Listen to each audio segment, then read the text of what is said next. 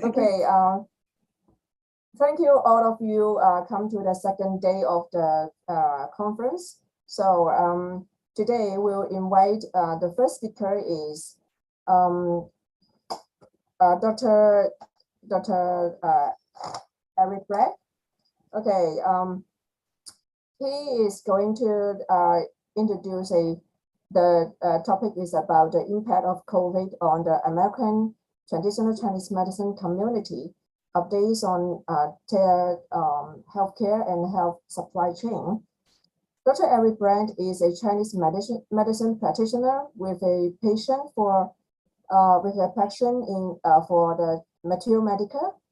He graduated from the Pacific College of Oriental Medicine in California in 2003 and earned his PhD at the School of Chinese Medicine at Hong Kong Baptist University in 2017.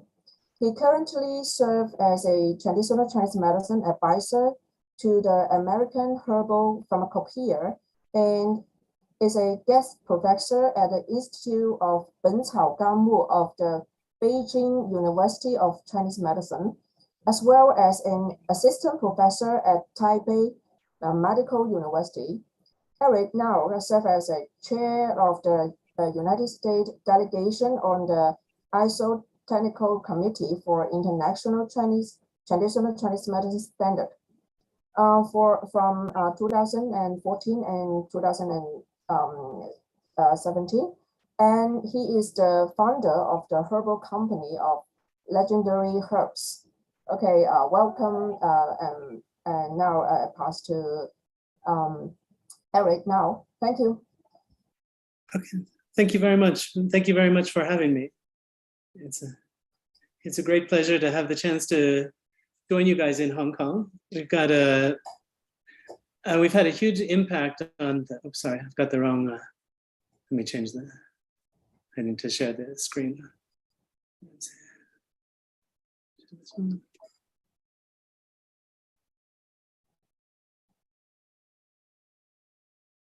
Just a second. Get the PowerPoint sharing.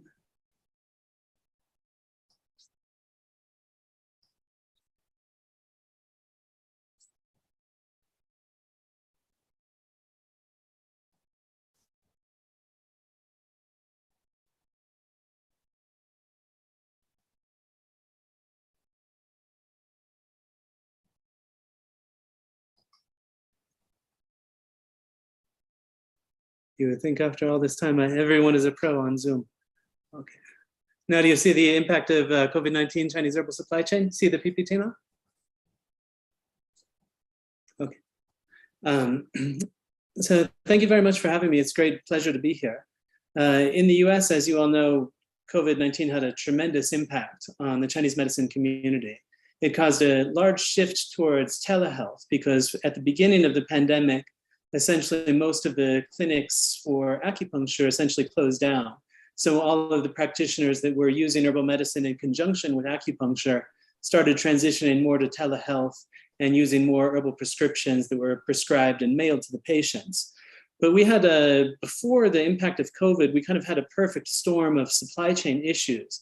They put tremendous pressure on the Chinese medicine supply chain in the United States. So right before COVID, if you guys all remember that peaceful, normal time in 2019 when things still seemed somewhat normal, at that time, we had already been experiencing on the Chinese medicine supply chain extended issues with sort of unnecessary new tariffs. They were causing a lot of rises in price for the Chinese herbal supply chain. And around 2020, as the presidency changed, many people in the Chinese medicine community were anticipating that President Biden would roll back those tariffs and reduce the extra taxes on all the Chinese herbs that were being imported to the US.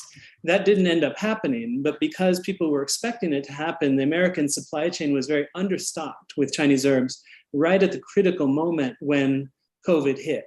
And when COVID hit, many herbal companies had about a sales increase of sort of almost double their normal sales volume for a period of several months when many practitioners had their clinics closed, but there was tremendous demand for herbal medicine, especially some of the new formulas and ingredients that were receiving a lot of attention in the media. And so many many media accounts of famous formulas that were being promoted for COVID in China caused certain ingredients to have shortages that affected the situation nationwide with herbs in the United States. So one of the first formulas that we saw really getting widespread attention in the media was a formula called Shuanghuanglian Koufuye. And this was actually mostly based on in vitro research. It was very early publication, very early on in the pandemic. But it brought a lot of attention to three key ingredients, Huangqin, Jininhua, and Lianqiao, all of which had a tremendous amount of rise in their prescribing volume, and then even putting pressure on the supply of these herbs at a national scale. So in the case of Huangqin is actually a classic example of danxing, or going alone, in formula theory. So as you all know, most Chinese medicines are combined together in compound formulas. But Huangqin, along with Renshen, are sort of the classic examples. Renshen from Du Shen Tang, and then Huangqin Tang, just a direct Huangqin Tang given as a decoction is just the single herb, is one of the classic examples of a formula going alone with just a single herb. But Huangqin, because it's often found in many other compound formulas, including Xiao Chai Hu Tang and many other lung heat clearing formulas, you had a tremendous amount of sales increase for Huangqin Tang, about a threefold volume in the demand for Huangqin. And during this period of time, around like early 2020, in the spring of early 2020, we had several herbs that were subject to kind of national shortages. And Huangqin was one of those items that was used in tremendous amount. Here we've got a picture of the Bencao Gangmu. This is a copy of a Bencao Gangmu stored in the British Library since 1608. It's one of the third print runs of the Bencao Gangmu, but Li Shizhen, he himself in the Bencao Gangmu recorded himself taking Huangqin directly as a single herb decoction and crediting his recovery from a childhood illness with Huangqin Tang to giving him more inspiration for the study of medicine. But another one of those ingredients that was in some of these formulas that had a lot of early attention, Jininhua, is prone to having different issues of identification or confusion with other species of Linicera on the market. And earlier on, when H1N1 hit the United States around 2009, right at that point, you had already splitting in the Chinese pharmacopoeia of Jininhua and Shaninhua, which had been previously grouped together. They were now being dealt with as two different individual medicinals. And you had pressure on the raw material supply chain for Jininhua to begin with. But during H1N1, we kind of had a first experience of a shortage of Jininhua on a national level on the US market. And the price increased around 2008, 2009, and stayed relatively high. And then again, during this recent pandemic, Jininhua basically got sold out on a national level in the US. And we see prices of Jininhua raw material already increasing in response to the pandemic. But some of the biggest shortages came due to this publication here, a publication from basically published sort of a guidance officially produced by the SATCN, the State Administration of Traditional Chinese Medicine. But this formula, Qingfei Paidutang, everyone I'm sure is familiar with it. It has a number of common formulas based in the Shanghanlun kind of at its root. You've got Ma Xing Shigan Tang, you have influence of Xiao Chai Tang, Wu Ling San, you have several different classical formulas with multiple ingredients combined.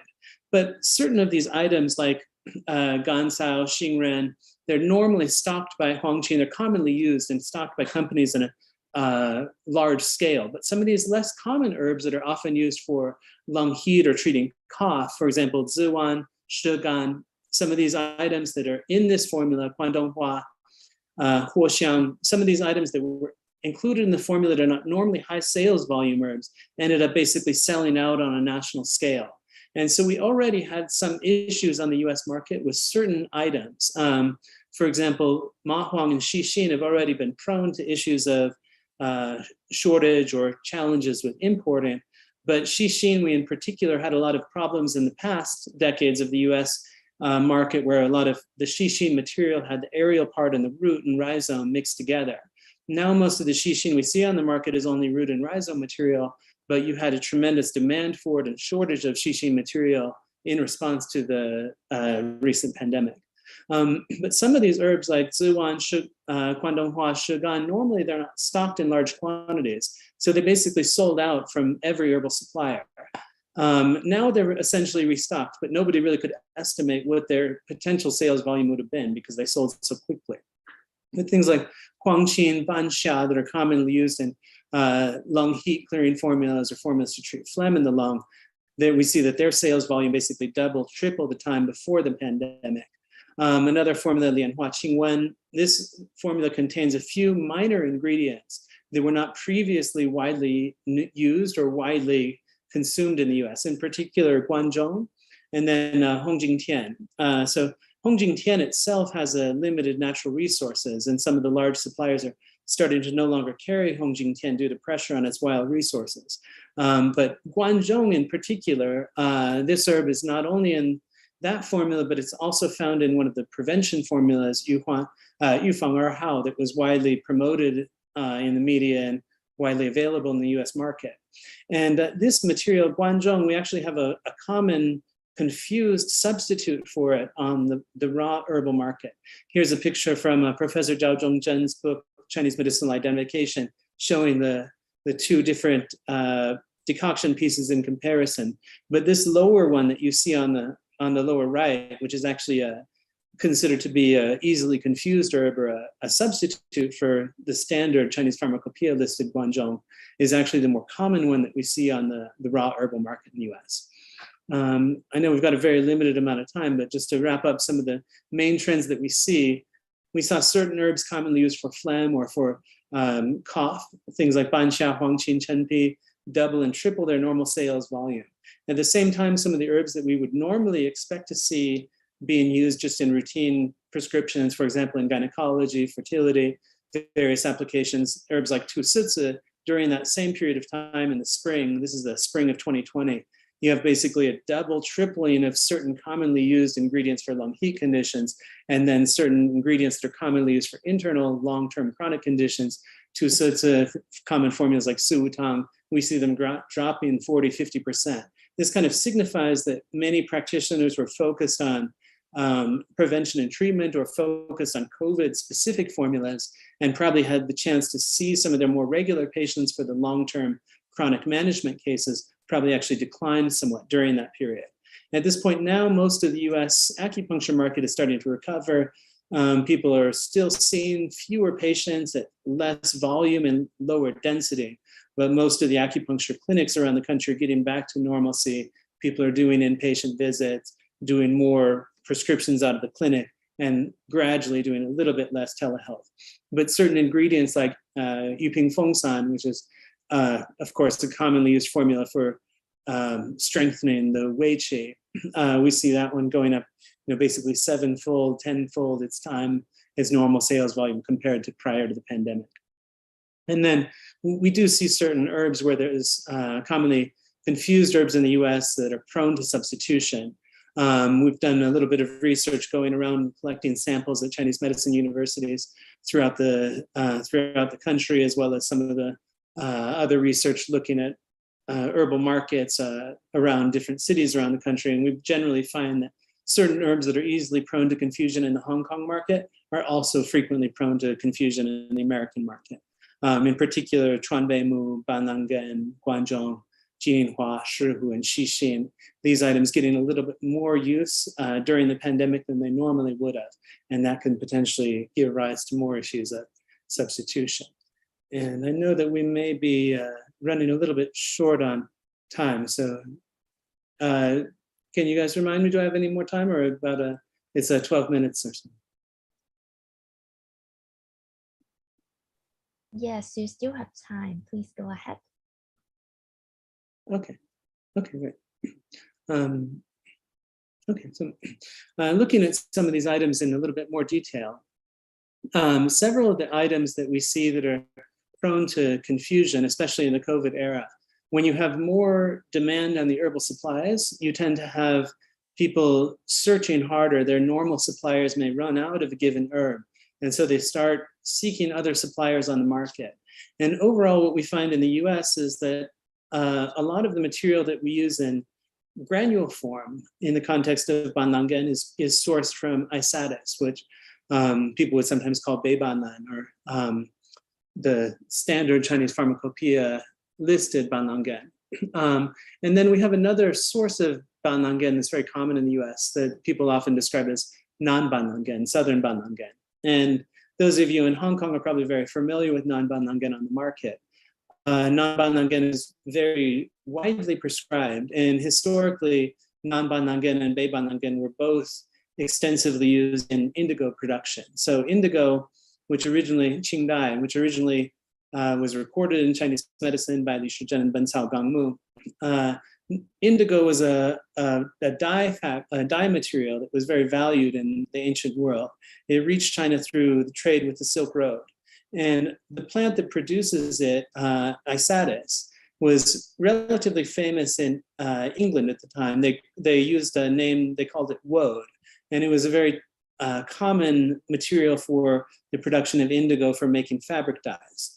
And that plant came to China through the Silk Road trade and became relatively well established in northern China as the main source of banlangen. But across the southern trade routes to India, to Bangladesh, to some of these regions in southern China, including Guangdong, the southern form of banlangen, Bephagocanthus, non-banlangen, became very common in trade. And we found when we looked at specimens of herbal medicines that have been stored in the US back to the gold rush era, we see that even over 100 years ago, they were still using the non-banlangen in the United States. So in the US market, we still mostly see non-banlangen on the raw herb market. We still mostly see beibanlangen on the granule market. But we found a huge amount of pressure on the banlangen resources early in the pandemic. And that generally faded, and now banlangen is pretty abundant.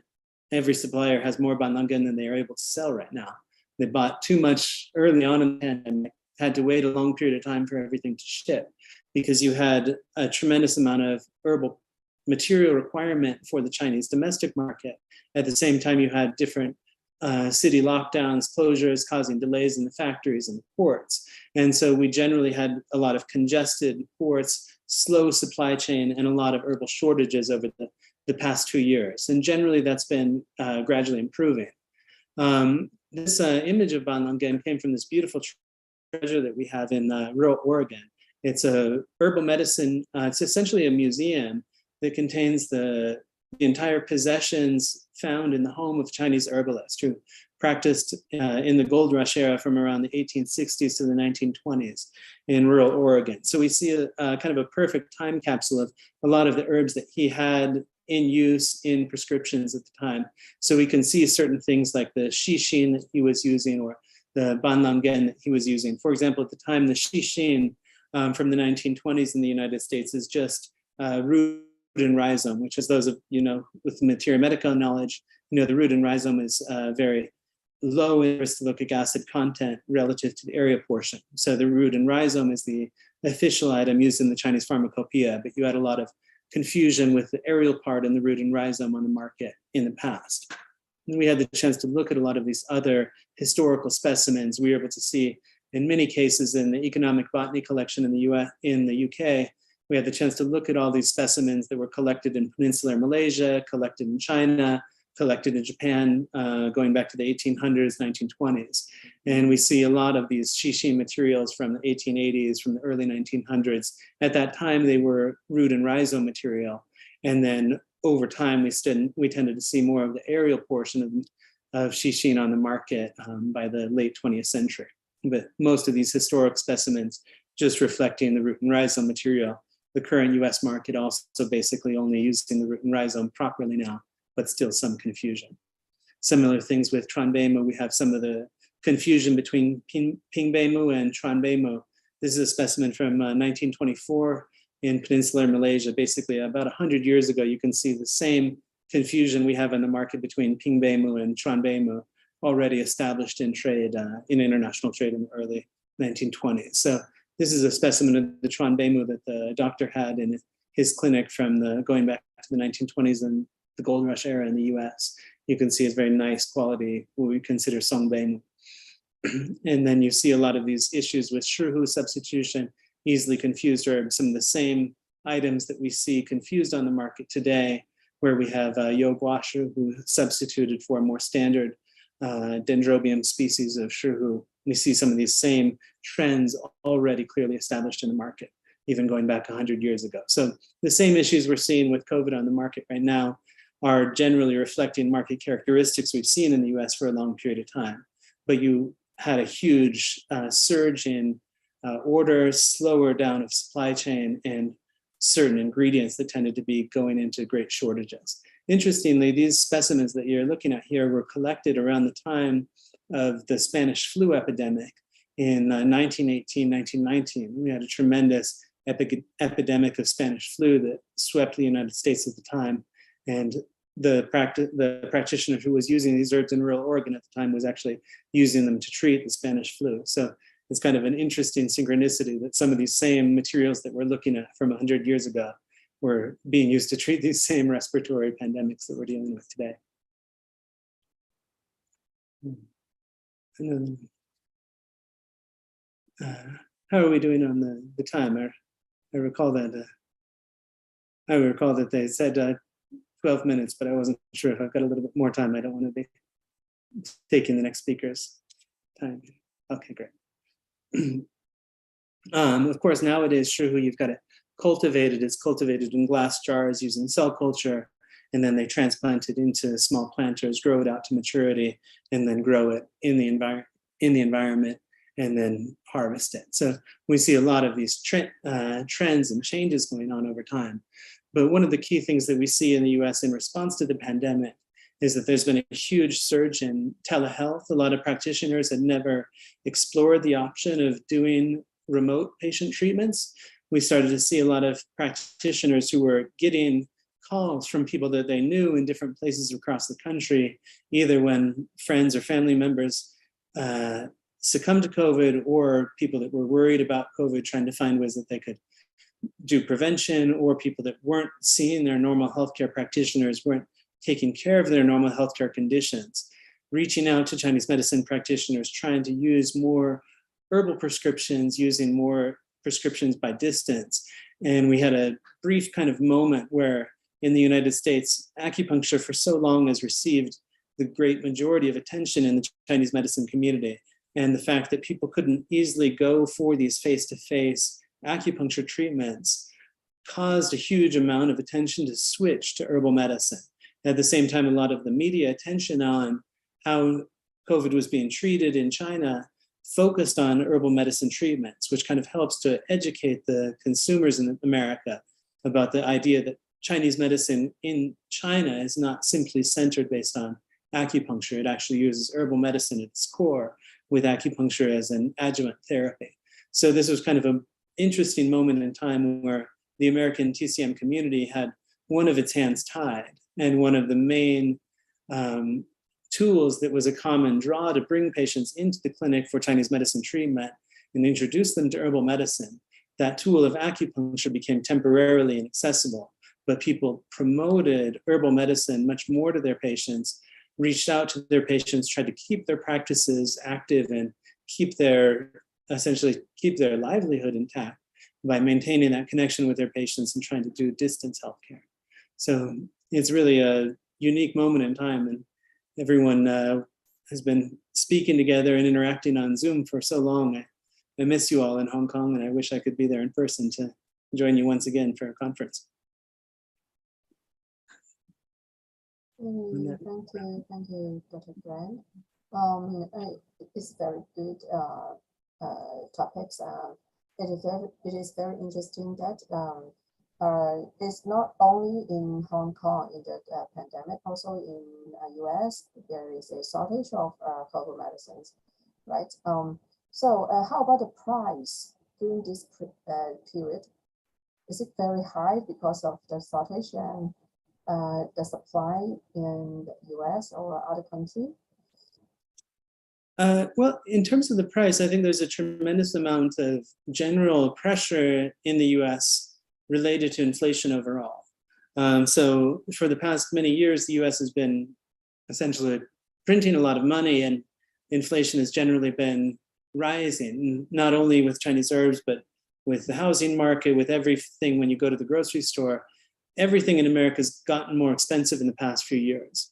But the biggest impact on Chinese herbal medicine has come on certain individual herbs, certain ingredients where there's shortages of the material or rising prices of individual herbs. For example, Sangzhu and Baizhu were historically similar price in the United States. But right now, the raw material of Sangzhu is about like 4 times the price of the raw material of Baizhu. And so certain things are taking slower to appear. The impact is slower to appear on the US market because people purchased the herbs in the past and they're now selling them based on the price that they originally purchased them on.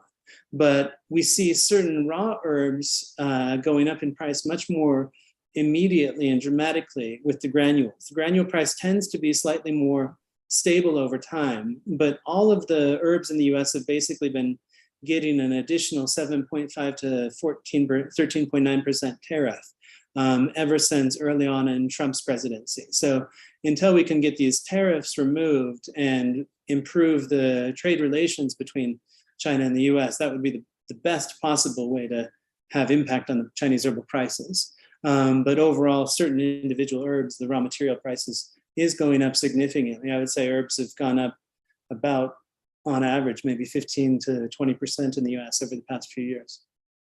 Mm-hmm. Okay, thank you. How about others? So let's see if there is any questions from the floor. If there's any questions, you may type in the chat box. So Eric, can I ask you a little bit about the supply of the herbs? But because it seems that it's, the whole world is facing a difficult time in terms of the supply. And you have mentioned that the granules seems to have a more stable price.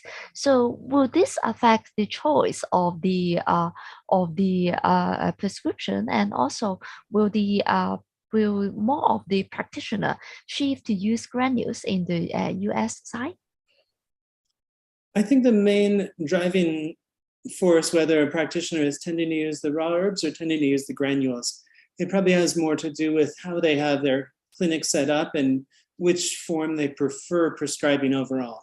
I think it's unlikely that price pressure alone will cause people to change their preferred delivery form. But I would say that overall, the number of granule suppliers in the US is slightly larger in terms of the ones really focused on the, shall I say, the English-speaking professional Chinese medicine community.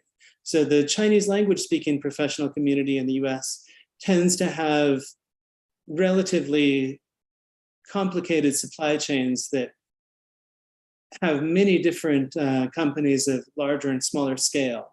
And the ones that are primarily making a big marketing push into the English language speaking Chinese medicine community, you really only have about, I would say, 3 or 4 really prominent raw herb suppliers versus 7 to 10 really prominent granule suppliers. And so because of that, it's easier to have shortages if somebody only knows 3 main suppliers for the raw herbs. It's easy for all 3 suppliers to be out. Whereas for the granules, you have, if one supplier is out, you may have more flexibility to buy from somebody who has a little bit deeper inventory or better stock. But for some of these items where the herb is not normally kept in a high volume, something like Ziwan or Guangdonghua, normally maybe a company might sell only 100 or 200 bottles of those products in a year. And suddenly they could be selling, 100 or 200 bottles in a couple weeks if they were right during that peak when there was a bit of panic buying. We kind of had the experience of Chinese medicine when the Chinese herbs are almost like toilet paper, where for a brief moment of time, the shelves were completely empty and people were like, hungry sharks with a drop of blood in the water trying to find any resource that was still on the shelf. And so Chinese herbs had a brief surge where the companies honestly couldn't keep up with the demand, didn't have the supply, didn't have the customer resources to adapt to that super high volume in a super short time. And then it quickly dropped off, where you had about 3 or 4 month period where the herbal sales were many times their normal level, but then followed by a period where you had 3 or 4 months where the clinics were still closed, but people had totally stocked up on everything. And they got into a panic thinking certain herbs would run out of stock, seeing some herbs go out from many different suppliers. People tried to buy as much as they could and kind of hoard it and hold on to it. But then because they were seeing fewer patients, then they had too much inventory. And so you had a period of time where herbal sales were relatively slow after being overly hot. They got overly cold. And I would say it's kind of back to a normal baseline now where it's similar to it was before the pandemic. Okay. So thank you, Eric, for sharing the updates in the US. So if that is, let's see if there's any questions from the floor. If no, perhaps we can go to the second speaker.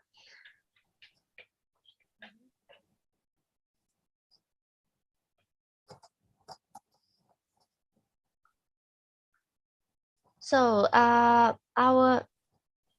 could you please change the PowerPoint? Maybe stop sharing. Thank you, Eric. So let me introduce the second speaker of this section. The second speaker is from the Chinese University of Hong Kong. Is Professor Xiao Pangzhu.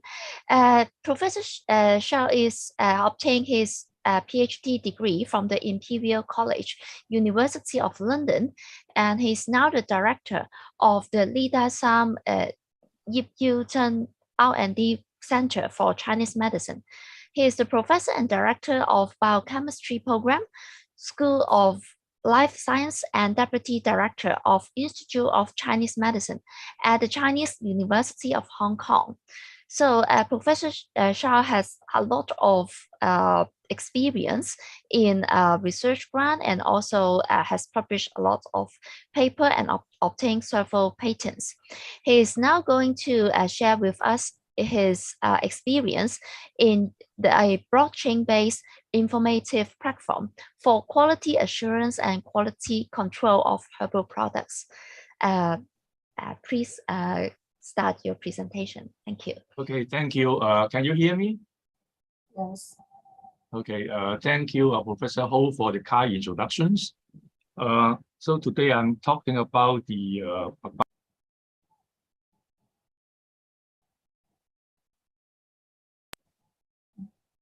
so I'm mute. Can you hear? Yes, Yes, we can hear you. Okay, then good. I'm going to talk about a blockchain-based informative platform we have developed in the past few years. Okay, so in fact, the former speaker Eric Brand has talked about the use of substitutes and also the problem of the supply chain in the herbs. And so I think this topic is quite fit into what he has talked about. So the first would be the current status of the herbal material trading in Hong Kong. At present, the import of herbal materials in Hong Kong is around 2.9 billion, and the export has shrinken a bit in 2020, but still reach about 0.7 billion. You can see from table that in the former 2 years, the exports were a little bit higher than this year, probably due to the problem of COVID.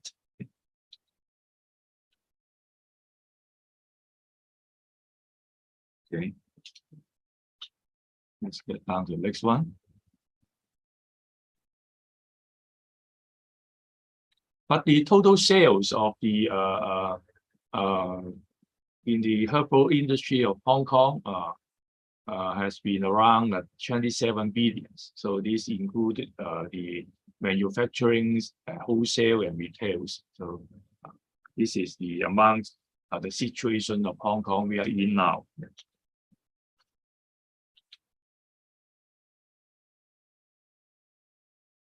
Okay,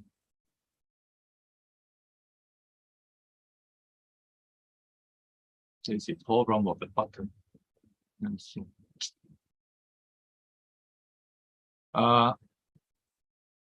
But the gross products of herbal industries account about 1% only. Okay, so it seems to be not very high in Hong Kong still. But as you know that the state councils established the Guangzhou, Guangdong, Hong Kong, Macau, Great Bay areas in 2017, and the populations in the Greater Bay Area is more than 10 times of Hong Kong, and the GDP is about 5 times of Hong Kong. So there would be a lot of opportunities in the near futures. And there are also some policy support to promote the trading and the manufacturing of TCMs in Hong Kong and the Greater Bay areas. So let's take a look at this particular chart. Okay, so we probably can focus from the 2020 in China. You can see that in 2020 it allows the establishment of the TCM high ground in Greater Bay areas. That would be some policies for promoting TCM there.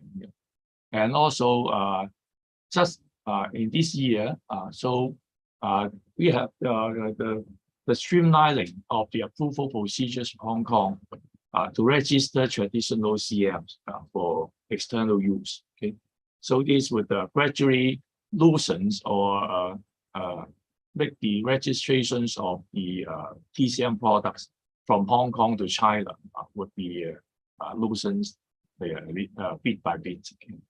And in Hong Kong, you have the 2021. You see said that there have been an agreement on testing and research development for herbal materials. Okay. So with National Medical Products Administration, so Hong Kong would become more important in the testing and research development for the whole China. And but of course, on the market, there are still a lot of problems in the quality. Okay, in particular, the regulations has still not yet up to the standard. Okay. So I just cite you 2 examples. In 2020, you can see that there are always problems in authenticating cordyceps. Okay, so in this case, the Consumer Council asked the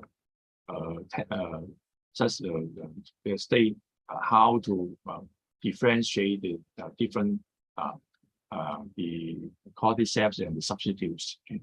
And also in this year, the Department of Health found that a lot of illegal sales or possession of unregulated, unregistered medicines. Okay, in particular, some products for the COVID-19 treatments. Okay, so on the market, there are still a lot of problems in unclear source of herbal material use and also unclear manufacturing processes. So a system that can enhance the traceabilities of the products would be very important. Okay, and but still at the moment there are still low repute systems on the market. So this is why we want to solve these problems. Starting 2 to 3 years ago. Okay, so we in fact collaborate with McVia and with the late Dr. Albert Wong. So we established a one-stop non-profit platform. Okay. So this platform will provide information on the QC of herbal material and also to promote online and offline transactions. Okay. So this platform uses blockchain technologies. Okay. So blockchain, as many of you would be aware that it will enhance the it have the property of high data securities, and it is highly encrypted and also is tamper-proof. Okay. So we want to achieve the purpose that we can track the source, we can verify whereabouts, and also if there's problem coming up, we can trace the responsibilities. Okay, so this, as I mentioned, we collaborate with McVia to establish this herb chains platform. So this has been registered as a social enterprise. Okay. So since it's non-commercial and also not really profit making, so we think that we would increase the credibilities and also enhance the impartialities. Okay. There are quite a number of these sort of tracing platforms on the market, but I think all of them at the moment, they are from established by companies. So we would wonder would the other companies would like to join those platforms because it's run by private companies, and there may be some other the problem of partialities issues. And in our blockchain systems, we can divide it into two parts. One is for data entry using a computer, another is to retrieving data using the mobile phone. Okay. So we've got a mobile app for retrieving data. And in this system, we have 6 modules, okay, covering the most of the process in the manufacturing and also the marketing of TCM products, including plantations, TCM processing, manufacturing, distributions, retail, and also the testing and control. And so how can we assure the data qualities? So we have several measures in doing so. The first, of course, we need to find the repute stakeholders for joining us. And in the data entries, there are 2 levels. One is entered by the executive staff, and then will be checked by supervisory staff of the companies. Okay.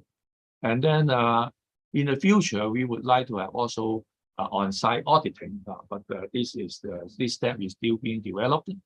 And after data validations, we then will release the data and in the form of QR code or NFC labels. And so these have a 2 levels of data entries. One, as I mentioned, one is for the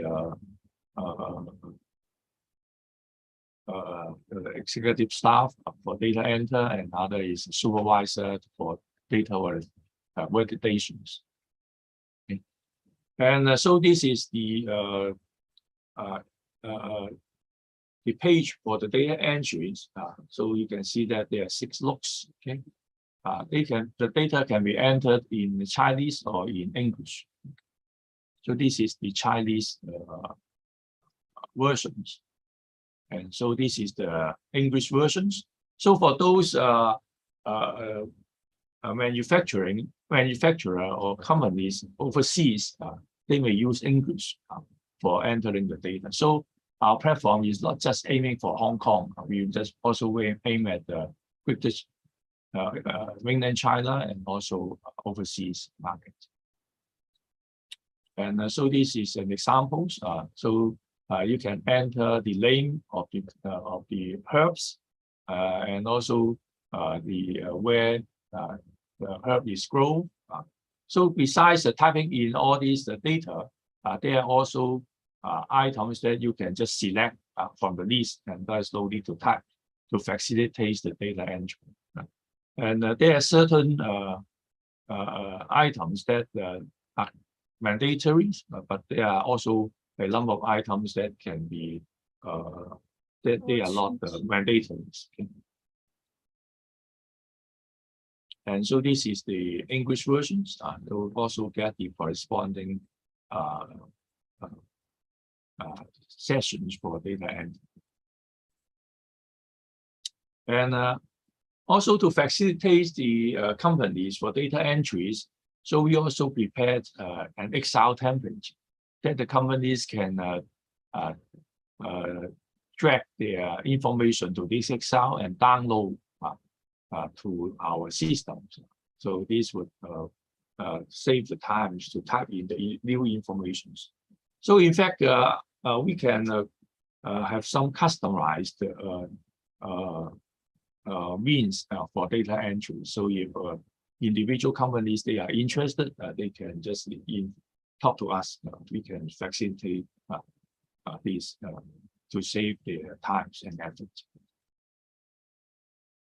Okay, so after entering the data, so we can the supervisors can then check the data, and then if validate the data, they can just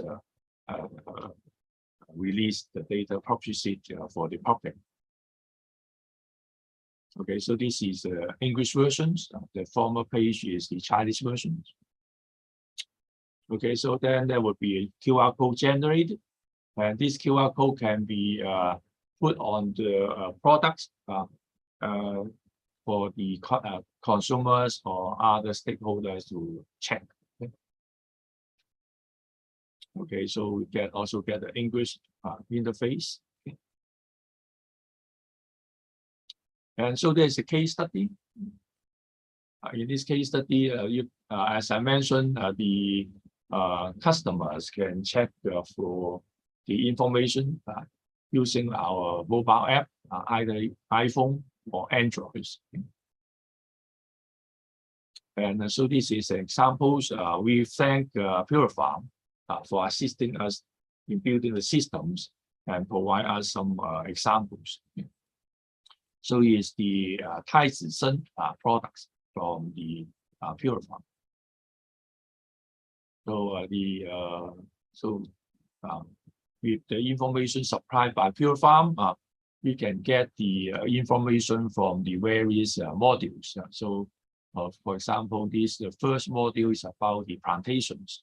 So where the herb was planted and the year and who was the responsible persons, when the herb was collected, etc., and where the herb was stored. Okay, so this is the first the information they input for the first modules, and the second would be on the processing, how the means of cleaning of the herbs. Okay, and another is about the manufacturing, and then if there's a testing company to test the herbs, also the company can upload the testing report. So this is the link on the testing report. Okay. So this another is about the distributors, the lot, the lumber, etc., and the how it was distributed, and then there would be retailing, retailer also about the lot number, etc. So these are the 6 modules, the information of the 6 modules about these products. So the consumer can then view the information by using our mobile apps. Okay. So of course, besides this QR code, as I mentioned, we can also use NFC in doing so. So these are some of the examples from a few different companies. So some products cover 6 looks, 6 modules altogether, and some only cover a few. So in fact, our platform is quite flexible. So the companies can enter the different modules as they like. Okay.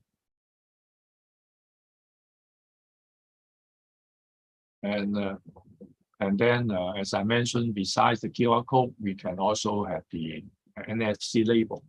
The NFC label has a enhanced security because you can stick it onto the products, and once you destroy the NFC, the product will be, becomes people would know that the product has been opened by some people from others. Okay? So besides providing the data entries, we also aim at the e-trading, facilitating the e-trading of the products. Okay? And so we have some strategic partners, including partners for quality assurance. We have companies for DNA testing and also for other type of testings. Okay? And so offensive for the data authenticity, we have lined up with a company that supply the MSC label, and then we also have a alliance for the online trading. So I hope that this will give you a message that this platform does not only provide you the information, but also facilitates and enhance the product security and also facilitate online trading. Okay, so in conclusions, we hope that by using this platform and the high technologies, so the products can have the build up the brand image. Okay, and also nowadays people, in particular consumers, they want to have more information on the products. Okay, and so we think that these sort of measures would enhance the youth market, making more people purchasing the products, and of course, from the angle of the companies, it will increase sales. So lastly, our platforms has got project manager, Ms. Mayfi Yik, and for anyone who are interested in these platforms, they can communicate with Mayfi's either through phone, WeChat, or also Gmail. Okay. So this is what I would like to inform audience. Thank you very much.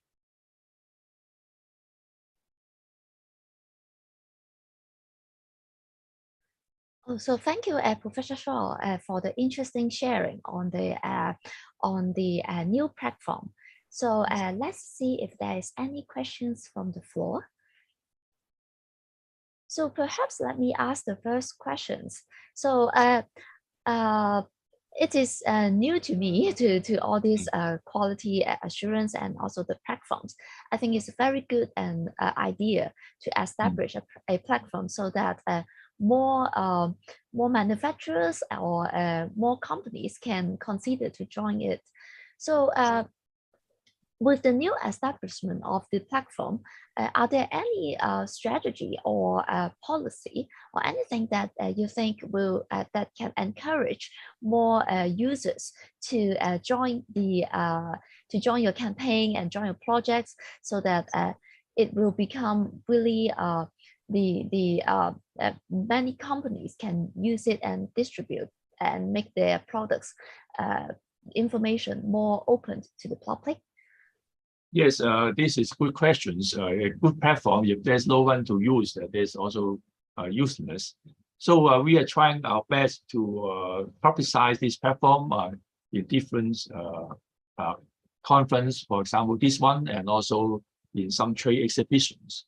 And another thing is that we, in fact, have, as I mentioned, we have some commercial alliance or strategic partners.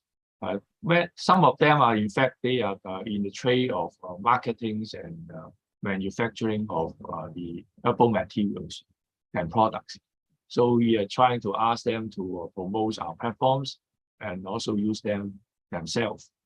And another thing is, of course, we are collaborating with MAMIA, and we hope MAMIA can also publicize our platforms among their members. So this is what we are doing for the moment.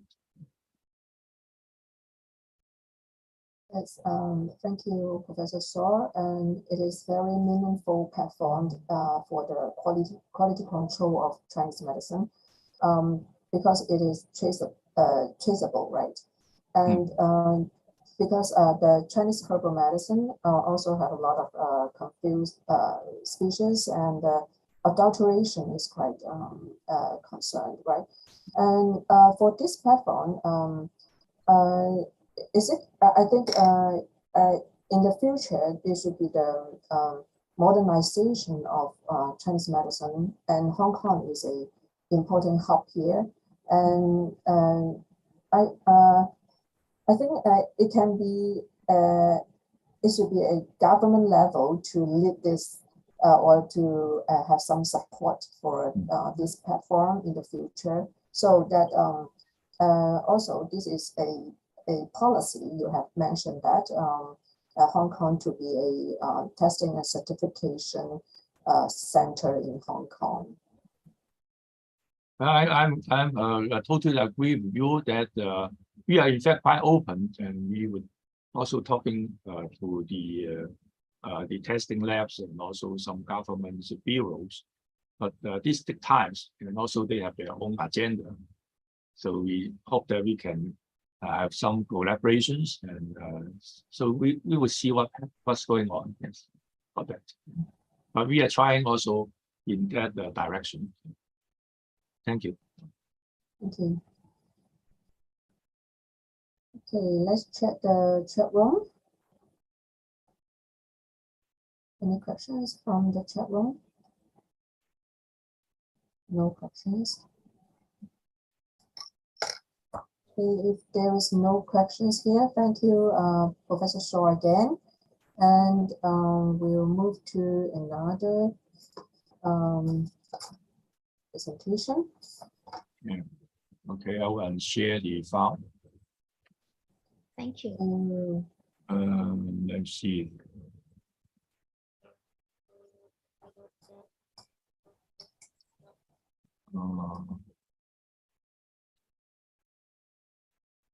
Okay. So,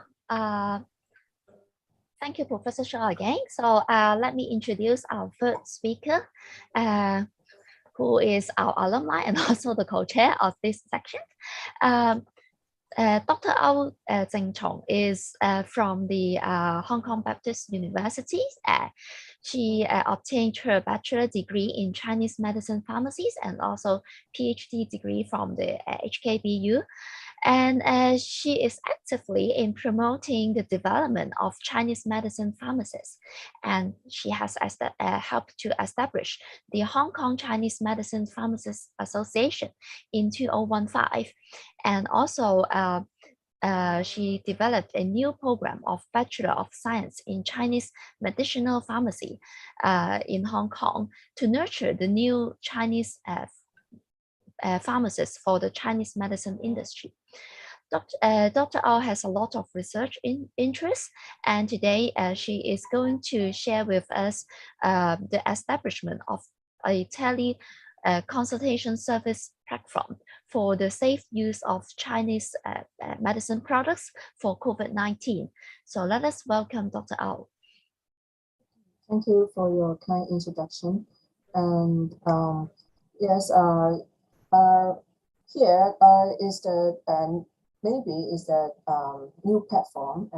This is the first time I present here, and this is a platform established by the Hong Kong Chinese Medicine Pharmacists Association.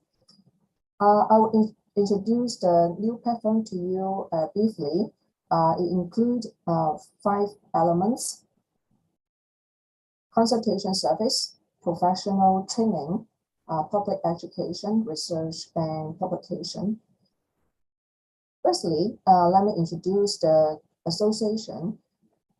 It is established in 2015, and the aims of the society is to promote the professional development of Chinese medicine pharmacists in Hong Kong and promote the knowledge of Chinese medicine to the public, and provide some accurate information on the safe use of Chinese medicines, and cooperate with the Pharmacists Association in Greater Bay Area. So we will organize a lot of activities for training our Chinese medicine pharmacists. So some courses will also introduce to you. Recently, we established a consultation service for safe use of Chinese pharmaceutical products in COVID-19. Here is the platform. You can see here, and there are 5 elements, including public consultation, professional training, public education, and research, survey, and publication. So through this platform, you can see the blue arrow that we can collect a lot of information from the public through different kind of ways. So, and then we will release after consolidation of the information and through a committee. And we have a expert panels to review this kind of information and consolidate the answer, and then we release the information to the public. So this platform, it is a very important to point out is that the consultation service is not a one-way direction. It is a multiple way to collect information and release information. So I will introduce to you one by one. Firstly is the public consultation. During the COVID-19, you know, the fifth wave of the pandemic in Hong Kong. So from the mid of February to the mid of April, a lot of people in Hong Kong will use Chinese medicine to treat the COVID-19, and some because they cannot go to the hospital at that time. We set up hotlines to provide service for the public. So a lot of inquiry will request us to answer the questions about the use of Chinese medicine or the Chinese pharmaceutical products. During that period, around 250 consultations we received. You may say that it is not a very huge amount of questions, right? Because after we consolidating our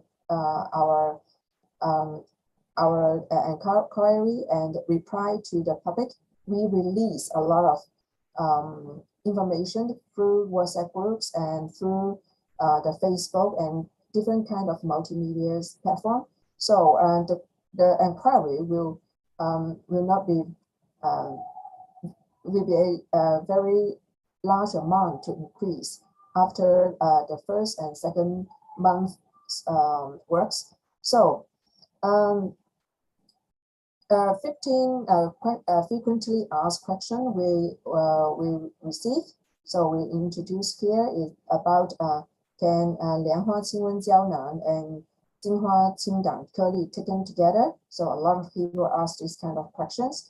Also, some of you may know that the 莲花清瘟胶囊, the package, the menu, or you cannot see the, you cannot find the method that the use of children.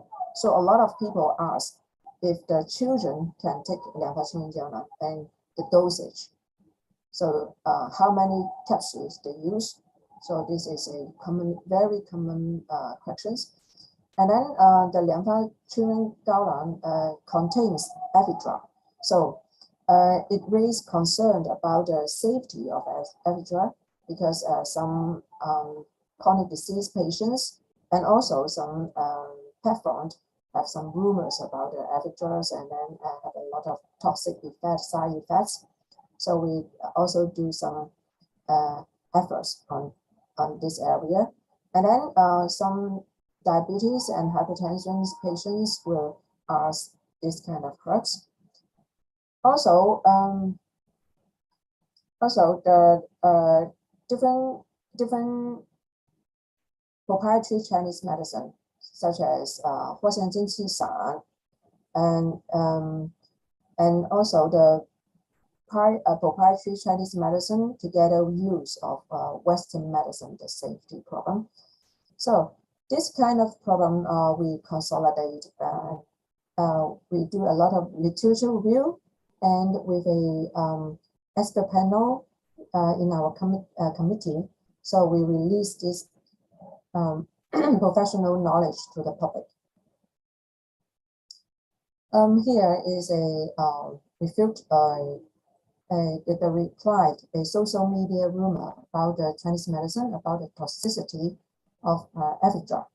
And we through the Facebook to reply this rumor because it's a YouTuber maybe talking about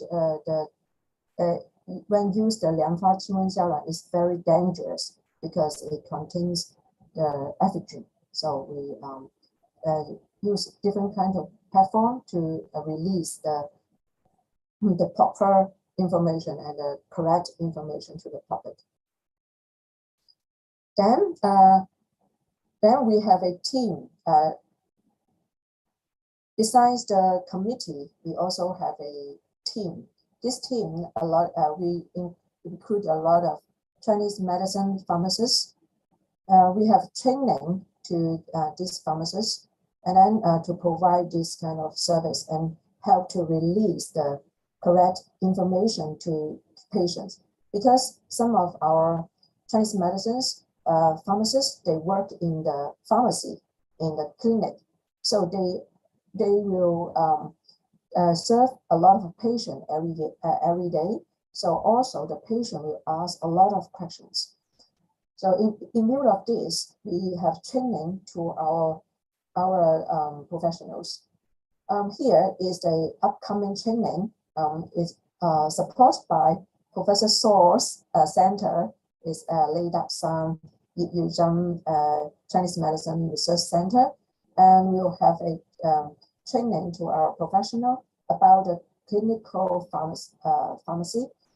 So we'll focus on the rational use of traditional medicine in elderly and people with chronic disease, and also in different kind of groups, such as pregnant women and the children, infants.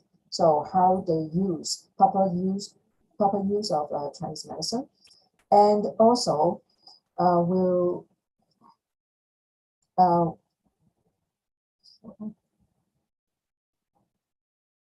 we also touch on the adverse reaction and poisoning reaction of traditional Chinese medicine, and the application of anti-pandemic Chinese medicines. So we also will introduce to our practitioners about the indication and contradictions about the 莲花清瘟胶囊 and the common use of proprietary Chinese medicine. Also include 霍森金氏丸 and other proprietary Chinese medicine. And we provide we hope that our team of Chinese medicine pharmacists can also provide this kind of service in their clinics. Then this is the training in the past. Last year, we have a Greater Bay training, Greater Bay Area training related to the safe use of Chinese medicine in a clinical way. And this training attract more than 25,000 Chinese medicine pharmacists in Greater Bay Area. And then last year, and then there is a Belt and Road symposium held in Cyberport.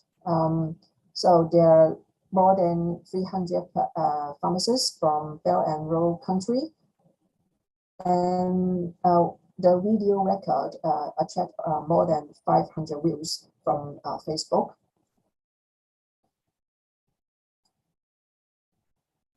Then we have public education. During the pandemic, Professor Tong Xiaolin have told that our Chinese pharmaceutical product should have 3 easy, right? Which 3 means that easy to understand, easy to do, and easy to get. So in this way, our society can do is that let the people easy to know how to properly use the traditional Chinese medicine is very important. When you, I think in Hong Kong, every family have received the 莲花清瘟胶囊, okay? All of us have 莲花清瘟胶囊 at home, but how to use it? Most of the citizens or the public, they don't know how to use it. And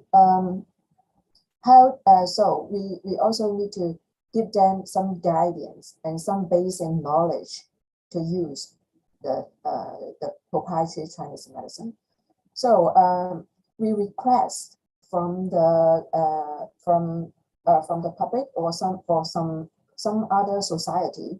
So this is all of these talks are requests from them, and then we deliver 11 talks to provide information on the proper use of Chinese medicine to the members of the some association. Okay, in the coming half year, we get a funding from Chinese Medicine Development Fund. So we are supported to deliver 40 talks in the coming half year. So this is the data of the last 11 talks. We served more than 1,500 people here. So some talks are online and some talks are in person. Then we also conduct a survey related to the COVID-19. So it is about behavioral of prevention, treatment, and rehabilitation of using Western and Chinese medicines for the COVID-19 in Hong Kong. So this study, we need to collect a lot of information, right? You know, I have mentioned that it is not a one way, it's a multiple way here. And so in the area is include the prevention, treatment, and rehabilitation. So some data here. So this is the result, a brief result here. You can see that 莲花清瘟胶囊 is the most popular proprietary Chinese medicine here. They will self-administrate. That means they take this 莲花清瘟胶囊 by themselves, right? And then they also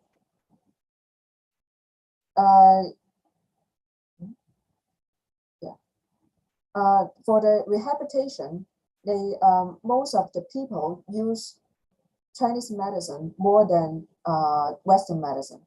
So for the in the rehabilitation area, it is very large market in Hong Kong.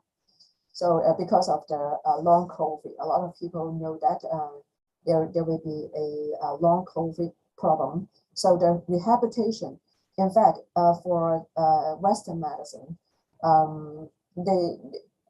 it is not easy to solve the problem of long COVID. But for Chinese medicine, it is a strength to use Chinese medicine to deal with the problem of long COVID. Okay, we also consolidate our data to publish a book. This book is published in May, in early of May, very early. And we also have a Q&A section in this handbook related to COVID-19. And then in the past, we also published some Chinese medicine clinical pharmacy. This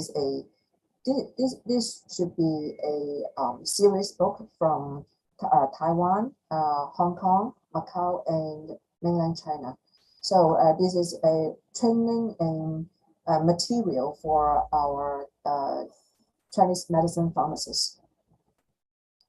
So this is a short conclusion here. A consultation service platform is established for safe use of Chinese pharmaceutical products for COVID-19. And the platform consists of 5 parts, including the consultation service, professional training, public education, research, and publication to collect and release the useful and correct information to the public. And this is a prototype for further development of professional clinical pharmacy service in Hong Kong. Okay, that's all of my presentation. Thank you for your attendance. So thank you, Dr. Au, for sharing with us the experience in the consultation platform. So let's see if there is any questions from the floor. So Dr. Au, I've seen, I can see that your association and also all the all your teams have done a lot in serving the community for fighting against the COVID-19. So for the platform, maybe you can share with us what are the difficulties that you have encountered in establishment of the platform or using this platform? I shared it again, right? Yes, I can hear you.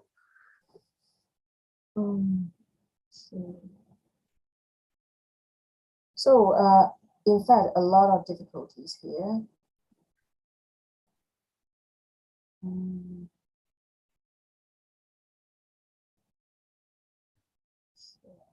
Are you sharing the PowerPoint? Yes. I think you like to.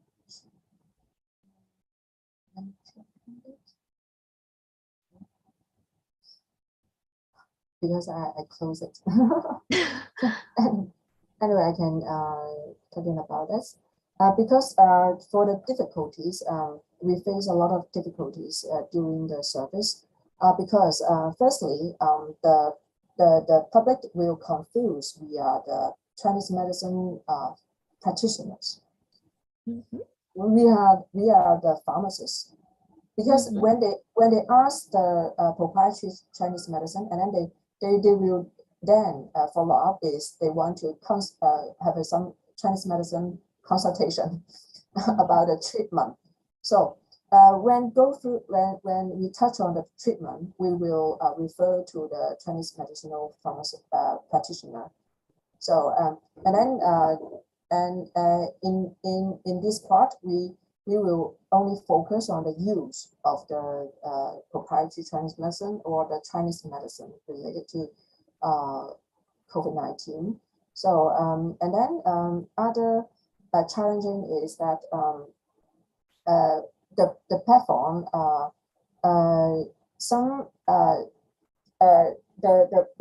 the public when we deliver talk to the public, they will ask a lot of different kind of questions related to the use of Western medicine and Chinese medicine together.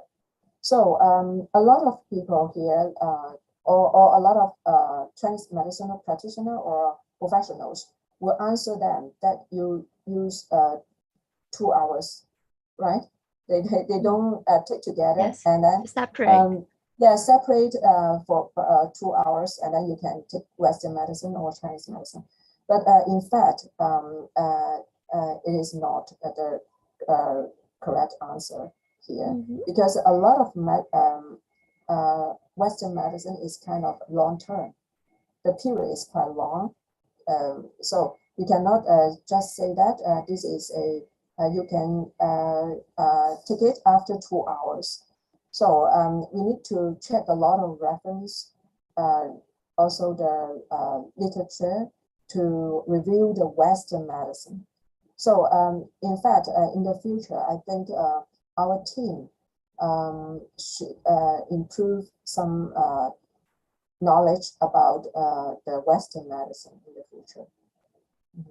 Yes, I think it's important to provide more information to both the public or even the Chinese medicine practitioner about the things that we should be careful when there's co-use of both the Chinese and Western medicine. And I think your association has better knowledge and has all the expertise to find out further information to educate us and improve our understanding of the interaction between the drugs. So it is really a meaningful and a challenging task for your group in the future. Yes. So in the future, you know that there will be a Chinese medicine hospital here, right, in Hong Kong. And then the pharmacy should include, should have the Western medicine pharmacy department, right? Also the Chinese medicine pharmacy in the hospital. So in this area, I think we should do a lot of works to strengthen our professional and expertise, the knowledge about the co-use of Chinese medicine and Western medicine. Yes, and I think particularly, I mean, with the COVID-19, it really increased the chance of our public to use both Chinese and Western medicine.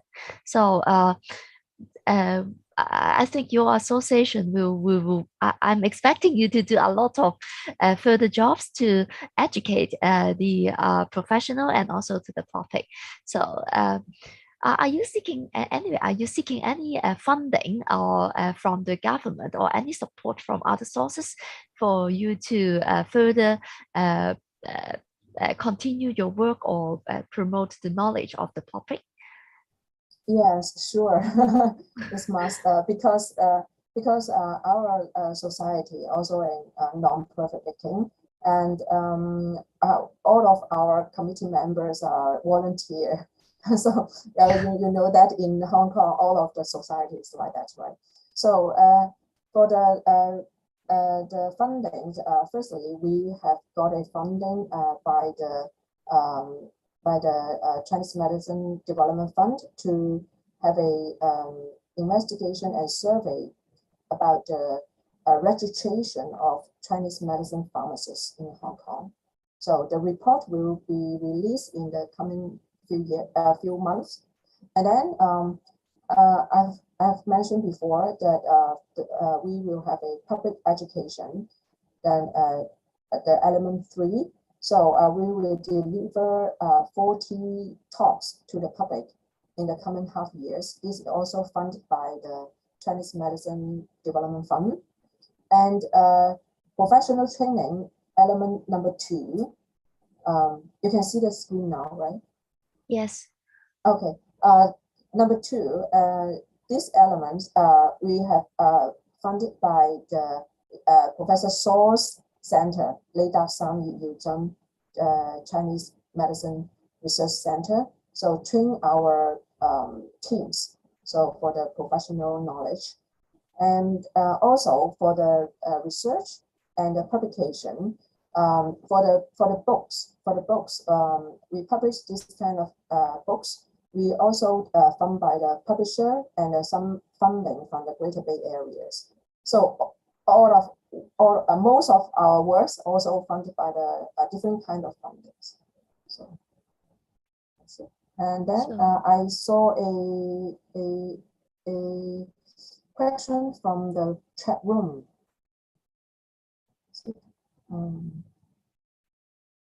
Is it asked about the books, right? I can see.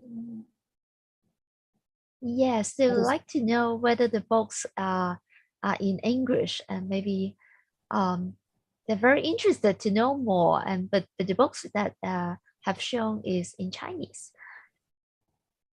Yes, sorry that now these books are in Chinese. So I think in the future it is also a need to be a English version. Yes, for the promotion of Chinese medicine and also the professional development, not just in the Hong Kong community, but in different countries. So maybe English version is needed, and I think your association should be able to contribute a lot in the translation and also to a lot of the further professional training. Yes, thank you. So let's see if there's any questions from the floor.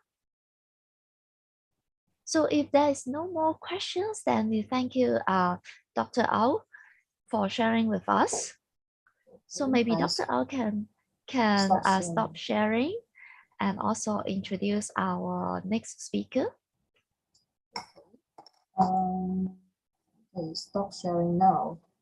And then Yes. the next speaker is Leo Ho.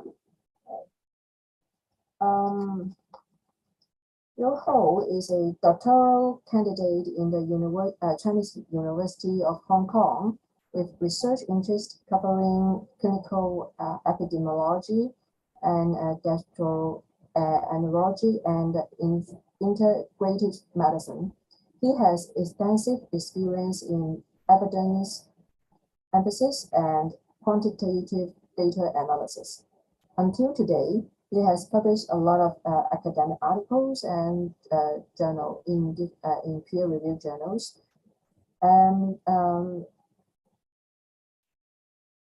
he holds a bachelor degree in Chinese medicine and a master degree in public health from the University of Hong Kong. Please, Mr. Ho.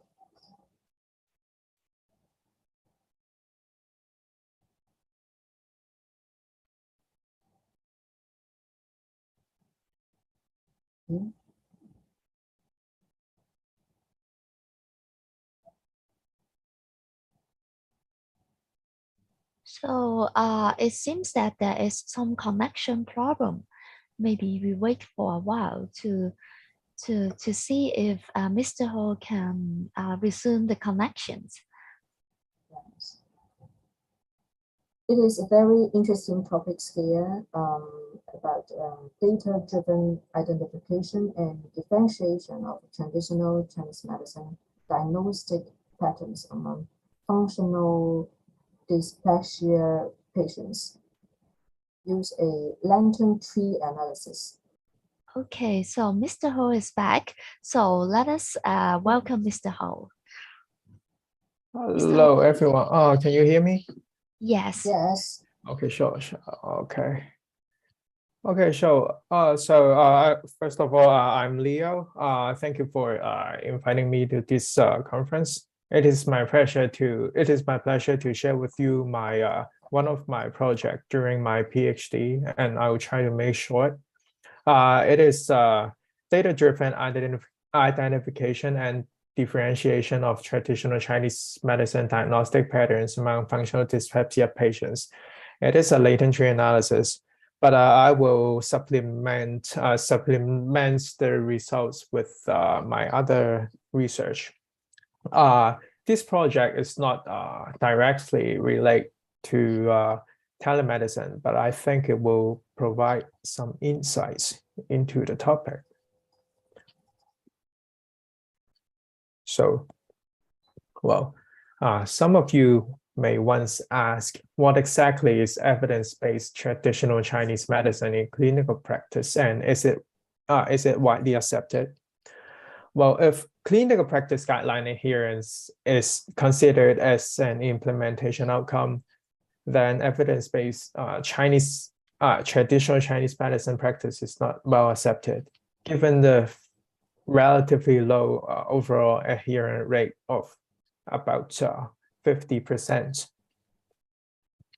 So over 160 sets of guidelines were published in Chinese databases during 2010 to 2020, but their quality of evidence was not up to acknowledged international standards, and most of them were based on unorganized expert experience and classics without evidence support. And they are uncertain. They have uncertain validity and relevance. So let me talk more about evidence-based TCM in real-world practice using COVID-19 management in China as an example.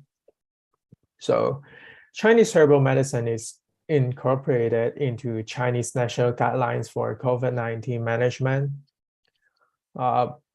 They emphasized the individualization of herbal treatment guided by pattern differentiation.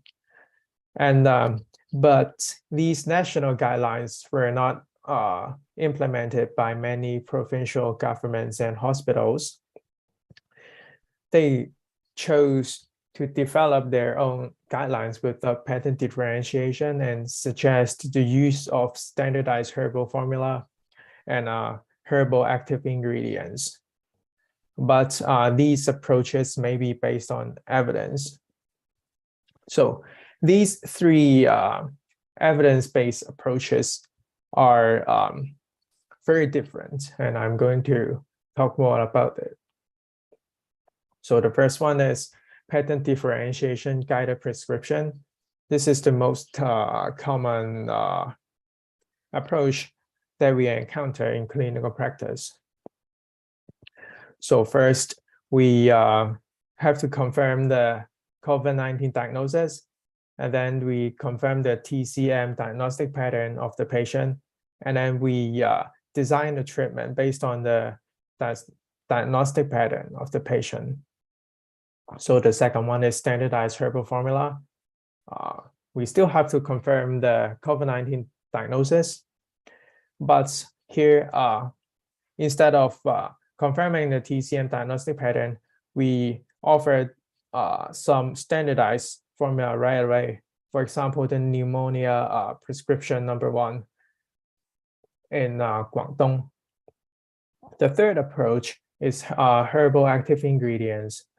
We have to confirm the COVID-19 diagnosis here as well, but here we offer some herbal active ingredients such as the Shanghuannian oral liquid, which is a herbal extraction of some famous herbs.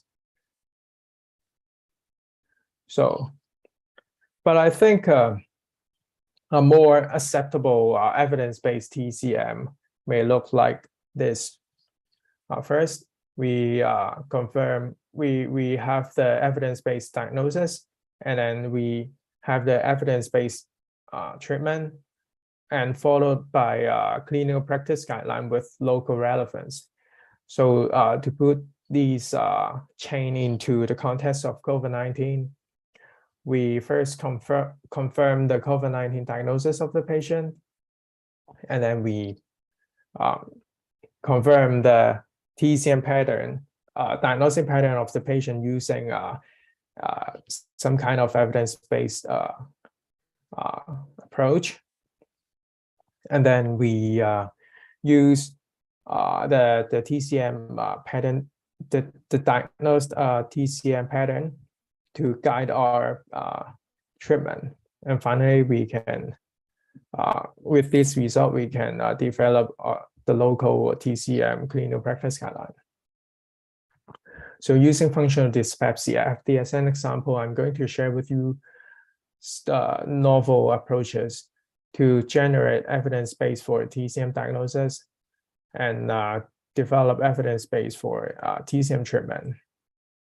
These two parts will be supported by my publications during my PhD studies. First, generate evidence base for TCM diagnosis. These parts aim to demonstrate the process of deriving score-based pattern differentiation rules using latent tree analysis with data collected from a cross-sectional study. But first, we need a reliable and valid instrument for guiding TCM pattern differentiation of FD for cross-sectional diagnostic study. We conducted a systematic review to synthesize and appraise the existing TCM diagnostic instruments for functional dyspepsia following the modified COSMIN guideline. And we found that none of the existing instruments are reliable or valid for guiding pattern differentiation. Therefore, we have to develop the TCM clinical feature questionnaire to collect TCM clinical features of functional dyspepsia. It contains a total of 55 items on 5-point Likert scale. And the items were summarized from the TCM diagnostic instruments for FD identified by the previous systematic review, as well as the 2017 Chinese medicine expert consensus on functional dyspepsia diagnosis and treatment in China. And we then invited 10 FD patients to cognitive debriefing sessions to evaluate the clarity, cultural adaptation, language usage, and acceptability of the draft. And after considering their comments and suggestions, we confirmed the draft and finalized the TCM clinical feature questionnaire. These are some of the questions. So after finalizing the questionnaire, we recruit 400 dyspeptic patients from Hong Kong and Hunan. They must complete endoscopy within 5 years and test negative for Helicobacter pylori within 5 years. They must also have symptoms that fulfill the reference standard for functional dyspepsia, and they must be at the age of 18, and they must be willing to provide informed consent. So the reference standard for functional dyspepsia is that in the past month with postprandial fullness, early satiety, epigastric pain, or epigastric burning at least once per week. So we collected the data from the 400 patients. The data included their demographics and health-related characteristics, their answers of the TCM clinical feature questionnaire, the NDI, room 4 diagnostic criteria for irritable bowel syndrome, the PHQ-9 and GAD-7. These 4 were for the further epidemiological studies of TCM diagnostic patterns of FD. And for data analysis, we implemented the latent tree analysis.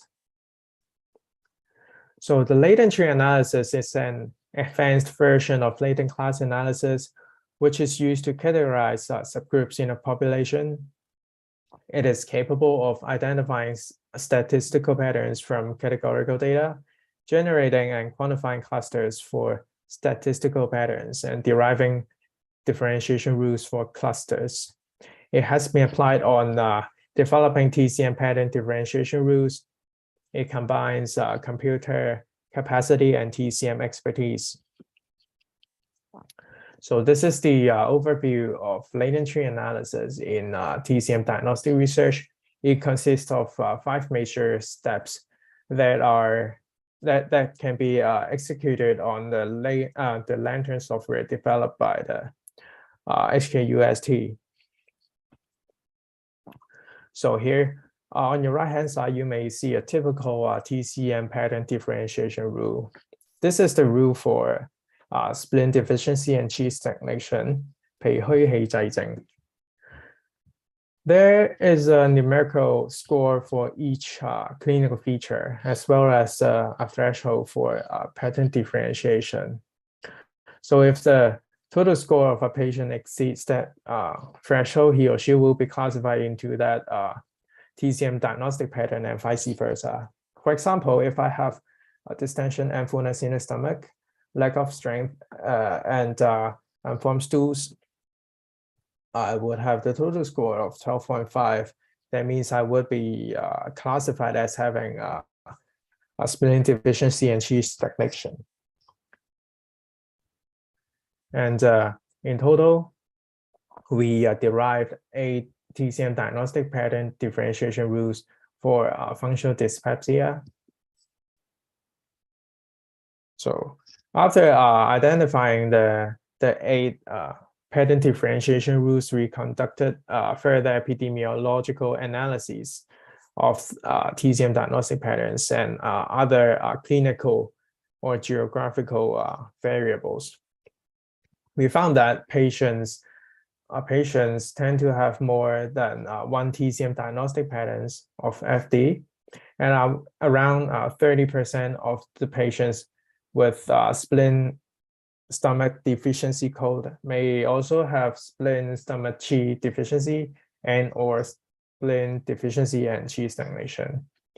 So TCM practitioners should adjust patients' prescription accordingly to the quantitative diagnostic scores provided by our rules. And we also found that patients with TCM diagnosis of liver qi invading the stomach are more likely to suffer from anxiety disorder, as confirmed by the higher GAD-7 score among the subgroup.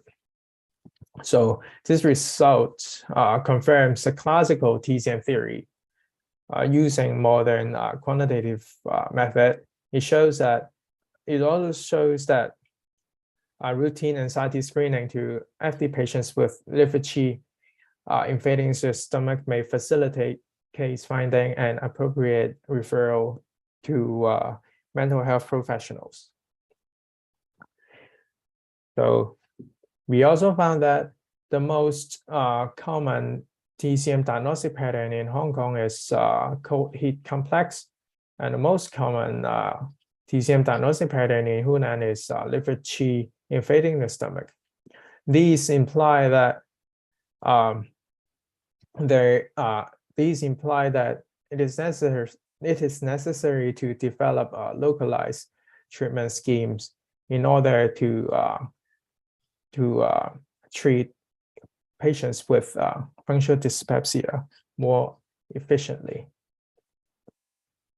So the second part of the project is to develop evidence base for TCM treatment. It aims to understand the ranking of different Chinese herbal formula in terms of effectiveness on FD symptom alleviation as compared to placebo or prokinetics. Prokinetics are the most one of the first line treatment for functional dyspepsia, and one of the most common drugs that are prescribed for functional dyspepsia patient in China, and using never meta-analysis. So I'm not going into the details into the research, but I want to bring out that the best performing Chinese herbal formula for functional dyspepsia include Xiao Yao Piu, modified Banxia Xie decoction, modified Liu Junzi decoction, gastrosis number 1, Xianxia Liu Junzi decoction, modified Zhizhu decoction, as well as Xiao Pi Kuan Wei decoction. More information can be found in these publications. So after having the latent tree analysis derived pattern differentiation rule as well as the best herbal formula, we may try to match the TCM diagnostic patterns of FD and the best formula. So here we can see that the evidence of the best treatments is yet available for all TCM diagnostic patterns of FD. So if we take a look at the prevalence of TCM diagnostic patterns in Hunan, we may somehow gain some insights. So here, we may see that the pattern of liver qi invading the stomach has a very high prevalence among the Hunan population. It has a total, it has nearly 80% of prevalence. So we may ask a question that might the formula's effectiveness be due to the distributions of TCM diagnostic patterns among trial participants? So if yes, then pattern differentiation may be less important for conditions with a high prevalence of a specific TCM diagnostic pattern. We may also ask, can TCM practitioners apply the same treatment strategy? For example, the soothing the liver and nourishing the spleen, 疏肝健脾 on Hunan's FD patients.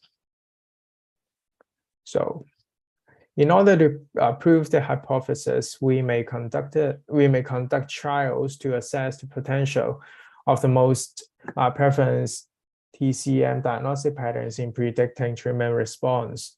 For example, liver qi invading the stomach in predicting treatment response in FD patients. So the research question is that, are patients with functional dyspepsia with or without liver qi invading the stomach more likely to benefit from soothing the liver and nourishing the spleen? So trials, these kind of trials are very similar to those testing predictive biomarkers in clinical oncology. For example, to test, for example, for breast cancer, the predictive biomarker is a HER2 plus, and the population is breast cancer patients. Outcome of interest is a 5-year disease-free survival, and the target therapy is trastuzumab. So in the case of functional dyspepsia, the biomarker is liver qi invading the stomach. The population is FD patients, and outcome of interest is FD symptom reduction, and the target therapy is the strategy of soothing the liver and nourishing the spleen. So this is the diagram of such trials. So these kind of trial can help us understand liver qi invading the stomach, positive liver qi invading the stomach, negative, as well as liver qi invading the stomach plus other TCM diagnostic patterns in predicting the treatment response of soothing the liver and nourishing the spleen in reducing FD symptoms. So, and also we can quantify the impact of pattern differentiation in treatment effectiveness. So possible results. So if pattern differentiation has a great impact on treatment effectiveness, TCM practitioners may use the latent tree analysis derived pattern differentiation rules to differentiate TCM diagnostic patterns in patients. And the patterns may then guide the selection of the formula suggested by the network meta-analysis. But if pattern differentiation has not much impact on treatment effectiveness, TCM practitioners may then conduct a cross-sectional diagnostic study to find the most prevalent TCM diagnostic pattern in the population. The pattern might then be used to guide the selection of the formula suggested by the NMAs. So both scenarios utilize evidence to improve TCM treatment effectiveness and promote the use of LTA and NMA. So this is the recap of these of my presentation. The first part we show you how to generate evidence base for TCM diagnosis, and the second part I show you how to develop evidence base for TCM treatment. So this is the end of my presentation. Thank you.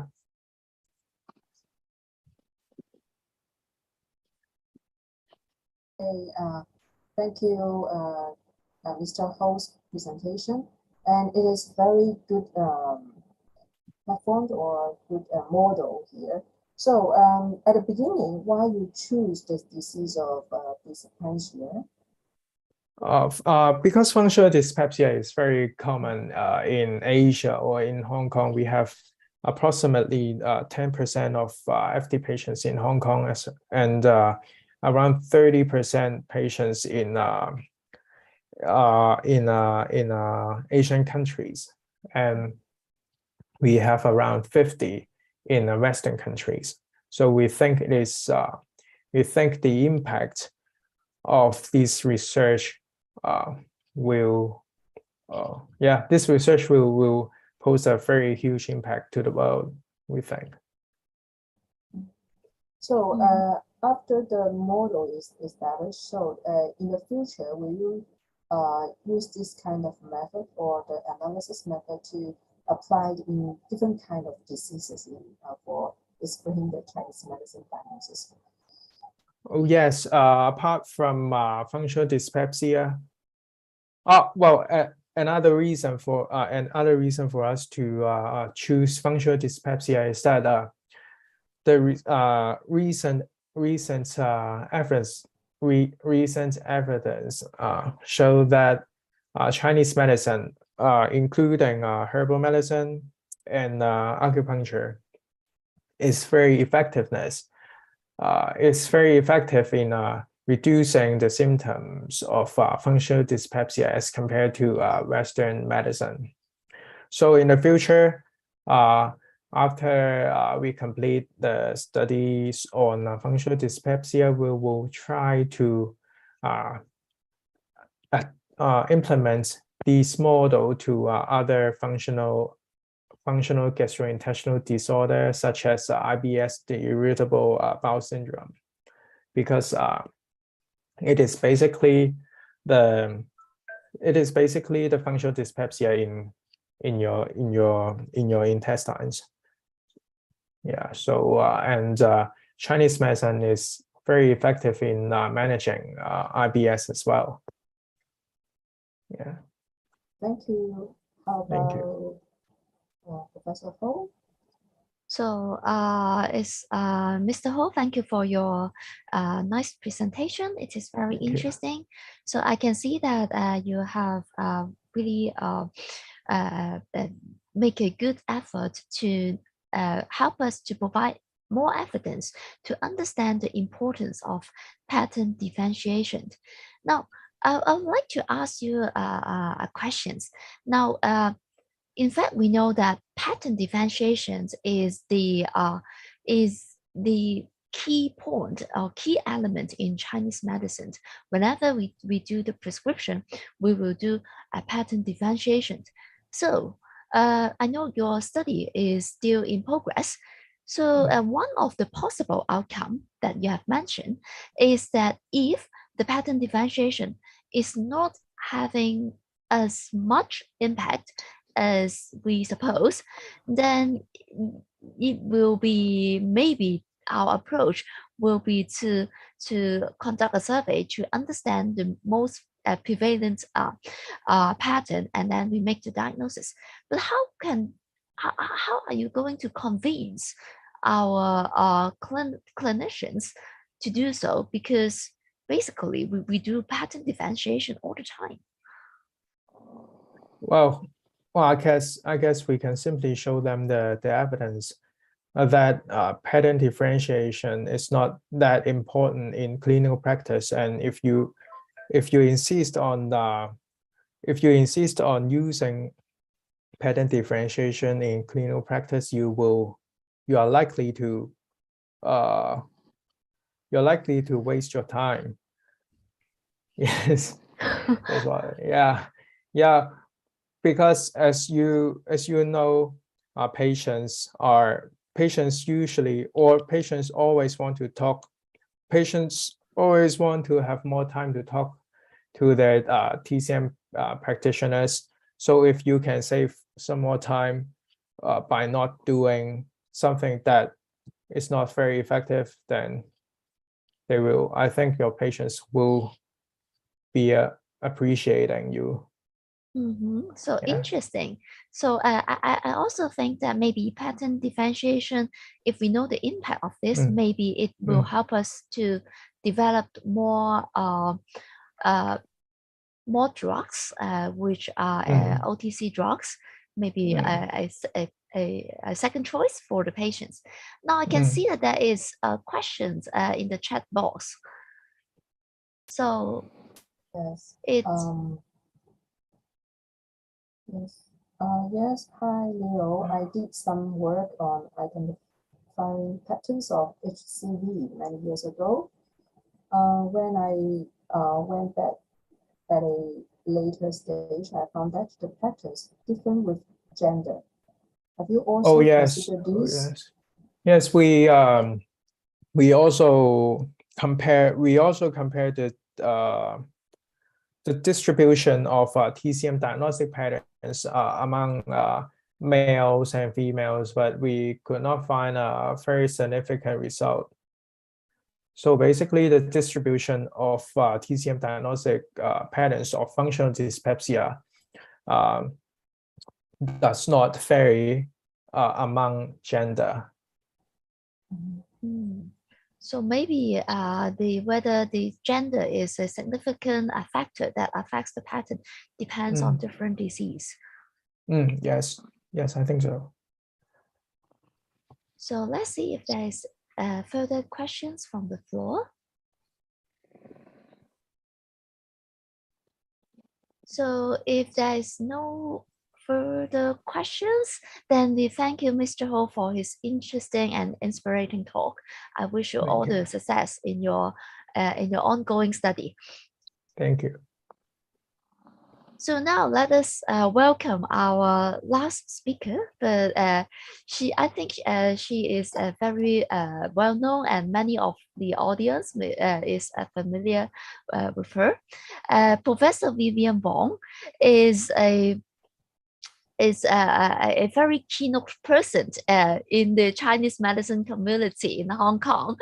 She is a fellow of 3 specialty colleges, and she is an honorary fellow of the Hong Kong U and OUHK. And she also has a lot of honorary positions in the Faculty of Medicine in Hong Kong, and also in other local universities. She has been working with the Chinese medicine community and also the Western medicine community for a long time. And she has a lot of interest in different disease and also different aspects in Chinese medicines. She has published a lot of peer-reviewed papers, book chapters, and also co-edited the book Challenges of SARS. So I think today she is going to present and share with us something about the law, ethics, and practice of telemedicine. So let us welcome Professor Wong.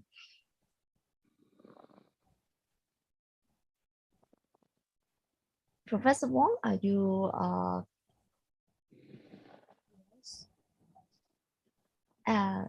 Yes, please unmute the mic. Yes, good morning. I have actually recorded my presentation, and it should be with Carlos. So could Carlos please actually project it first, and then I will follow up with comments in relation to the whole day's proceedings. Would that be all right? Thank you. Sure. Yes.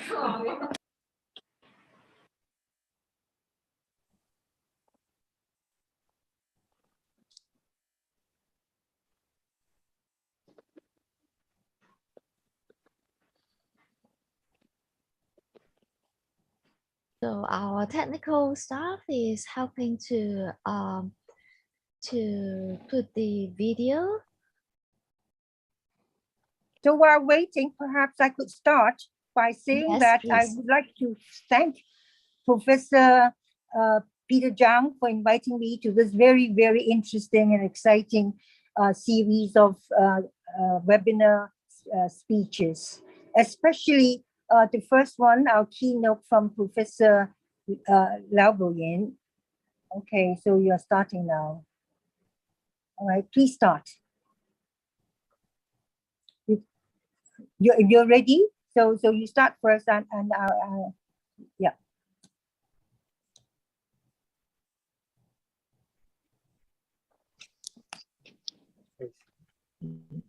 Good morning.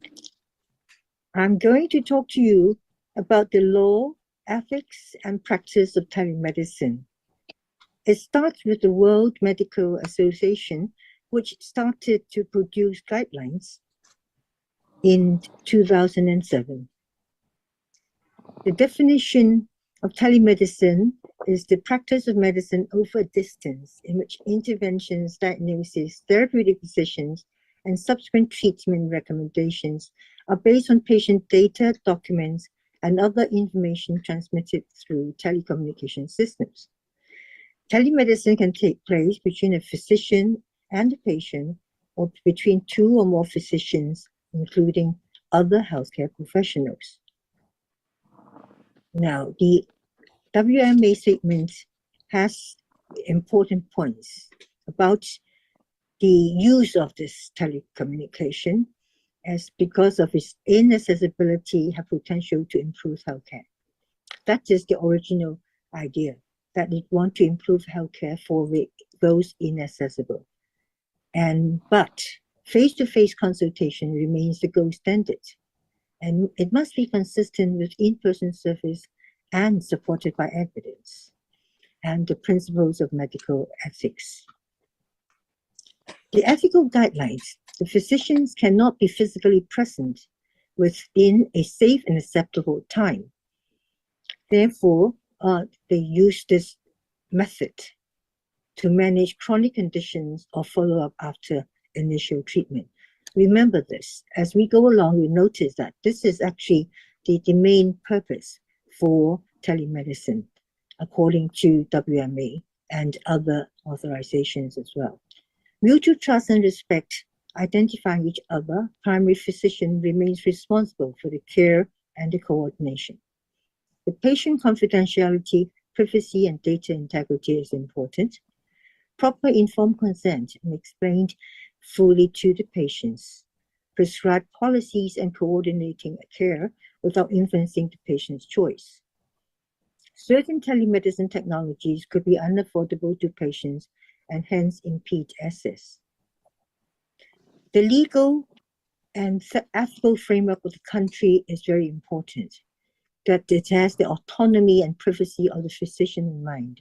Recommends services such as emergency when it's inaccessible, and professional autonomy and discretion in selecting the telemedicine platform.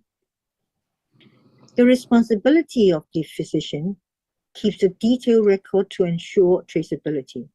Ensure that the user, the patient, and the healthcare professionals are able to use the necessary telecommunication system. Ensure the patient has understood the advice and treatment to promote continuity of care. Physicians should be aware of and respect the specific difficulties and uncertainties that may arise, and should only practice telemedicine in countries and jurisdictions where they are licensed to practice.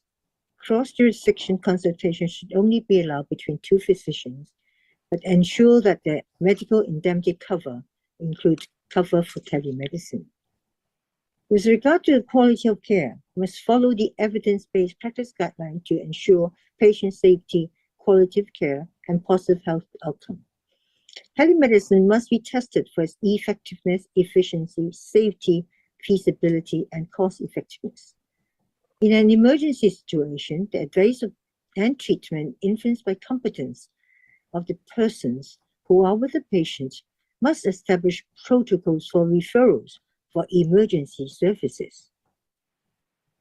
The recommendations is such that it's appropriately adapted to local regulatory frameworks, which may include licensing of telemedicine platforms, encourage development of ethics norms, practice guidelines, national legislations, and international agreements.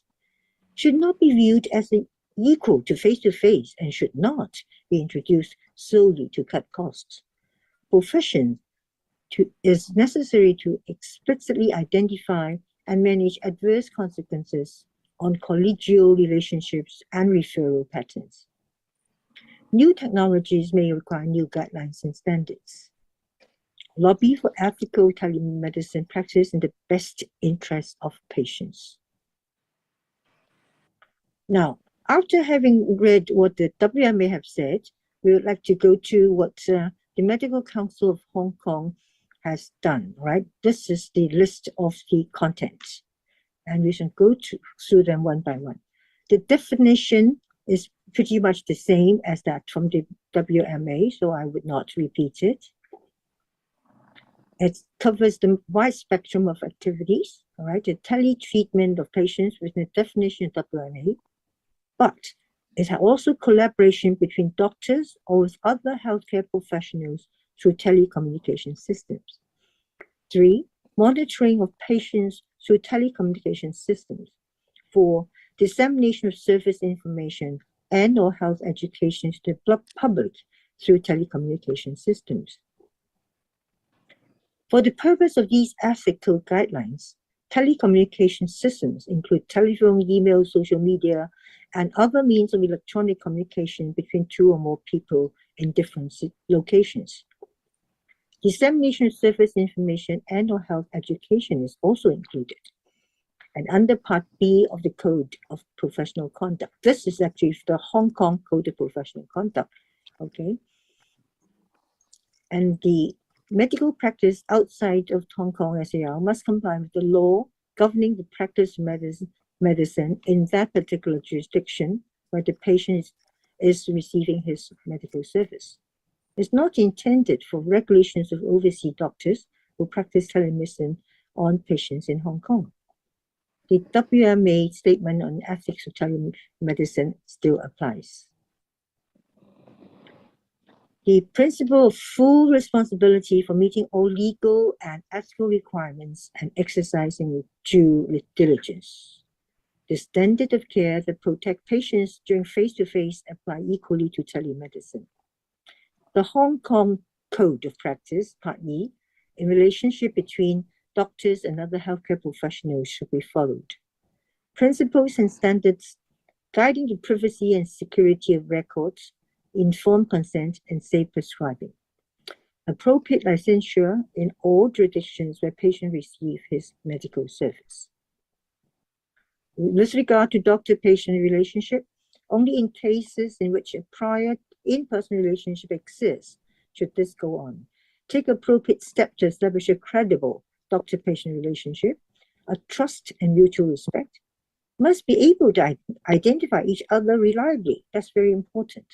And consulting service by a doctor to another doctor, with him alone, the patient maintains a doctor-patient relationship will nonetheless fall within the scope.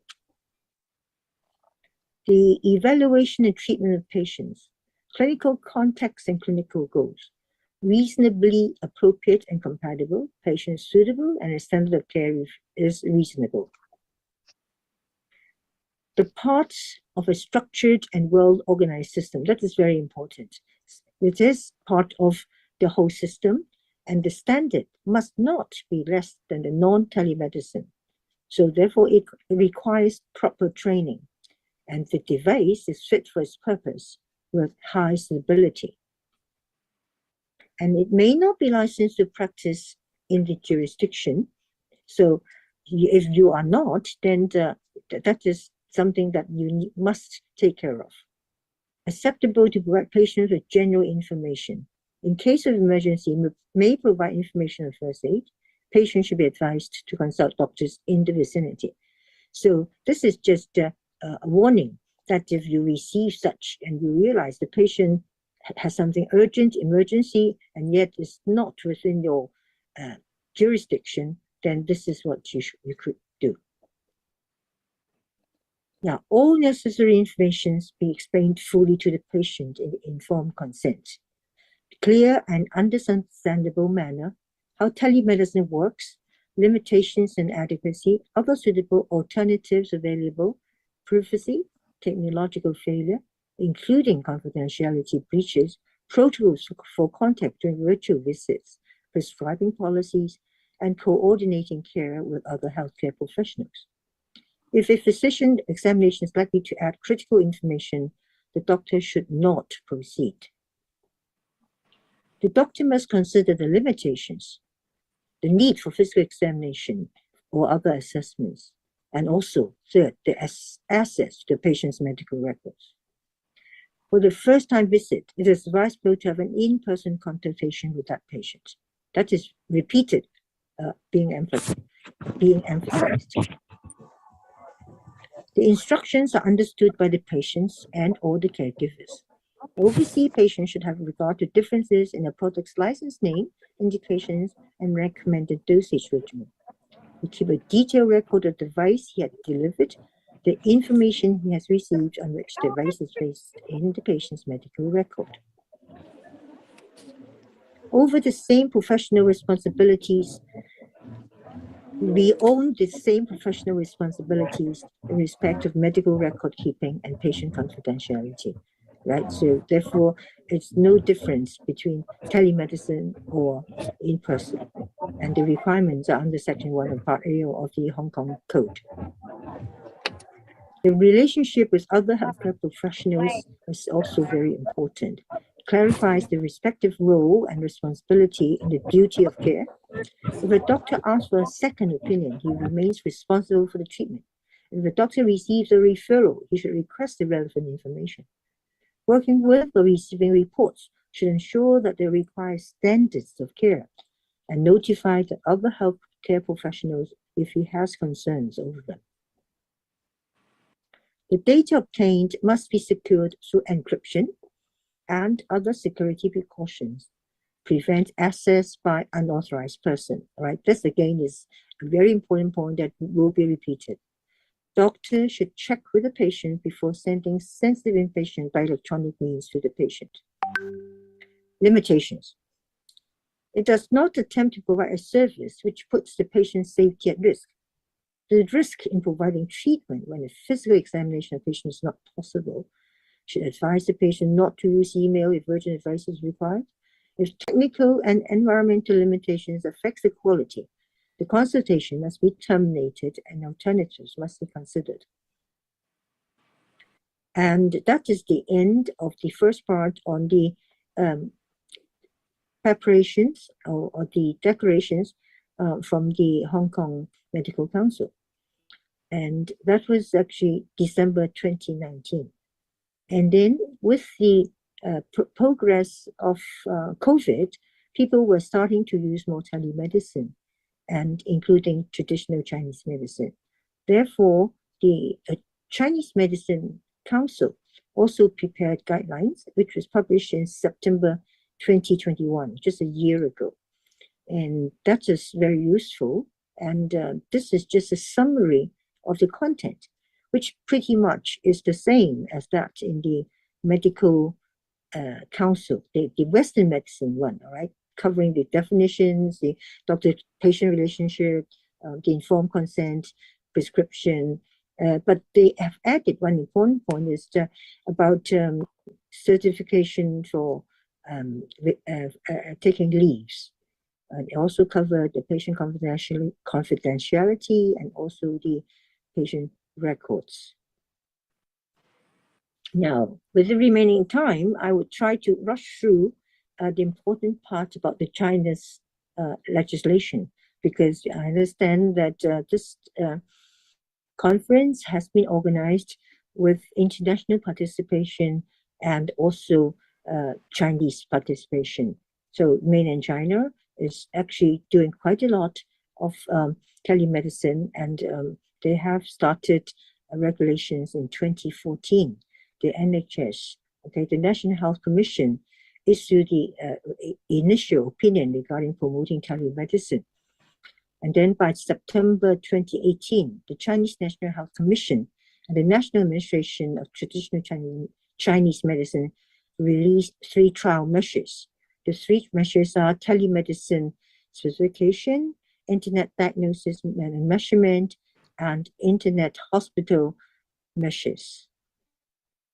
So we go through the three one by one. The first one is the telemedicine specifications, defined as hospital to hospital. Note, this H is very important in China because it is to be provided by hospital to hospital. So therefore, we will talk more about, explain the definitions of these hospitals. The host medical institution directly invites other medical institutions, but in these institutions actually would mean hospitals. The host institution set up a telemedicine service platform and invite medical institutions to register as an institution on the platform to invite other guest institutions to provide technical support to the patients. The eligibility criteria. Only eligible participants are medical institutions. All right, I've said that already. You must have the required support in terms of talent, hardware, and system. The host institution must have at least one practicing physician. The guest institution must have at least one practicing physician with the ability to provide corresponding diagnostic services with at least 3 years of independent clinical work. And both the host and the guest must have telemedicine equipment, facilities, and information systems. And then on contractual requirement and patient consent, right? So this is actually being emphasized as it has been actually described in the preceding details. Here it is actually emphasized much more. Written cooperation agreement set forth the rights and obligations of each party and the sharing of the risk of medical malpractice claims and responsibilities. You see that is very important. And the written consent from patients with respect to the scope and fees of telemedicine services. 3, recommended that the host institution obtains upfront consent from the patient to the transfer of personal information to the guest institution. Right, so we talk about patient consent and also personal data. Detail the requirements of how the patient's record should be stored. On Internet Diagnostic Service, the second category, the diagnostic service are seen as hospital to patient, H2P, medical services. The treatment means just returning for visit services. Note this, right? So it's not about a lot of very highfalutin stuff. It's certain common or chronic diseases or family physician service. It falls into 2 broad categories. The brick and mortar medical institution that are authorized to provide internet diagnostic service as an extension of their own existing service. 2, internet hospitals formed by a tie-up between the provider and an external bricks and mortar medical institution. It should satisfy the following criteria. First of all, you need a valid medical institution practicing license. That means to say you need to be registered as a hospital. Second, the internet diagnosis and treatment management rules, equipment and facilities, information system, technical personnel, and information security systems should be all in place. Third, physicians and nurses duly licensed at least 3 years independent clinical experience. Remember that has been mentioned previously. Guests and host institutions assume joint liability in the case of malpractice. Right, the third area, the internet hospitals. Again, we mentioned 2 points, the bricks and mortar medical institution with internet hospital as this supplementary name. 2, a pure internet hospital that ties its service to a bricks and mortar medical institution. This tie-up internet hospital must seek a medical institution practicing license from NHC, and highly operational threshold in terms of clinical personnel, hardware facilities, and management rules. You see that this being repeated, the standards of people, of hardware, and the management rules. Finally, if a foreign organization would like to take part, they could actually form a cooperative joint venture the maximum is 70% shareholding ratio for foreign investors. So that is something that could be considered as a means of achieving the end. For permitted scope of internet medical services, I've mentioned it before, but this is emphasized, the limit to certain common and chronic diseases such as hypertension, diabetes, in a stable condition, and allowed to have follow-up visits. But I have highlighted here again, first visit cannot be conducted online. If there has been a change in patient's medical condition requiring in-person diagnosis, the internet diagnostic services must be stopped immediately, and the patient must be directed to visit a bricks and mortar hospital. Practical issues with online prescribing. All online diagnoses and prescriptions must be fixed with the electronic signature of the treating physician. And we know that not many physicians have electronic signature. So these are important things to take care of before starting on the service. Online distribution of prescription drugs, including narcotics and psychotropic drugs, is actually prohibited in China. So you can only prescribe over-the-counter or what is known as non-prescription medicine to the patients. In China, the regulatory consideration in relation to patient data. This is very important. Explicit consent with respect to the scope and the fees. Explicit consent with respect to collection, transfer, and otherwise processing of personal information. And the medical record must be kept for at least 15 years.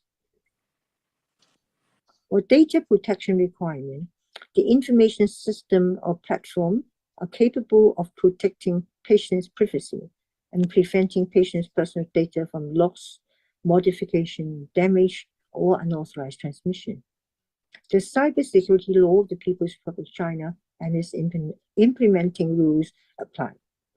The standard security and service of National Health and Medical Big Data Administration measures issued by the NHS is effective on July 2018. It requires a service provider to obtain an ICP Telecoms Business Operation Permit. ICP means Internet Content Provider. So all of these Internet hospitals are regarded as Internet content providers. Okay, so that is actually the end of the presentation with the limited time I have, but it is necessary for me to conclude by saying this. Indeed, all over the world, if you look at the laws and the ethics, it's pretty much the same, with some particular details particular to each country, which you must look at. So the presentation is just a general introduction of what came from the WMA and then applied to Hong Kong and China. But if you were to start on telemedicine, you must look at the details that you need for the particular jurisdiction that you're working with, and also with the laws and requirements that is needed in your own jurisdiction as well. So with that, I wish you well, that you'll be happy with your new venture on telemedicine. Thank you.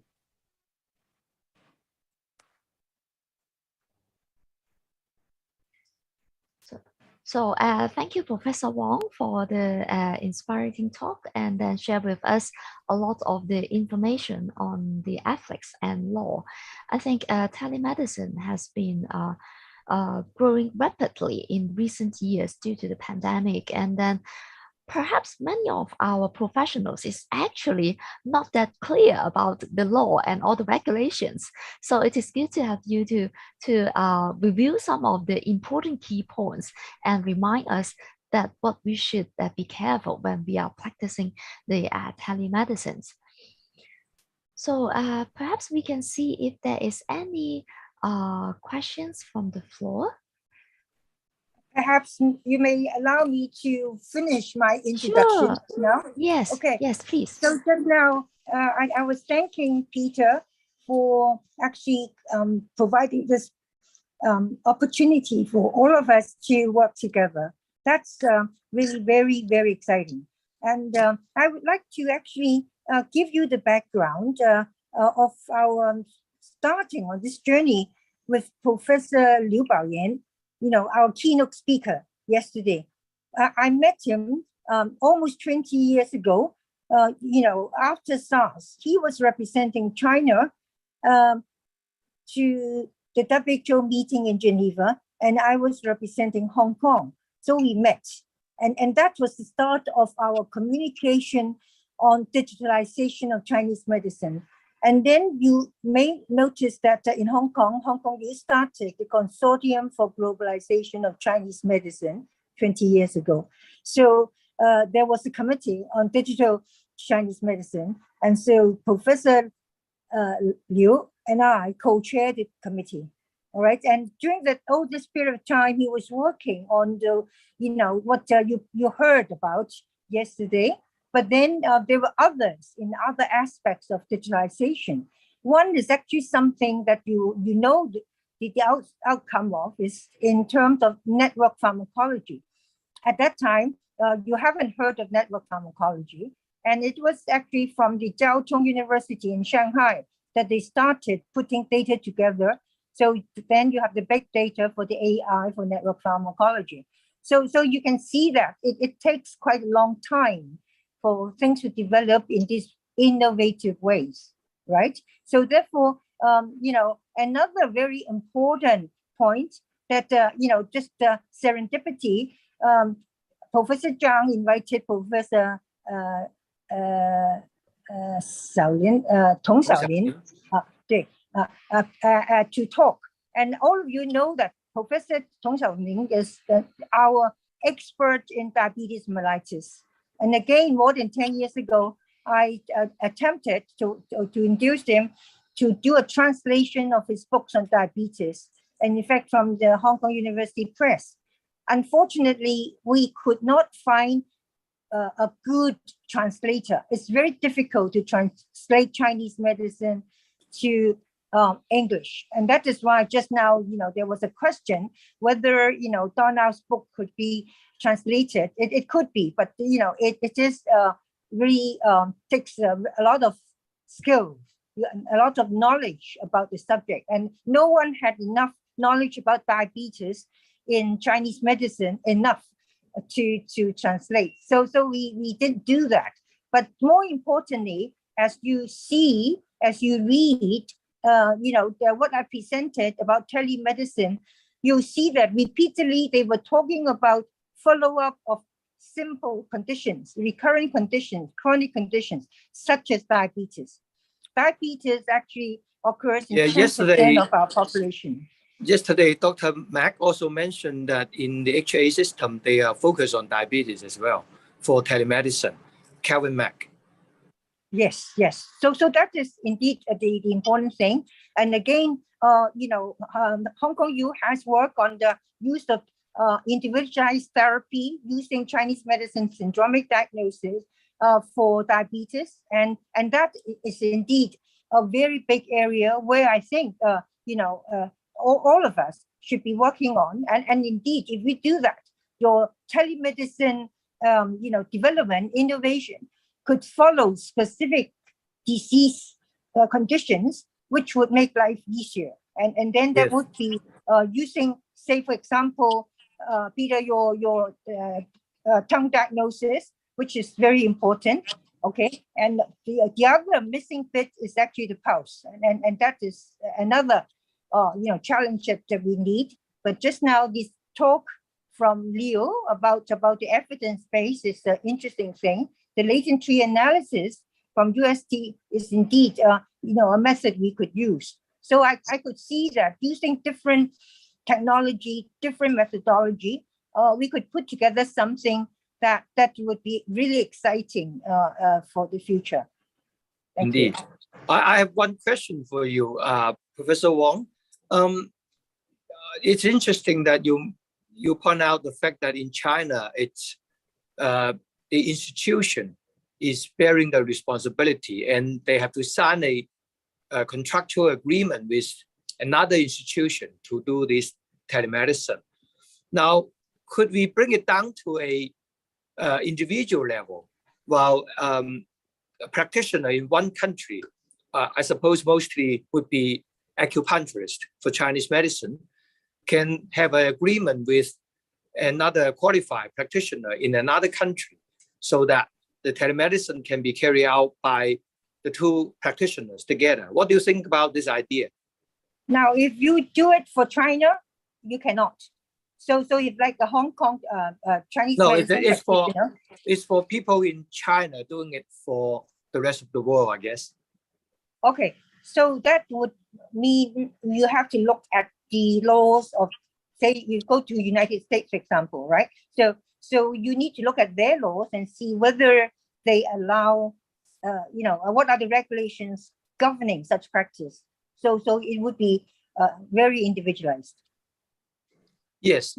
Well, for Chinese medicine, in fact, there's, apart from Australia, as shared by the speakers in this conference, apart from Australia, the rest of the world don't seem to have very stringent regulations on Chinese medicine practice, if there is any regulations.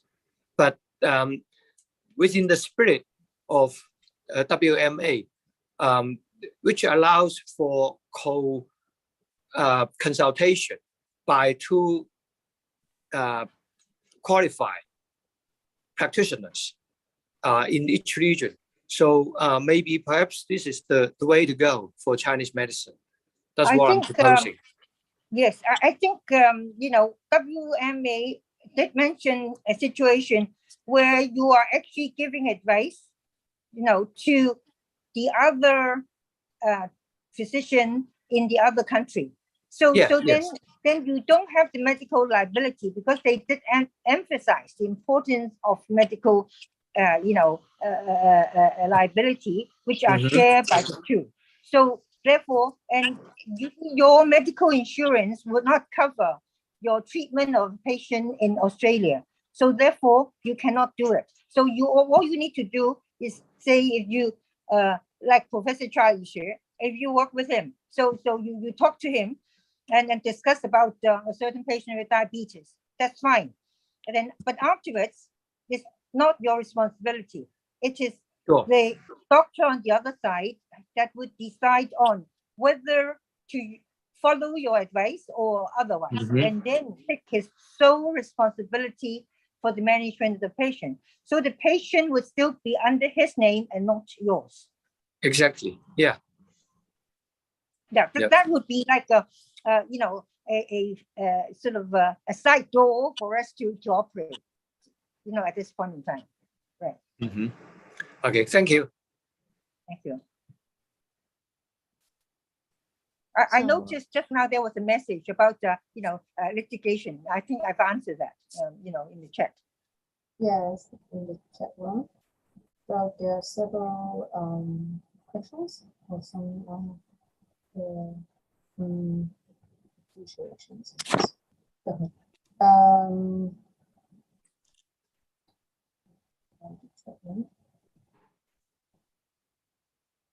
Yes, I think that was Christine who said very problematic for complaints and notification regulators.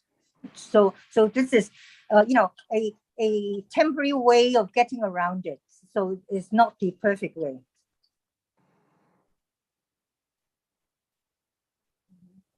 Okay, so let's see if there's any further comments from the chat room.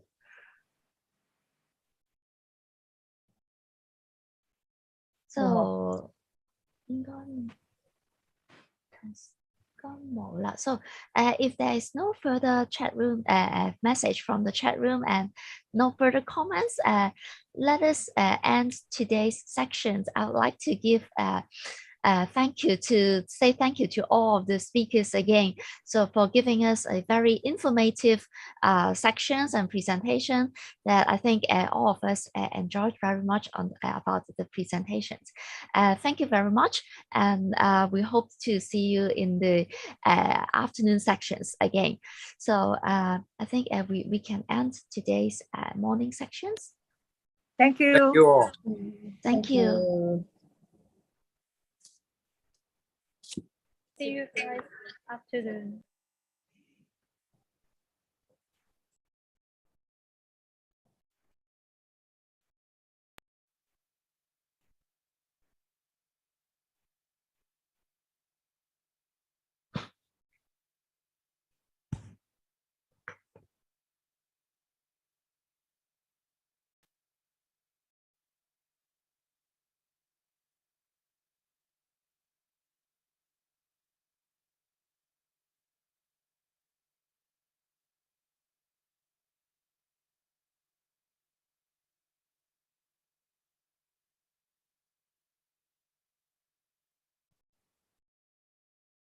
李鐵教授呢？李教授，阿 Ryan 啊，係咪李鐵教授嗰度佢俾咗個錄像你放啊？應該唔係李田教授，應該係黃學斌教授。李田教授冇俾你啊？哦，咁。但係佢喺度嘅，佢喺個。佢冇應我喎。李鐵教授，李教授，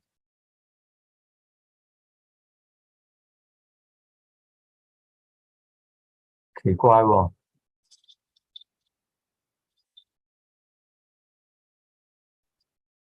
Professor 佢可能有啲網絡問題啊，因為佢重新 log in 過。哦，其實佢真係應該俾嗰條帶我哋放咯，咁就唔會有網絡問題咯。冇問佢攞條帶啊？係一早就嗌咗問佢攞條帶嘅喎，本來。但寶晴又唔響呢個 group， 麻煩啦。咁如果係咁，我哋不如就先開始咗第二個先啦，唔好等啦。我哋準時開始就開始咗黃仲斌教授嗰個先啦，好吧？我等齊人啦，然後我哋開始咗先啦。因為如果唔係咧，會阻咗啲時間啊。我哋啲時間唔可以乜嘢。一夠3點，我哋準時開始。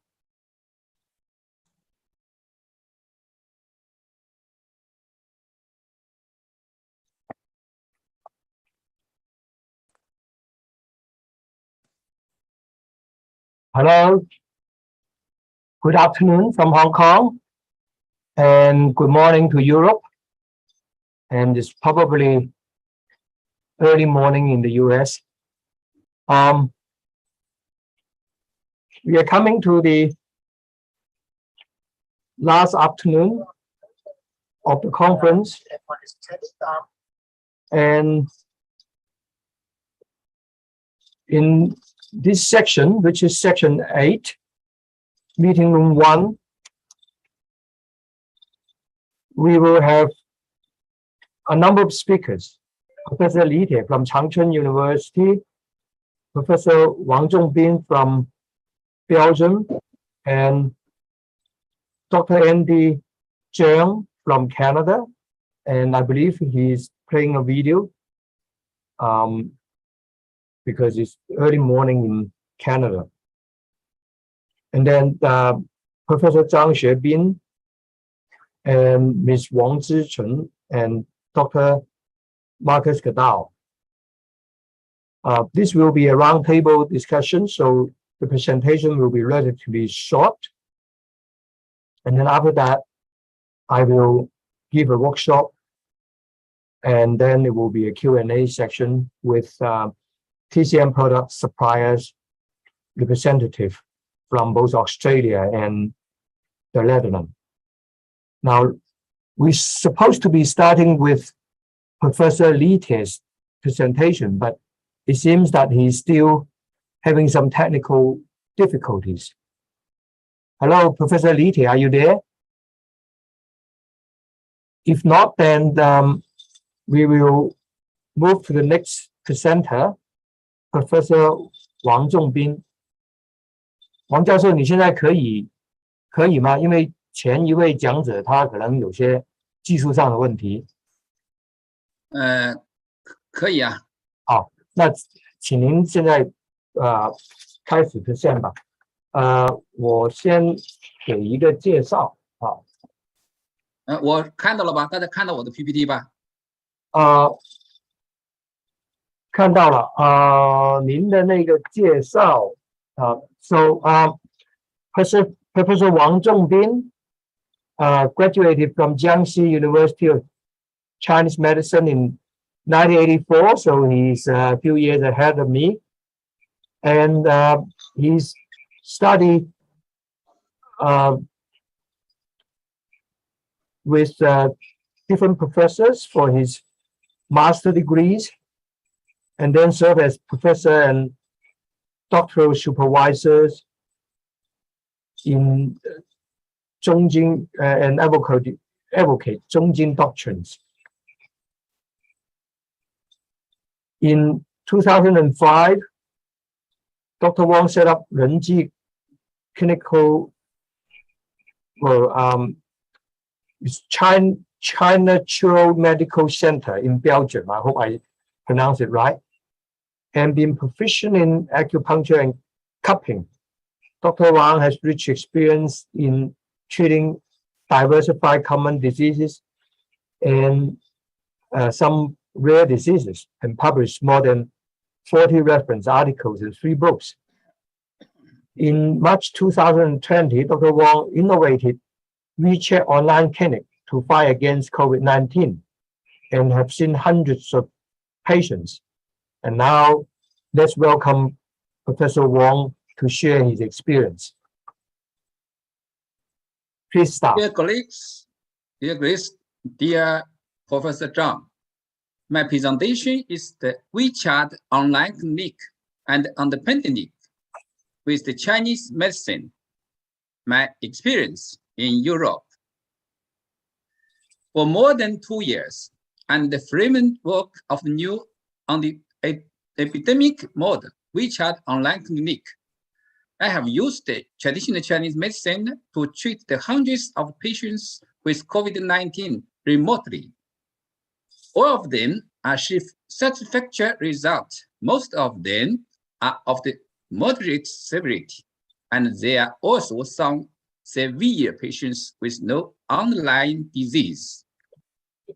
Nearly 100 COVID-19 convalescent patients and patients with the long-term complications of COVID-19 have been face-to-face treated by acupuncture and traditional Chinese medicine. Also satisfactory. First part, WeChat online clinic. At the beginning of the 2020, the COVID-19 epidemic spread to Europe, and Belgium gradually became the epicenter of COVID-19 due to the limited capacity of the local hospitals. Many patients couldn't receive the timely diagnosis and treatment.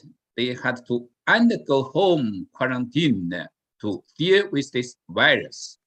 Patients and their relatives anxious and terrified. In March 2020, many overseas Chinese who live in Beijing, unfortunately, were infected with the COVID-19 with unclear diagnosis and limited access to hospital. They sought help from the Chinese doctors, including traditional Chinese medicine and Western medicine. Therefore, they received timely and proper treatment, and their health condition gradually improved. finally recovered. In order to control the spread of virus, cities were put on lockdown and the border of countries were closed. In this situation, I mainly used WeChat video or audio call to provide telemedicine for this COVID-19 and tried every means to provide them Chinese medical treatment. I even contacted family doctors for patients.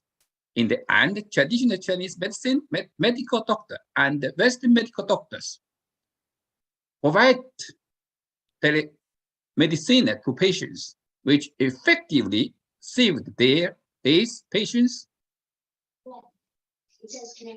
In this way, a new anti-epidemic model, the WeChat online clinic, was invented.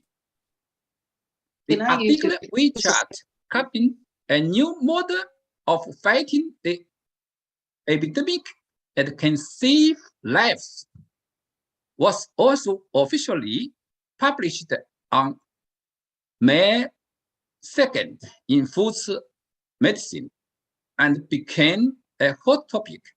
This provides an effective way for Chinese medical practitioners in Europe and America to fight COVID-19 timely. The composition of the WeChat online clinic is described as follows.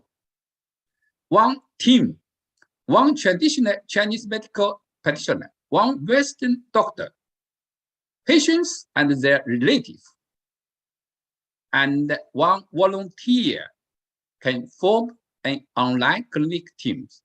Equipment, mainly mobile phone, compute, tablets as well. Software, mainly WeChat or WhatsApp, Zoom, Wolf, Skype, or email can be used if necessary. For the non-Chinese patients, is also good operation. You can establish a WeChat online clinic group to discuss the health condition, diagnosis, prescription, medical advice, medication method, and their regulation, etc. In this way, a Chinese medical practitioner and a Western medical doctors respect each other, support each other, carry out their duty, and fight alongside. They cooperate with patients, their relatives, and the volunteer. Therefore, a practical and efficient WeChat online clinic team is formed. A specific division of labor, Chinese medical practitioners should give the patients traditional Chinese medicine according to their situation. And also, Chinese medicine, such as a bottle of the Foxiang Zhenqi pills, if necessary. Western medical doctor to prescribe electronic prescription through telemedicine, such as antivirus drugs, etc. Volunteer help collect the Chinese or Western medicine. Patients should take the medicine, rest on time according to medical advice, staying at home volunteer. Relative to take care of patients, prepare traditional Chinese medicine, and so on. When the diagnosis is clear, Chinese medicine practitioner can operate the WeChat online clinic even without the participation of the Western medical doctors. The WeChat online clinic is simple, practical, effective, inexpensive, and was recommended. Second part, differentiate symptom and signs to identify etiology and provide treatment. Basis on symptom differentiation, strive for individualized treatment. This is very important. Today, I would like to share with all of you a case study of 3 members' families collected during the first wave of COVID-19 in Belgium in March 2020. Case of the 小柴胡汤 and 藿香正气丸 上山正气散 Case 1. Mr. Liu, male, 48 years old, was admitted to my WeChat online clinic on March 20 due to the 5 days of fever and 3 days of the diarrhea. The patient had been sick since March 15 with fever and chills. Body temperature between the 37.5 38.8 degree. Taking the paracetamol can temporarily reduce the fever, but soon the fever will return. Sometimes the throat is itching with the little flames, mostly whitish. The patient was not very thirsty, with no obvious cough, no chest pain and chest tightness, and no vision. Because there is an oxygen bag at home, the patient often inhales oxygen by himself. So there is no obvious dyspnea as the main complaint. Since March 18th, the patients had abdominal pain, diarrhea, loose stools, and even watery stools 2-5 times a day. But there is no tenderness, and there is no burning sensation in the anus, accompanied by nausea and vomit, lack of appetite, mental fatigue, and slight weakness. The obvious loss of the taste and smell, and insomnia. Tongue examination showed a pale red tongue, white, medium, thick, and slightly greasy coating, twice unmeasured.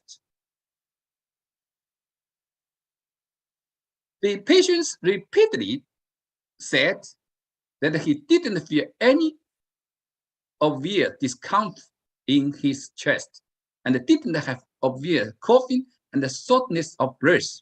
However, a chest X-ray CT showed inflammatory changes in the lung with the ground glass-like opacities. The doctors believe that this is in line with the diagnosis of COVID-19 and had taken the various nucleic acid throat swab sampling. 5 days later, his result was positive and the diagnosis confirmed. This case was classified as the severe COVID pneumonia. I prescribed 小柴胡汤 and 藿香正气散 to the patients. Once dose per day, separated into the 2-3 times. In total, 5 days of medicine. Also take 藿香正气 pills 3 times a day. 8 capsules each time. Then follow up through the WeChat video once a day. The patients immediately took the 藿香正气 pills once the Chinese medicine arrived. Immediately, diarrhea was reduced. 2 days after taking the traditional Chinese medicine, diarrhea and the watery stool stopped. They stopped the stool gradually shut shifts, and other symptoms such as fever gradually eased, body temperature back to the normal, no chill, and sensation of taste and smell gradually recovered. On March 24, the patients went to the hospital.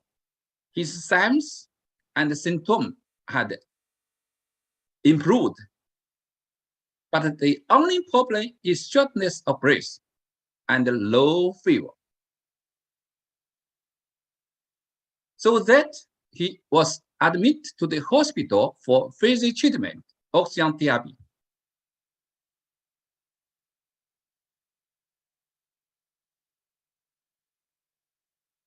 After 5 days hospitalization, his body temperature remained normal. His symptom improved and he was discharged on March 30. Consultations through telemedicine on March 30 afternoon showed that the patient still got a little cough, little yellow flames, dry mouths of cysts, sometimes fatigue, no more fever and chill, no more urination and appetite. Tongue examination showed pale red tongue, yellow and white coating, not greasy.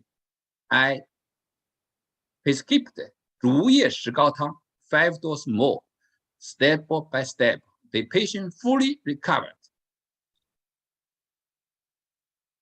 The patient had a face-to-face consultation in June. All is good. He is fully recovered without any sequelae. This was my first COVID-19 case. In the past, this patient was always in good health condition, had a strong personality,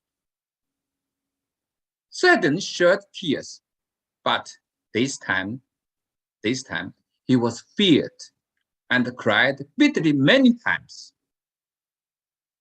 Fortunately, TCM provides timely assistance. With attentive telemedicine service, diagnosis and treatment was basically correct. So, TCM prescription worked effectively, except for the youngest daughter. The patient's other 4 family members were also infected. One of the children was an asymptomatic patient, and the other were all common and serious type COVID-19 patients. The oldest family member was frail and suffered from the various underlying disease. After being infected with COVID-19, it has so quickly and finally passed away without any TCM treatment. But 2 of the family members were diagnosed promptly, and the rest 3 were diagnosed 2 months later by serologic testing for the IgM against the SARS-CoV-2. Second case.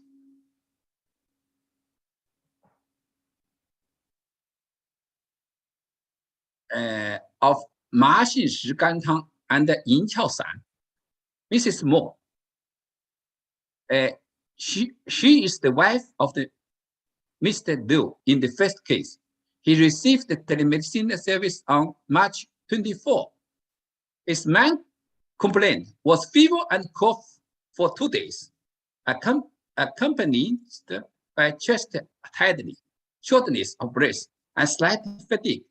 Body temperature also high, self-feeling of burn in chest and lung that is different than her husband. Sometimes feel very suffocation, loss of appetite, and normal stool. tongue examination showed a red tongue, a thin yellow coating, but thick in the middle areas, normal sense of taste. This case was diagnosed as the common type of COVID-19. He didn't receive the various nucleic acid test at that time, but he had a serologic testing for IgM against the SARS-CoV-2 after recovery, which was the strongly positive and was diagnosed retrospectively. I prescribed with the 麻杏石甘汤 and the 银翘散 5 doses. On March 30, fever subsides for 3 days. Cough is relieved. Small amount of phlegm in white color and sticks, 60, and the heart rate is 110 beats per minute. Modified prescription, 5 doses more. After take the above prescription, the patient sometimes has ambiguous diarrhea. So I asked her to reduce or even take away the 石膏. Her symptom gradually diminished. He also practiced 拔断锦 and so on, and so on. In June, we had the follow-up face-to-face consultation, and the patients fully recovered without any sequelae. Case 3, this case of Sang Juyin and 麻杏石甘汤. Famous, 17 years old, mother of Mr. Moore, living together with Mr. Liu. In the beginning, he got lower grade fever, but no cheer. Itchy throat, dry mouth. Cough with the yellow and sticky phlegm, but no nasal congestion and runny nose. Body temperature keep rise between the 37.6 to 38 to 4 degrees, and sometimes felt fatigues and shortness of breath. Tongue examination showed a pallid tongue, a thin yellow coating. He asked for telemedicine consultation on March 30. She denied any history of heart disease, diabetes, and hypertension. This case belonged to the common type of COVID-19, which was later confirmed also. I prescribed Sang Juyin and 麻杏石甘汤 to the patients. Few days later, everything is good.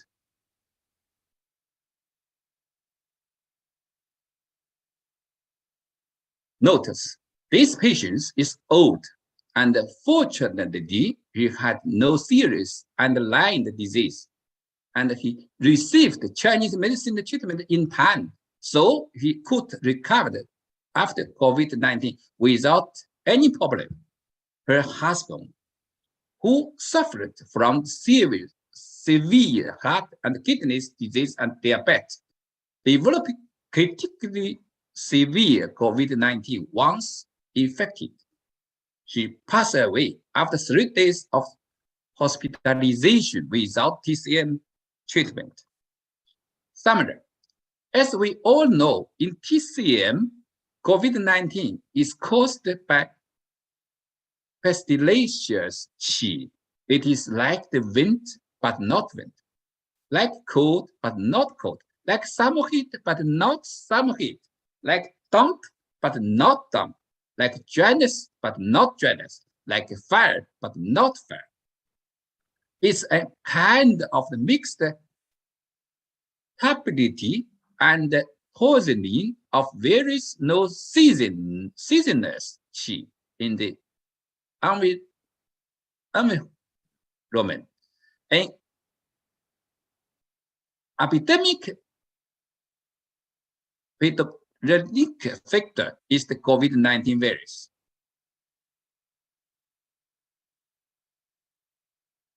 Although the etiology of COVID is the epidemic pathogenic factor, its clinical signs and symptoms are various. Patients' main complaint and pathogenesis are also generally different. The above three cases come from the same family, but their main complaints are very different. Therefore, their prescriptions were not the same, but they were all cured. That is why we must carefully treat every single patient. Differentiate symptoms and signs to identify. Sorry, I have to cut you off because we're running out of time. Okay. Yeah. Wonderful presentation and very good experience. Is this the last case you want to show us? Yeah, maybe you can just show us for this one. This? Just one okay. quickly. Yeah. Okay. This picture induced the change in tongue examination of the COVID-19 patients in the early, middle, and late stage of the same case. Look there. These nine pictures. From green zinc flame with the pain of all over the body, to fever with the dry cough, and small with amount of white flame, then to damaged with dry mouth and scanty flames. And here all symptoms disappearance. This describes the entire disease proposition. Through the telemedicine service, the four diagnostic missed are not complete. The past diagnosis is lacking, and the tongue examination is relatively more important. Okay. Thank you for the watching. Thank you very much. Excellent pictures. Thank you. So now we have to turn to our next speaker, Professor Li Tie. Professor Li Tie is from I'm here. From the College of Acupuncture and Massage, Changchun University of Traditional Chinese Medicine. He's also a doctorate supervisor, vice dean of the School of Acupuncture in Tainan, and also the vice chairman of the Youth Committee of the Chinese Acupuncture Society, and the Secretary General of the Industry University Research Innovation Commission of Acupuncture Application of Chinese Acupuncture Society.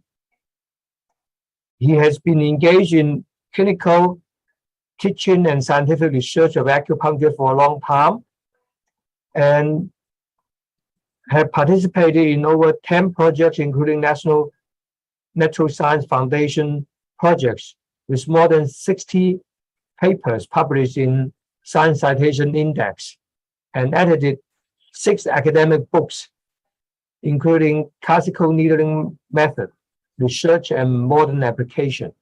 Now, because of the video streaming problem, we will play the speech by Professor Li Tie on our site. Ryan, please, can you play for Professor Li Tie?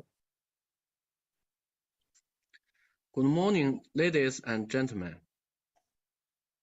It's a great honor for me to give a lecture here about telemedicine, and I will introduce our method for the 5G telemedicine. Let's begin. My speech is TCM, Healthcare Strategies for Long COVID-19 Syndrome, Insomnia. It has 3 parts. The first part is overview of post-COVID-19 syndrome. The novel coronavirus disease pandemic has been spreading around the world for more than 2 years since its outbreak. Globally, as of July 2022, there has been over 550 million confirmed cases of COVID-19, including more than 6 million deaths reported to WHO. At the same time, knowledge about the long-term effects of the disease, the so-called long COVID, has rapidly grown. Recent studies demonstrate that approximate 4 to 9% of patients suffer from post-acute sequelae of COVID-19. And what's the long COVID? Different names have been suggested for the phenomenon, including the widely used term long COVID, as well as post-acute sequelae of SARS-CoV-2 infection and post-COVID syndrome. WHO used the term post-COVID-19 condition, and recent WHO consensus process defined it as a condition that occurred in individuals with a history of probable or confirmed SARS-CoV-2 infection, usually 3 months from the onset of COVID-19 with symptoms that last for at least 2 months and can't be explained by alternative diagnosis. These are the main pathogenesis that has been discovered now. More than 200 kinds of symptoms related to the severity of COVID-19 has been reported. The impact of long COVID on several systems, including the central nervous, cardiovascular, and respiratory, immune system, and so on. The WHO definition of post-COVID-19 condition includes the most prevalent symptoms such as fatigue, shortness of breath, and cognitive dysfunction, which generally have an effect on everyday functioning. Long-term insomnia is often accompanied by anxiety or depression, which seriously affects people's quality of life. There is no drug that will release these symptoms effectively. Rehabilitation seems to improve dyspnea, anxiety, while improvements were detected in muscle strength, working capacity, sit-to-stand performance, and quality of life. Traditional Chinese medicine and acupuncture have an effective treatment trend for the long COVID-19. For patients with insomnia, some sleep-assisted techniques can be used. Today, the new corona epidemic is still continuing, one after another, and it still needs the attention of the majority of patients and medical staff. In the face of the prominent severity of the new corona, the number of patients is increasing, which brings huge difficulties to online diagnosis and treatment. So it is necessary to carry out telemedicine. For insomnia, there is a long way to go to explore and construct relevant remote solutions. The second part. Since emergence of coronavirus, there has been an increase in insomniological disorders by 42%, while every third COVID-19 patient reports alert sleep patterns. In post-COVID-19 syndrome, this condition is referred to as coronasomnia. Sleep disturbance occurred in patients with all levels of initial disease severity.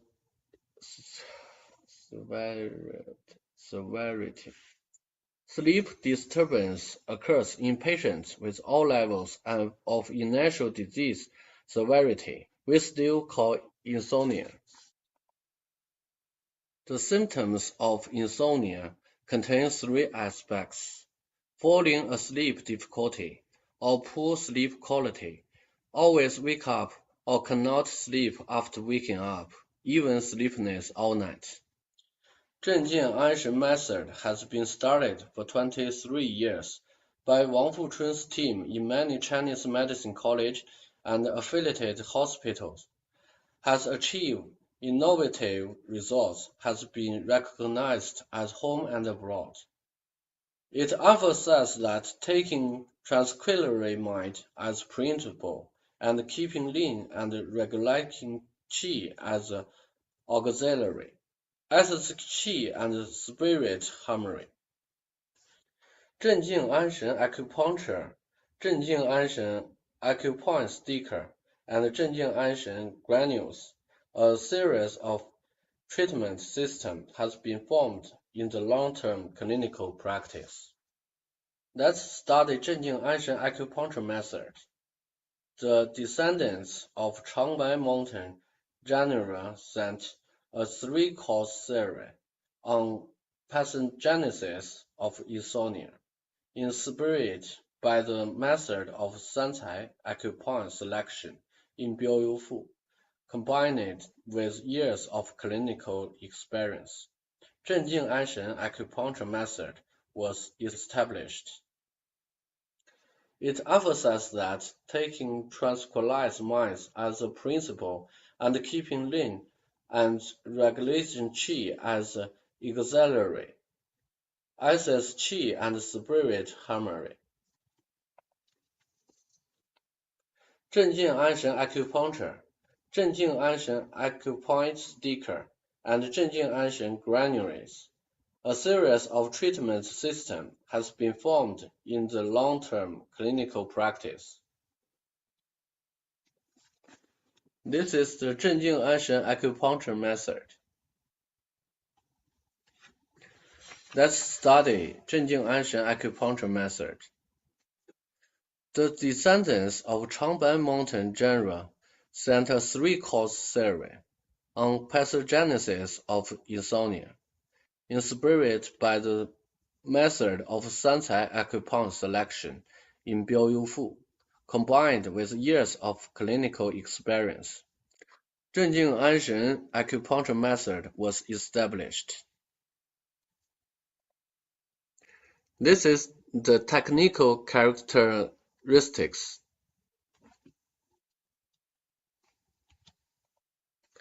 And this is the new Sancai acupoint selection.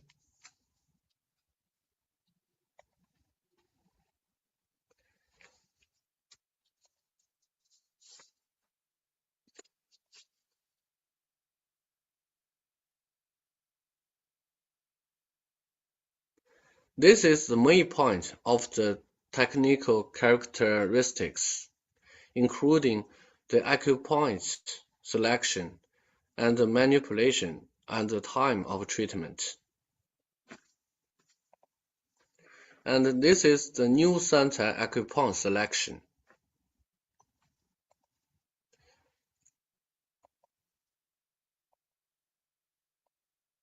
And this is the new Sancai needling method. And this is the treatment of time.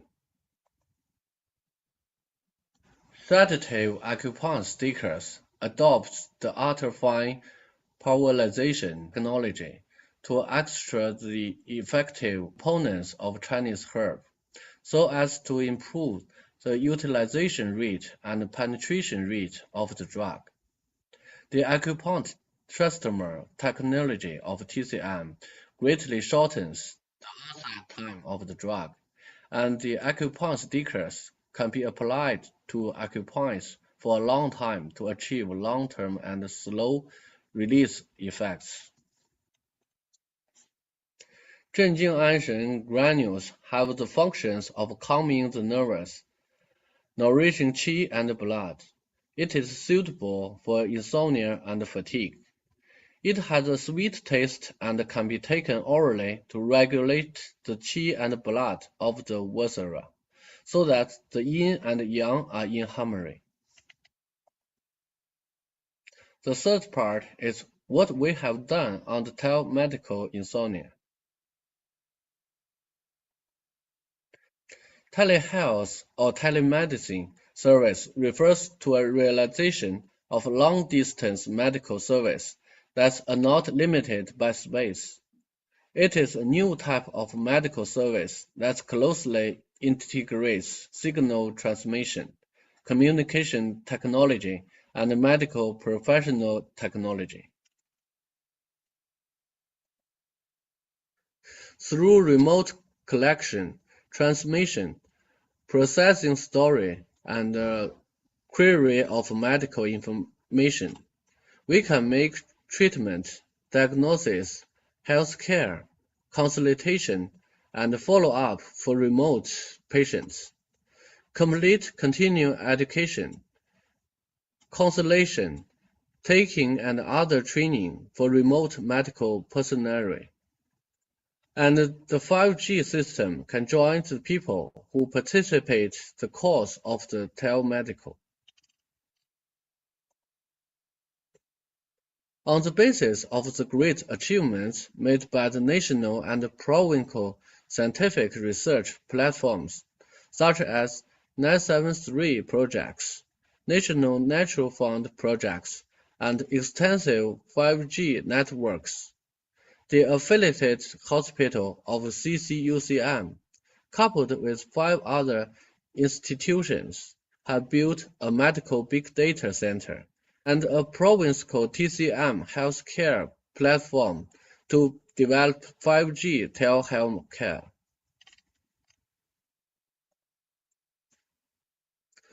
The 5G telehealth care system fully meets the information channel service requirements required by the National Health and Family Planning Commission and has been incorporated into the informatization system.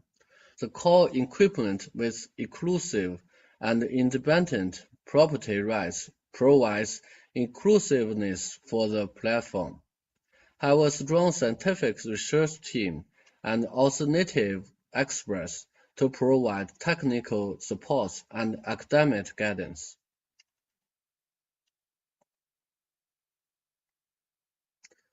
The 5G plus telehealth care system platform is a big data management system that integrated medical data center and health data center. It has an integer informatization platform, and it has many core equipment with independence. This is the research team, and this is our leader experts.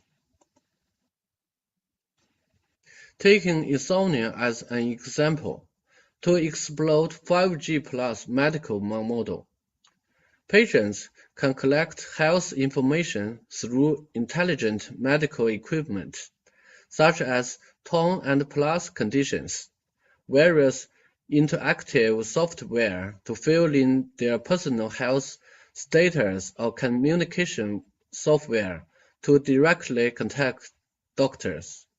And the doctors can use related network platforms to obtain electronic medical records or health files. After collecting the relevant syndromes and signals, it is transmitted to the medical institution and then to the corresponding medical team. Through evaluation of experts and doctors, a personalized diagnosis and treatment plan is totally formulated. For those who are convenient to seek medical treatment offline, we help to contact and communication with the doctor, then give the patient Chinese medicine, acupuncture, or other treatment. For remote patients, according to the patient's needs, they can choose to send 镇静安神 granules or 镇静安神 acupuncture sticker by email, or give online guidance, including diet, exercises, emotion, and health care.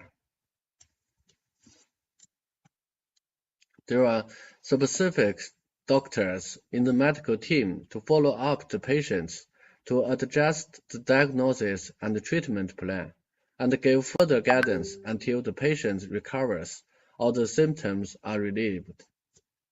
An interactive mode is also formed between premier and low-level medical unions and higher-level medical institutions through the network. Medical staff in premier can participate more in online lectures and case discussions held by higher-level hospitals, so as to improve their professional and technical level. Grassroots unions make full use of the consultation opportunities to seek help from the remote experts. In this way, it is possible to seek higher quality medical resources.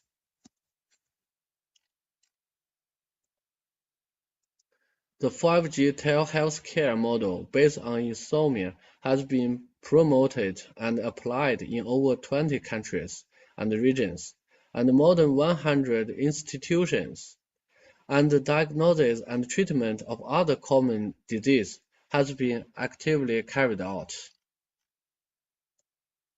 The COVID-19 epidemic has brought many adverse efforts on global health and social economy, but it has also promoted the further development of the network.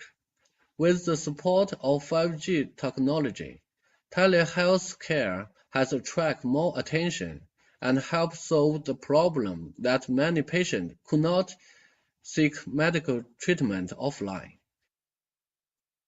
improved the efficiency of hospital diagnosis and treatment, strengthened the cooperation between brother hospitals. Digital informatization is bound to be the future development trend, and the medical industry will also ride this huge wave to create greater glories. Thank you, everyone. That's all. Thank you very much, Professor Lee, for your presentation.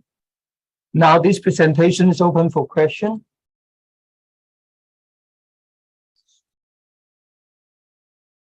Any questions? If not, maybe I ask just one question. Professor Lee, do you see the difference between 4G and 5G in the application? I think, thank you, Professor Zhang.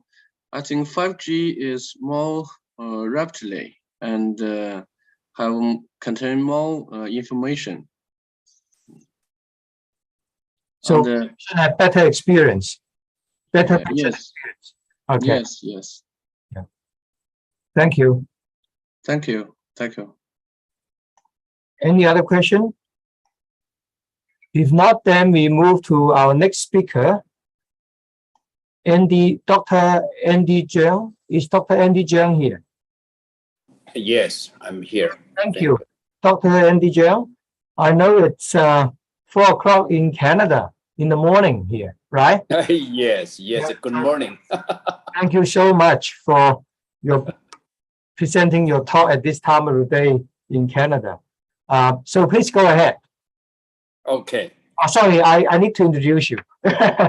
Yeah, Dr. Andy Zhang is from a family of medicine, and he started to learn from his grandfather more than 50 years ago.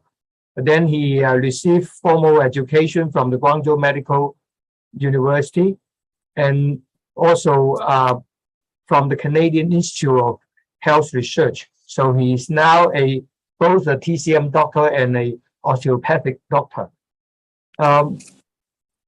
He have won multiple awards on papers focusing on prevention of cancer by TCM natural therapy and the use of nutrition and medicated diet. And he's won the Outstanding Contribution Award for Community Model Volunteers nominated by the Mayor of Marken City in Canada. So without further ado, Dr. Zhang, please tell us your experience in using diet. Thank you. Good afternoon, everyone. My here is good morning. Thank you, Professor Peter Chang, give me an opportunity to share my information about herbal remedy cooperator with medicine cuisine for treatment of a long COVID for the case. I will be using Chinese and English will be quickly about under the 10 minutes finish my share the information. This should be okay, right, Peter? Okay. 疫情在近3年的广泛的传播，在全球不少的转阴后的患者，都带来了不同程度的后遗症，使我们的临床来求医的病例中，主要症状表现有容易喘气、疲倦、声音沙哑、口干、喉咙疼、胃口不接、免疫力下降，而且容易反复受寒感冒。 睡眠素质下降，产生了情绪激动或负面的影响，这些都严重的影响了生活的工作的素质，更会引发多种慢性病的并发症的出现，这是应该值得关注和不容忽视的问题。 So we see that COVID-19 has spread widely in the past 3 years. Causing patients around the world to suffer from various degrees of post-COVID-19 symptoms. Based on our clinical cases, the main symptoms include shortness of breath, fatigue, hoarse voice, dry mouth and sore throat, poor appetite, frequent cold due to decline in immunity, and even emotional agitation or other negative effects caused by poor sleeping quality. We see that these symptoms seriously affect patients' quality of life and work and may even lead to further complications. Overall, this is a problem that is worth solving and should not be ignored. 我现在举一个病例，就是年龄为38岁的女性，得了 COVID-19 3周后才转阴，但是声音的沙哑，一直看了家庭医生不能改变，唇干干咳，痰吐不爽，舌尖 红，而且赤色，舌根带浅蓝白苔，睡眠质量差，胃口不接，情绪忧郁。患者到了第5周，声音沙哑的症状还是没有减退。So we really want to illustrate through a case today, beginning with a 30-year-old female who really suffered from COVID-19 and tested negative at week 3. She had a hoarse voice, dry lips, dry cough, sticky septum, poor sleeping quality, poor appetite, and depressed mood. Upon tongue examination, it showed a reddened tongue tip with light yellow coating at the base of the tongue, and at week 5, the above symptoms persisted. 传统中医认为舌尖是对于于心。 心为神明之所出，脑为神明之所使。 And we really see that traditional Chinese medicine believes that the tongue tip reflects the condition of the heart. We see that the heart is the outgrowth of the spirit and the brain affiliated with the spirit. 有舌尖，我病人看舌尖比较淡白，多属于心阳 亏损，气血不足，舌尖红赤，多为心阴不足，心火亢盛。 And if the tongue is pale and pinky, it usually represents deficiency of heart yang, or even insufficiency of qi and blood. Red and tongue tip usually represents deficiency of heart yin or even heart fire hyperactivity. 配合患者的刚才讲的症状，我采用了雪梨苷、莲子心，用来清肺、清热、摄那个心火。第二，采用生薏米、炒扁豆，强心、利尿、化食。第三，采用天麻祛风、健脑、安神。第四，采用麦冬、玉竹、生津、止渴、润肺。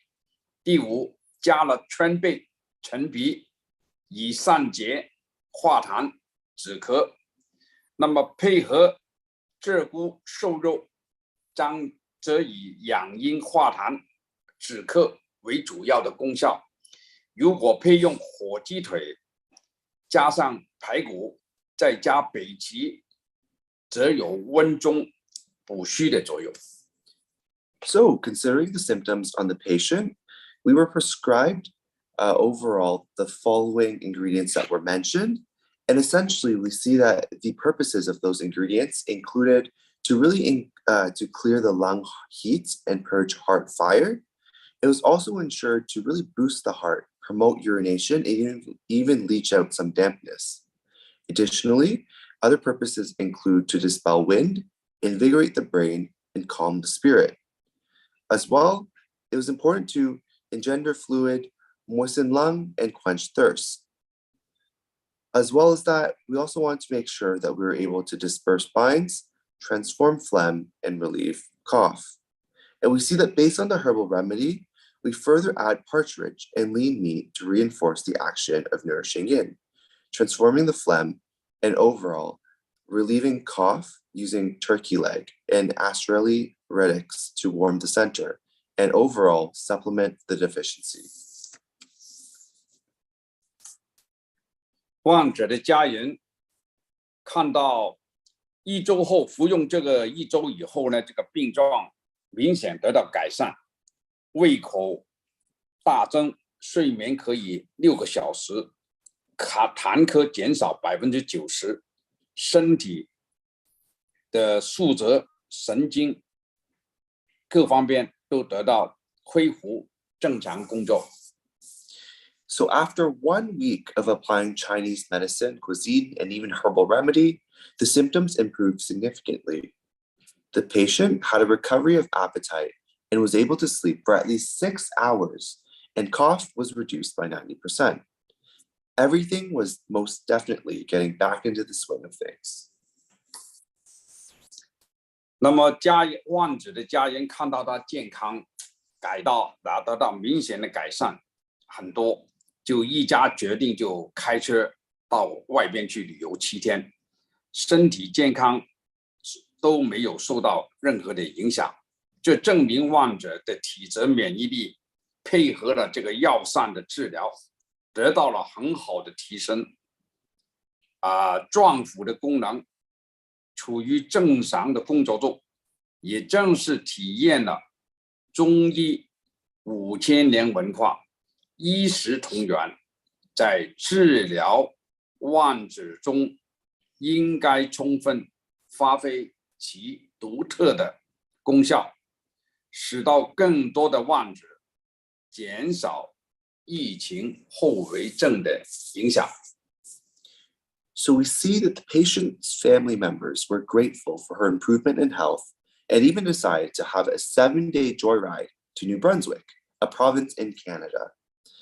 During the trip, the patient was in good health, and our case today is able to really help us show that herbal remedy, in addition with Chinese medicine cuisine, indeed is able to boost the patient's immunity and help recovery of Zheng Fu functions. It is also an inspiration that the 5,000-year culture of integration of Chinese medicine cuisine and herbal remedy should be fully utilized in the treatment of long COVID patients by reducing the severity of long-term sequelae. 我做一个简单的小结，就正如专家童晓林所指出的那样，他这次会议他讲到调整姿势，治好病在抗击新冠疫情中的作用。先要预防后病，预防疾病后的退化，预防康复后的复发。那么经验丰富的中医食疗对老年病、慢性病、代谢病、心脏病、COVID-19 传染病等人体不同程度的改善体质、提高免疫力、防治疾病起到了很好的作用。这都是这种促进的作用是一种不可忽视的辅助疗法，很值得我们配合治疗来推广。谢谢大家。So today, we really understand the role of prevention before a disease rather than really curing it. And we see that it's important to have prevention before the disease, prevention of degeneration after the disease, and even prevention of relapse after recovery. We see that experienced traditional Chinese medicine dietary therapy will play a very important role in improving physical health, improving immunity, and preventing and curing diseases to varying degrees in the human body against geriatric diseases, chronic diseases, metabolic diseases, heart disease, and even COVID-19 infections. Overall, we're so glad to really ensure that the promotion effect is an adjuvant therapy that should not be ignored and is worthy of popularization. Thank you very much, and we really welcome any questions anyone may have. Thank you.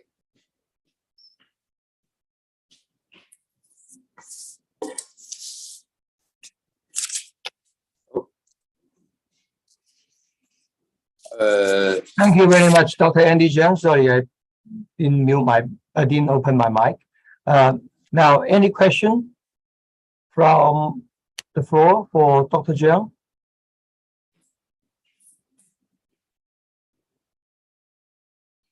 Well, it's a very interesting approach that you used, Andy. How is the availability of the therapeutic food substances or the diets in Canada, from your prescription? How easy is the patients can get those foods that you prescribed? That's for very convenient for in the Canada supermarket. And in the China, almost all the food in Canada is the same have. I see. Hong Kong food, Chinese, China, different country food, all they have. And the herb, we have a special export like a company. They pass it to Canada hygiene department, go to testing.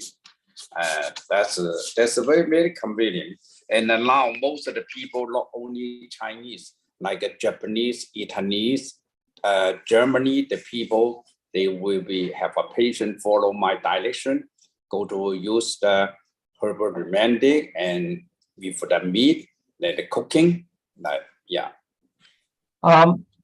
We have a question from Christine Dean about the prescription in the case studies in Pinyin instead of in Latin. We will do it for you.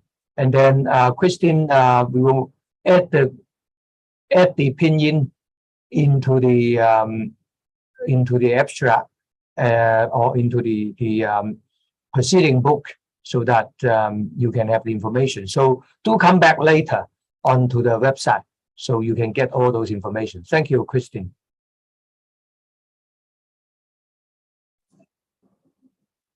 Any other questions?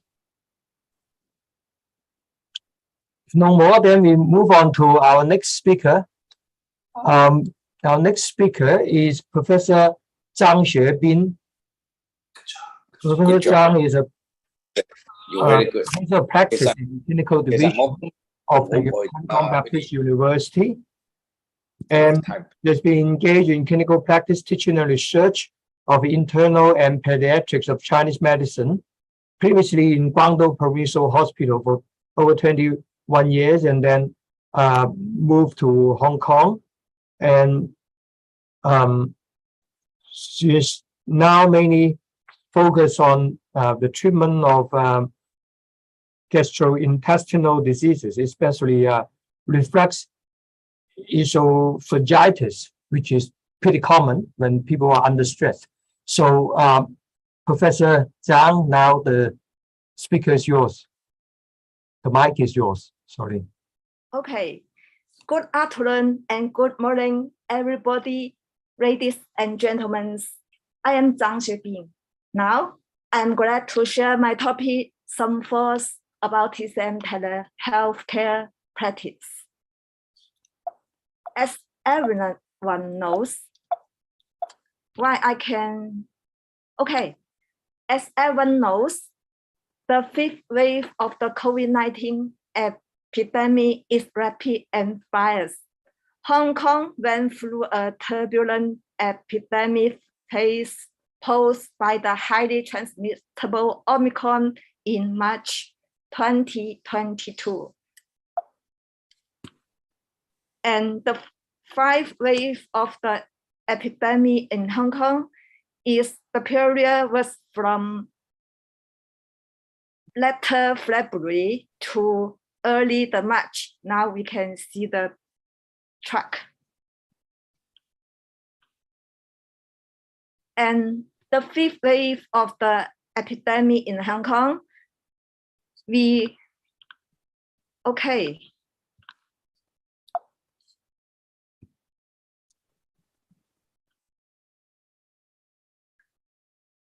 So, as everyone knows, during the COVID-19 pandemic, especially early the fifth wave in Hong Kong people suffered a lot because they could not receive proper health care.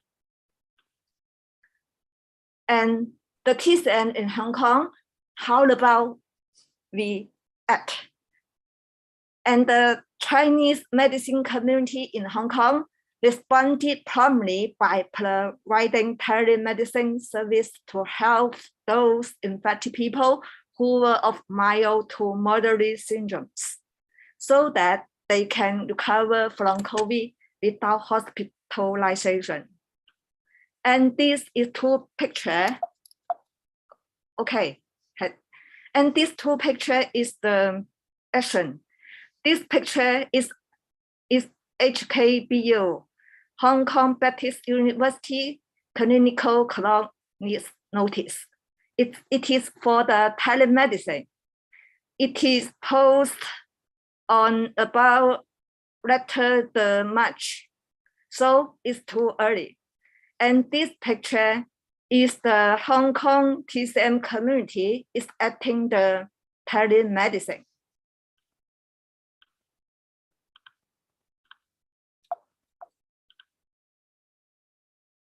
And how about in HKBU?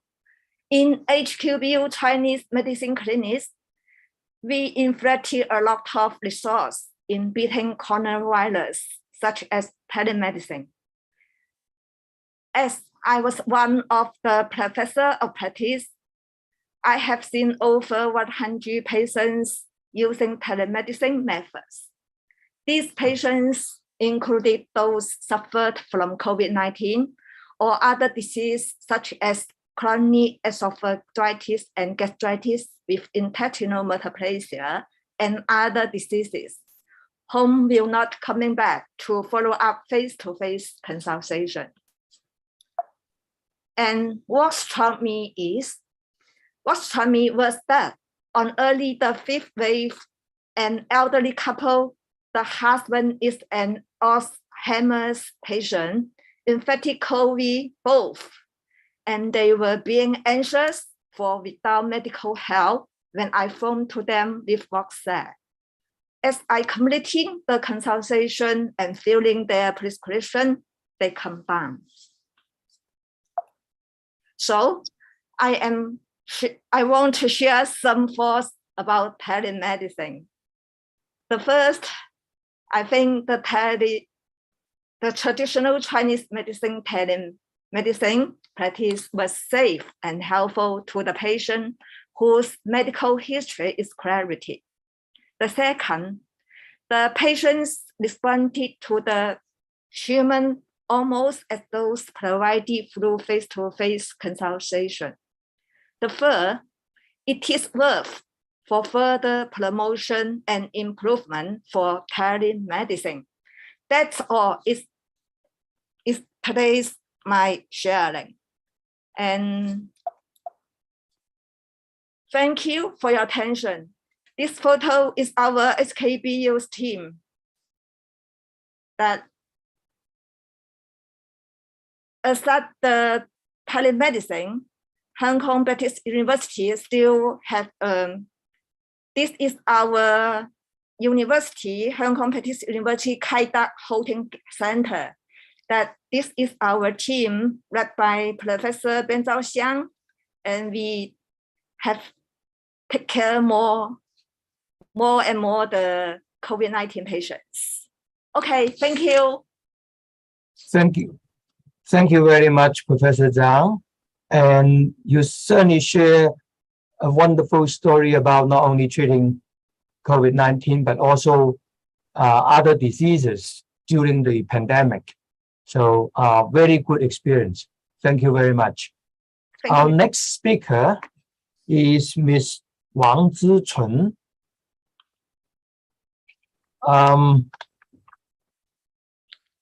Oops, I lost Wang Zichun's introduction, but she's actually my student. So she's been working on the use of artificial intelligence to analyze tongue coating.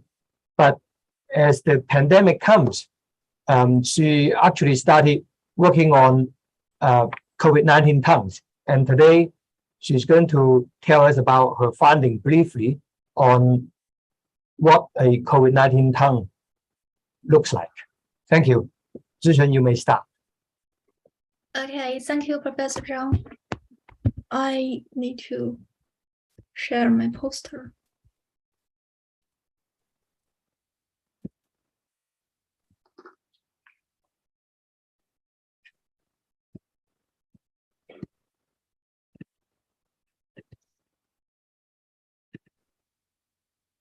Okay. Hi, everyone. I'm Wang Zhichun from Hong Kong Baptist University, and I'm glad to introduce our case control study of tongue coating diagnosis in COVID-19 patients. As is known, COVID-19 is a highly infectious disease leading to severe health consequences. So an easy and convenient method of detecting and monitoring of disease symptoms will be important. Changes of tongue features have been reported in COVID-19 cases, and in TCM, tongue diagnosis is one of the 4 routine procedures, especially in the diagnosis of febrile diseases.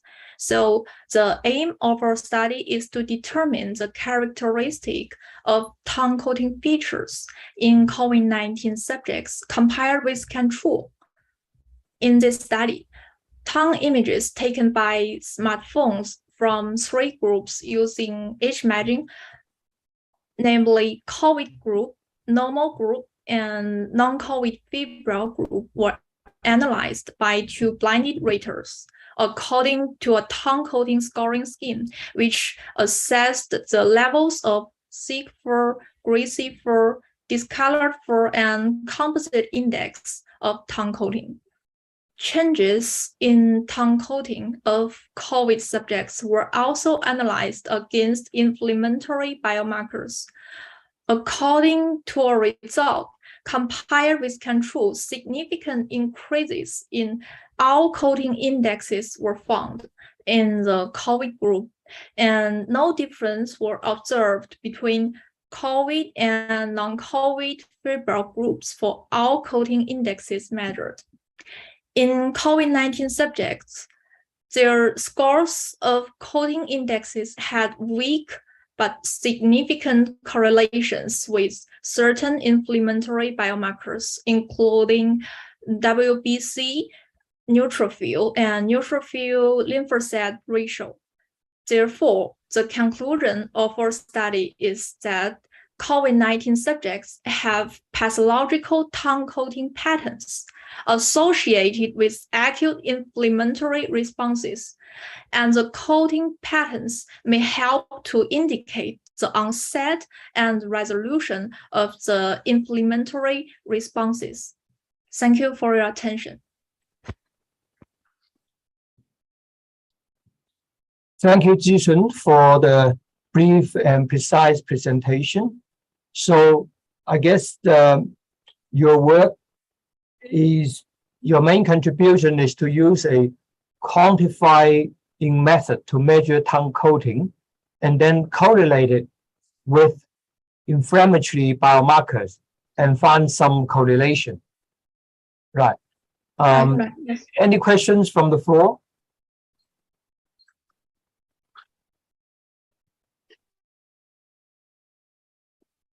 No, if not, then we'll move on to our next speaker. Okay. Our next speaker supposed to be Marcus Gadal. I'm not sure whether he's online.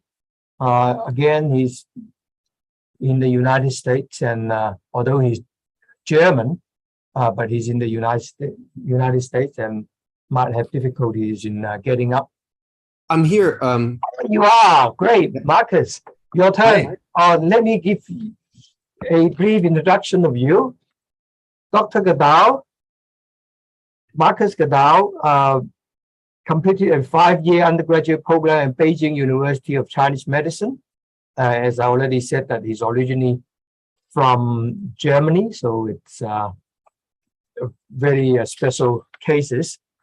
And he graduated with first-class honors and then spent 5 years at the Hong Kong Baptist University TCM Research Institute for his training to obtain a PhD in evidence-based Chinese medicine research. He published multiple papers in various well-respected medical journals. And now he's been living in Munich, Germany for the past 5 years and runs a very successful TCM clinic together with his wife, Yoko. He was featured in TV interviews, radio shows, and podcasts talking about acupuncture, pulse diagnosis, Chinese herbs, and helping to bring awareness to Chinese medicine as a whole. And I know Marcus has been doing a lot of teleconsultation during the pandemic. And please tell us about it, Marcus. Yes. Can you see my screen? Yes. Okay. It's weird with this with this virtual background. Yeah. Let me just, can you, and you see my PowerPoint, right? Yes, we can. But the voice can be a bit louder. Voice can be louder. Okay, let me get my, where are you? Just getting my headphones.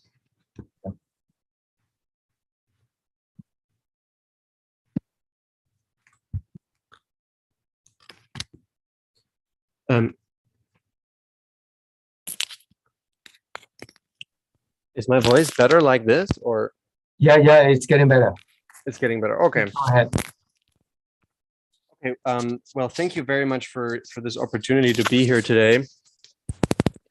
I basically just wanted to share my experience with TCM telehealth care in Germany, the treatment approach I've been using, and the diagnostic processes that were involved, the logistic, the cultural challenges over here, as well as, of course, the limitations that come with practicing Chinese medicine via telehealth, like these apps that we were discussing with the tongue. That would be a great addition. And especially now during the Corona crisis, it was very difficult sometimes seeing patients, and so telehealthcare became more and more important. So first of all, the treatment approach. What I found very important, the way I practice Chinese herbal medicine, was that I would always have to first see the patient at least one time in person, so I can do the full assessment, TCM assessment go over their medical history, look at their medication, their Western medical medication, and come up with my own Chinese medicine diagnosis. For me, I find Chinese medicine pulse diagnosis to be very important, then to see what kind of constitution they have and what the main pattern is at the moment, and how the Western symptom correlates with their Chinese syndrome. And then I would address that in my Chinese medicine formula. And from there on, I could usually see the patient. I would have a phone call with them at least once every 2 weeks. After that initial consultation, and then I would like to see them again, best after 1 month. But sometimes if things are going well, then I would only see them 3 or 6 months later.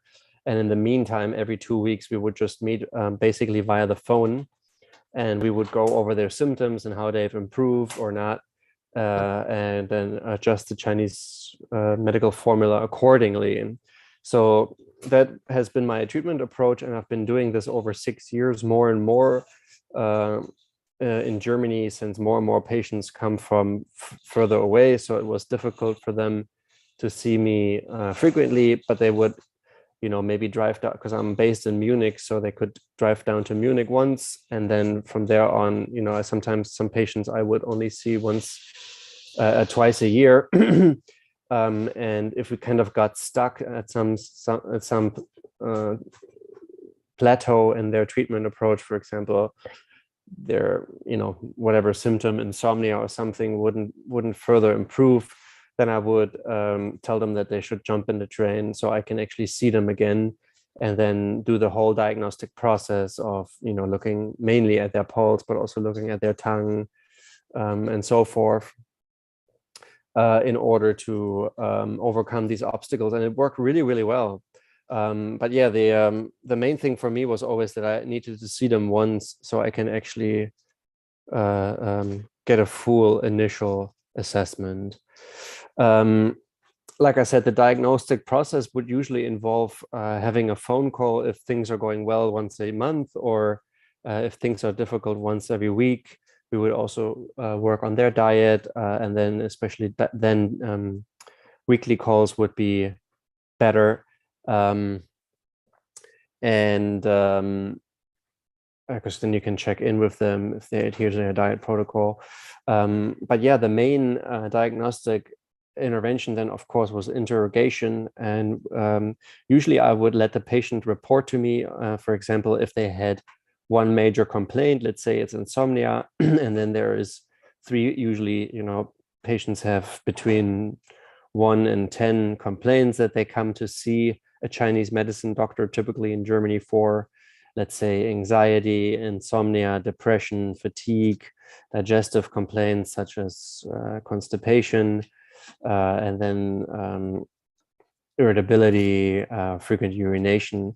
And then depending on whatever their syndrome was, I would address their main symptom, let's say the insomnia, initially with the herbs. And then once that improves, I would adjust the formula more and more to take care of more and more of their symptoms. And, in terms of Chinese medicine, improve the underlying patterns from a Chinese medicine physiology point of view. So that's what we would always do. We would meet, I would say on average, I meet my distance patients once every 2 weeks on the phone. We go through their list of symptoms, starting with the worst symptom, their primary concern.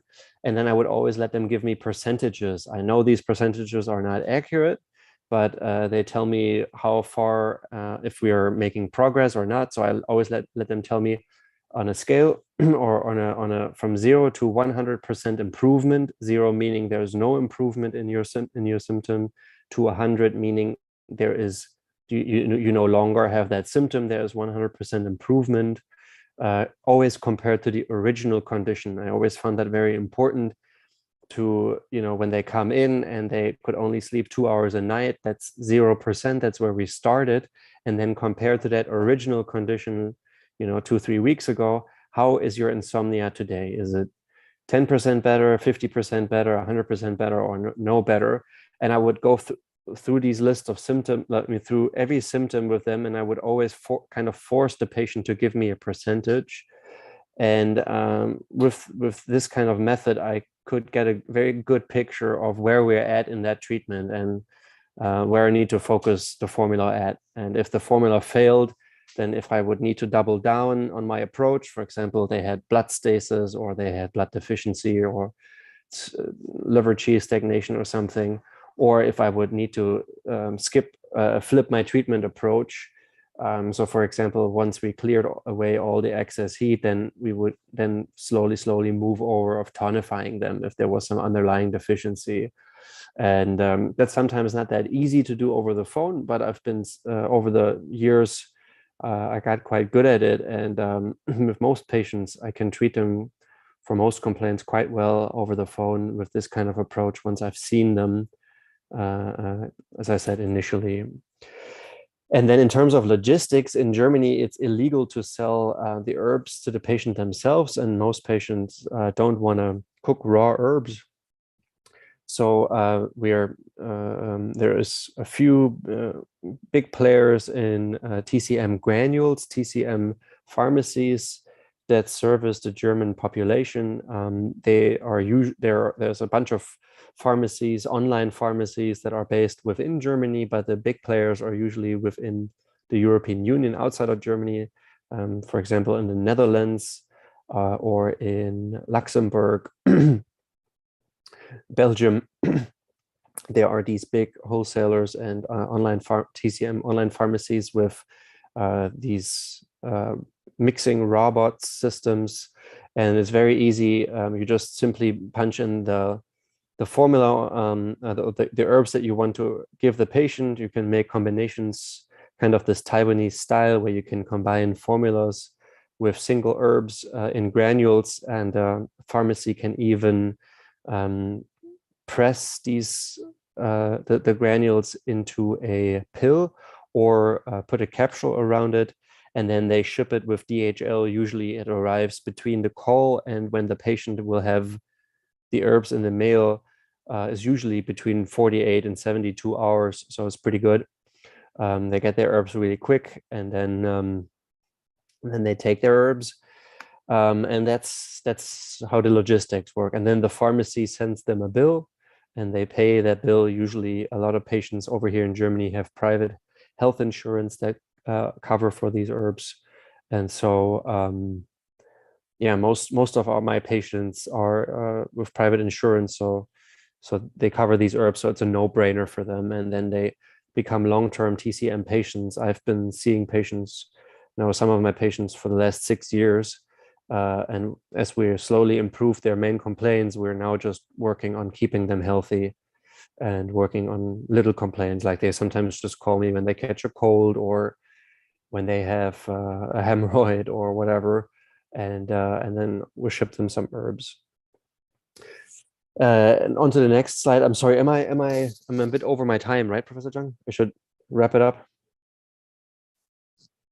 Oh, I can't hear you. I think you're muted. Yeah, please wrap up quickly. Oh, okay, sorry. Yeah, there's a bunch of differences, of course, in terms of culture. So in the initial phase, patients don't understand that Chinese formulas change or that they get a different formula even though they have the same symptom as their friend. So those are things that need to be overcome. And then in terms of limitations, my last point, obviously, just doing phone consultations and interrogating the patients, letting them give you symptoms and track their symptoms, so to say, it doesn't allow you the full spectrum of diagnostics nor therapeutics. And of course, some conditions cannot be treated with, or at least in my capabilities, cannot be treated well with Chinese medicine alone. And those were the main limitations, I would say. Thank you very much for your attention, and I'll give the word back to Professor Zhang. Thank you very much, Dr. Gadao. I will allow a couple of questions from the floor. Any questions?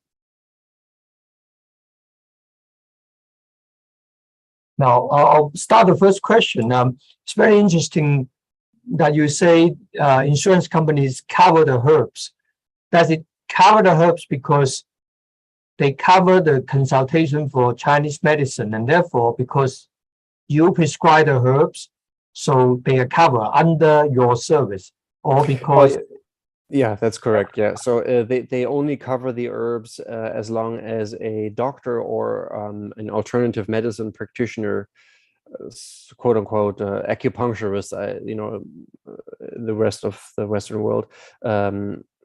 If you have one of these two licenses, then I would say 80 to 90% of the private insurance will cover the herbs as well as the phone consultation. That's excellent.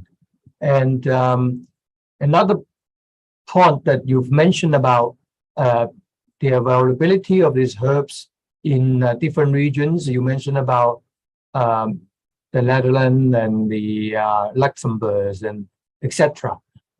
We actually have someone, Dr. Dong from Shenzhou, from the Netherlands, to come in for the discussion. Apart from the Netherlands, what other places that you think that it could also be very helpful in filling prescriptions? So there's a lot of these pharmacies that are basically TCM online pharmacies. There's one in Berlin, there's one in Munich. Like I said, the Netherlands, they're actually based out of Switzerland. Lien China Herbs, they're called. I think they are one of the largest players in Europe, at least as far as I know. At least they're a very big player over here in Germany. There is companies in Belgium, Luxembourg, in Austria, in Spain, in France, that in England, in Poland. There is many different herbal suppliers in Europe with different regulations, but as they're all except for the UK, all of these countries that I just mentioned are within the European Union, so you can just ship toll and tax free everywhere and quite quickly too. If the herbs go in and out of the UK, then the chances are the customer will check on it and tax on it. Oh yeah. Mm-hmm. And possibly not even allow them. Yeah, exactly. So for example, if I order herbs from the United States, usually they don't get in. The German customs will burn them. Right. So as long as it's within the European Union, there will be no custom checkings. Correct. Okay, great. Thank you very much. Okay, I'll hand it to Professor Zaslavsky to chair my session. Thank you, Dr. Zhang, and thank you, Marcus. Myself, Marcus, and Xiping actually worked on a large project a couple of years ago, so good to see you. Yeah, good to see you, Chris. Yeah, you too, Marcus.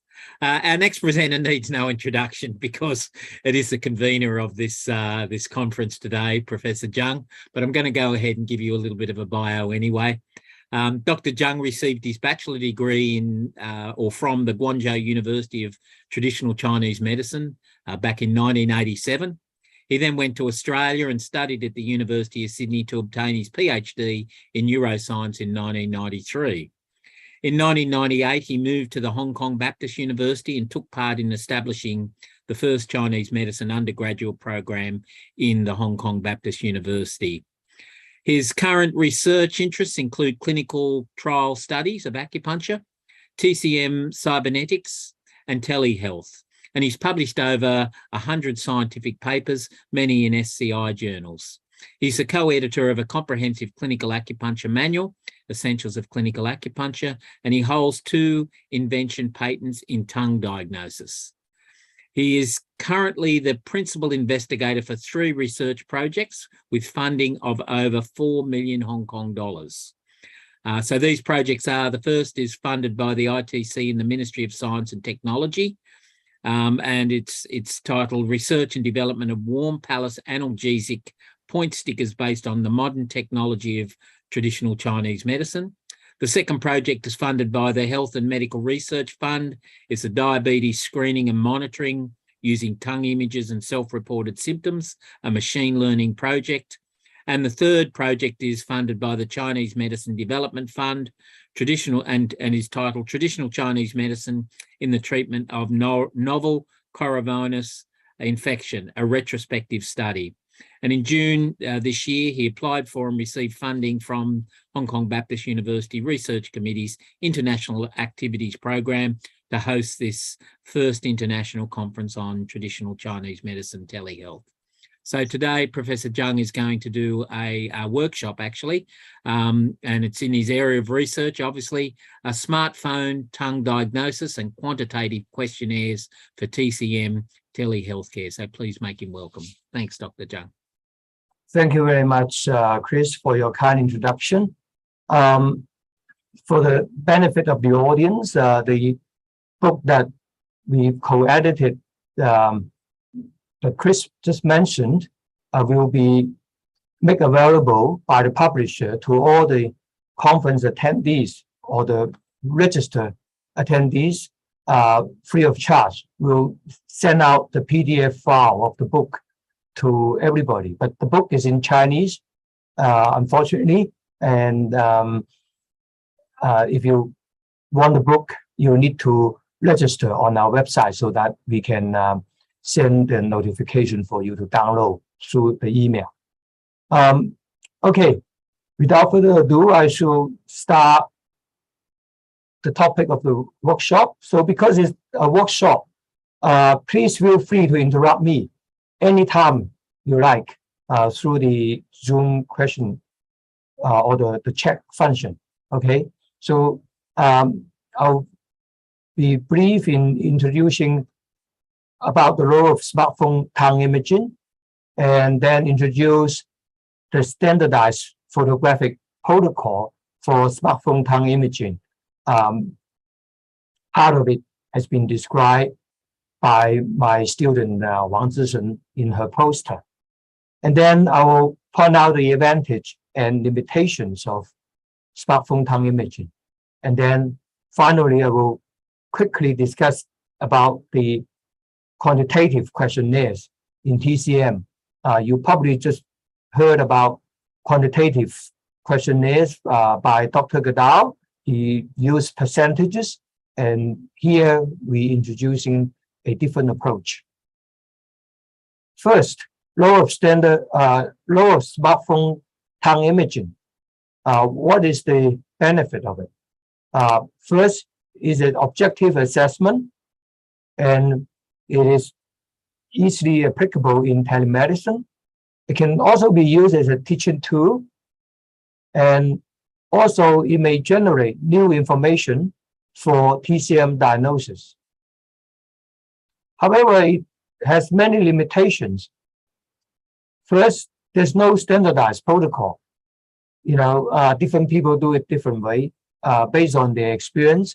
And if you tell the patient to do it themselves, it's very hard to explain. So it's difficult to follow the instruction. And the picture quality control is quite variable. And then the picture quality is also affected by variation in phone models. Now we introduce to you a standardized photographic protocol to minimize those variables.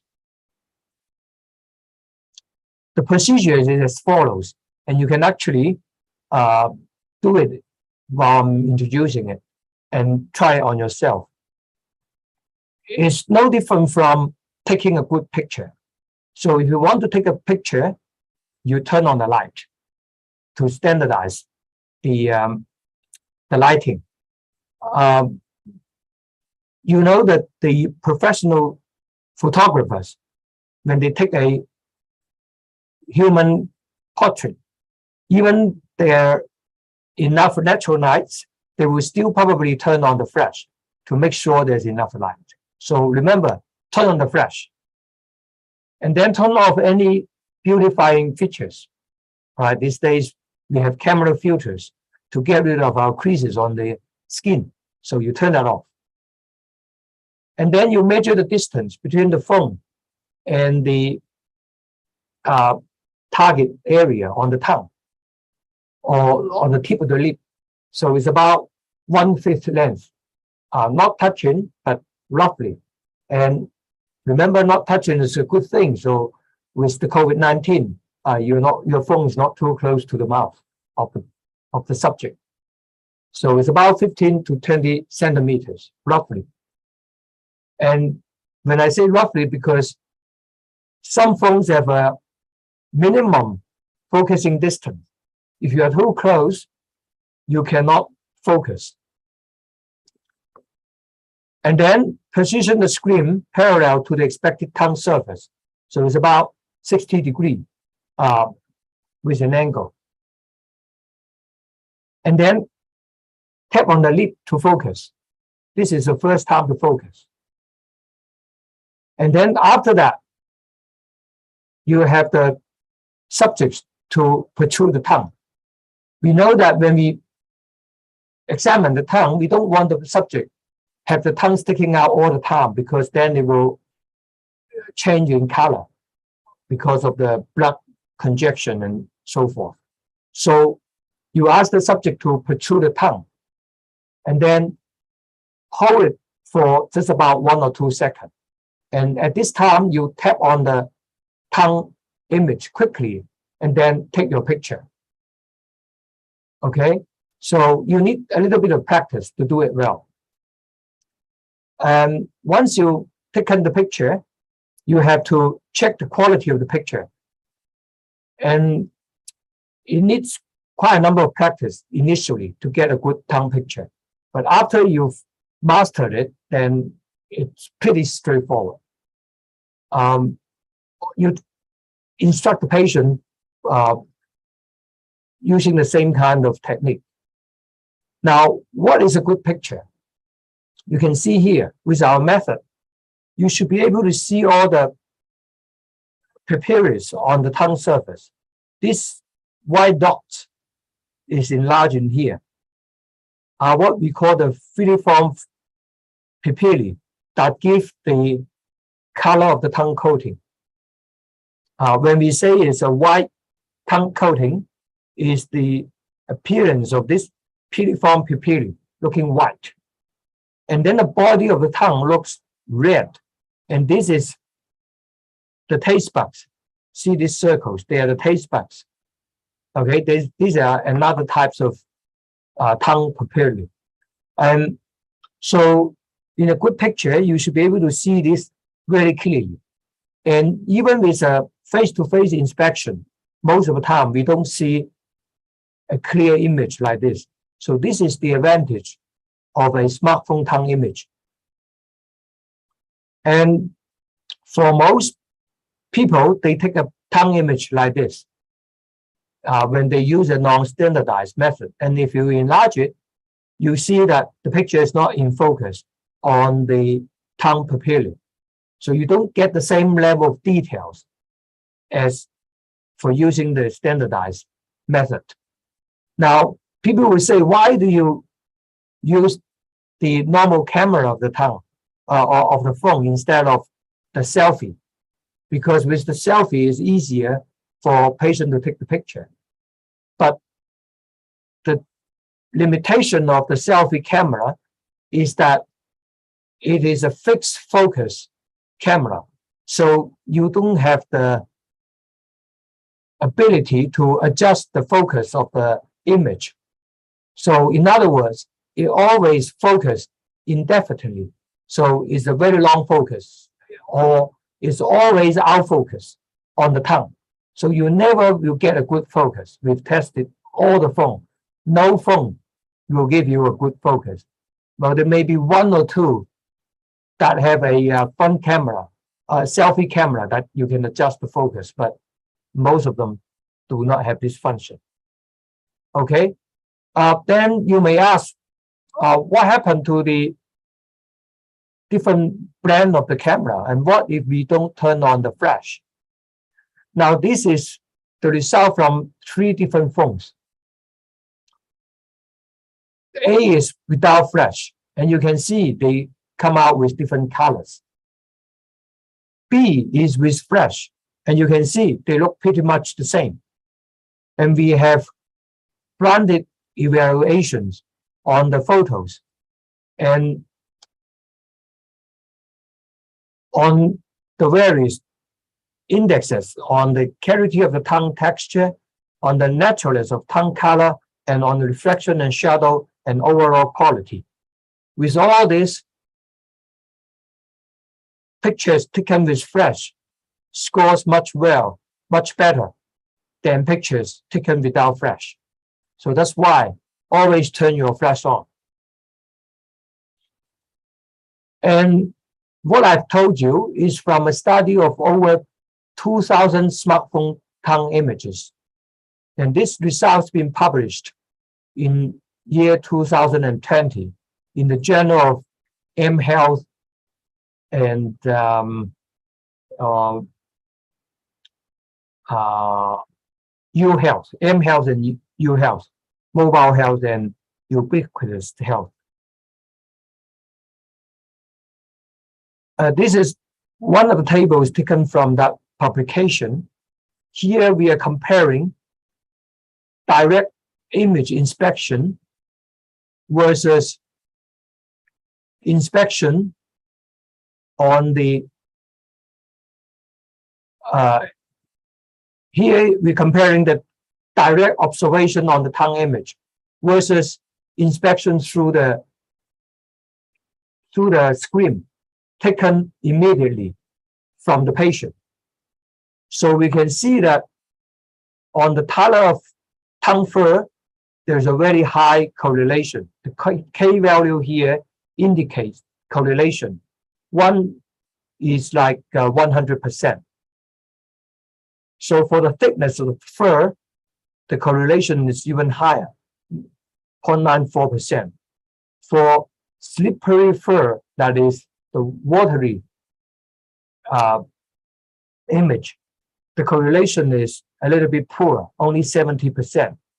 This due to the reflection of the flashlight, because the water comes out as a very white reflection, and sometimes the flash can cause a misleading image. Dry fur, again, pretty good correlation. Slimy fur or slippery fur, and that's the focus of COVID-19, and we also get a very good correlation. Then for thin fur, the correlation is even better, because as we can see just then, that with a focus image, you can actually see all the papillae that make up the fur. Tooth mark of the tongue, there will be no mistake, 100% in agreement. Color of the tongue, that is, whether it's red, pale red, or very red, then the agreement is also poor. So remember, even you look at the person face to face and then take a picture and look at the picture, there is a difference between what you see from the person and what you see from the picture. Now, if we have the person look at the picture again on the next day, then the correlations again becomes poorer. It drops, especially on the color of the tongue. It drops to 0.22, so very, very poor correlation. That's why we concluded that smartphone tongue images are very good in reflecting the fur of the tongue, whether the color or the thickness of the fur. But for the color of the tongue body, you don't rely on it. There's no correlation. However, for tooth marks, you're pretty safe. If you see tooth marks on the phone, you will see tooth marks on the person. Okay, so this is a summary of our presentation on the smartphone tongue imaging very quickly. I welcome further questions. And now I'll quickly describe the quantitative questionnaires that we used for both healthy lifestyle practices and outreach community health promotions. So we have built in English the TCM Body Constitution Questionnaire, Suboptimal Health Questionnaire, Student Lifestyle Questionnaire, Sleep Quality Questionnaire based on the PSQI, Optimism Questionnaire, or Optimism Assessment for assessing the psychological aspects of health, Cognitive and Affective Mindfulness Scale for the practice of mindfulness, Stress Questionnaire, and also a happiness scale. I only want to introduce to you our suboptimal health questionnaire. Now, instead of using percentage, we use a Likert scale on 5 points. 1 stands for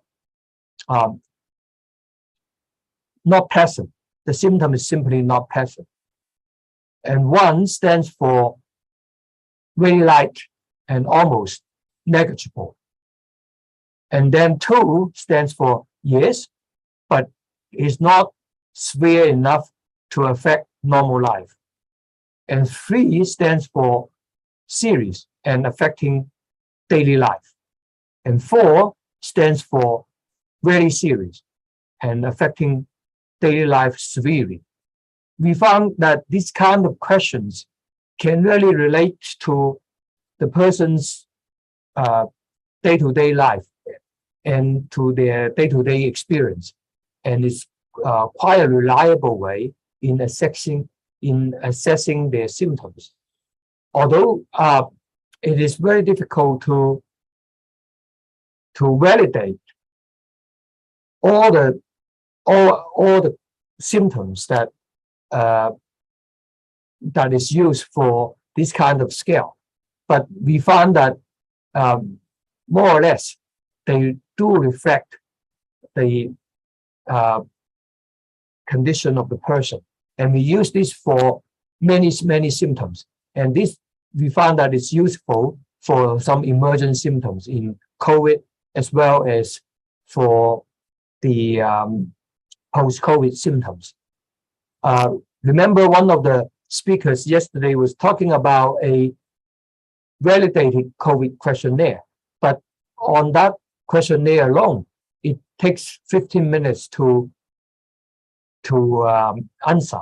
However, nevertheless, to promote Chinese medicine and to promote outcome-based research and telemedicine, we do need some standardized questionnaires. And we found that if we follow this kind of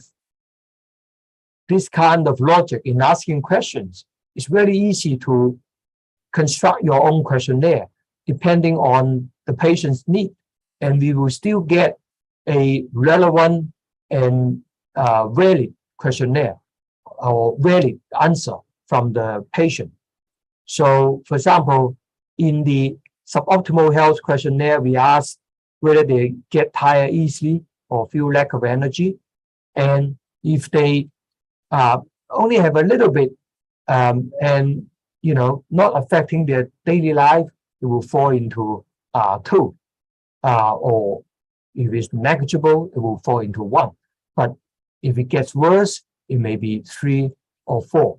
And likewise, if they were at 3 or 4, but after any treatment, it could be a lifestyle advice, a meditation, or just resting better, or taking some herbs or some diet, and they get better, it should show up in this scale. So it's also sensitive Okay, so I want to stop in here because it's a workshop, and welcome questions from the floor.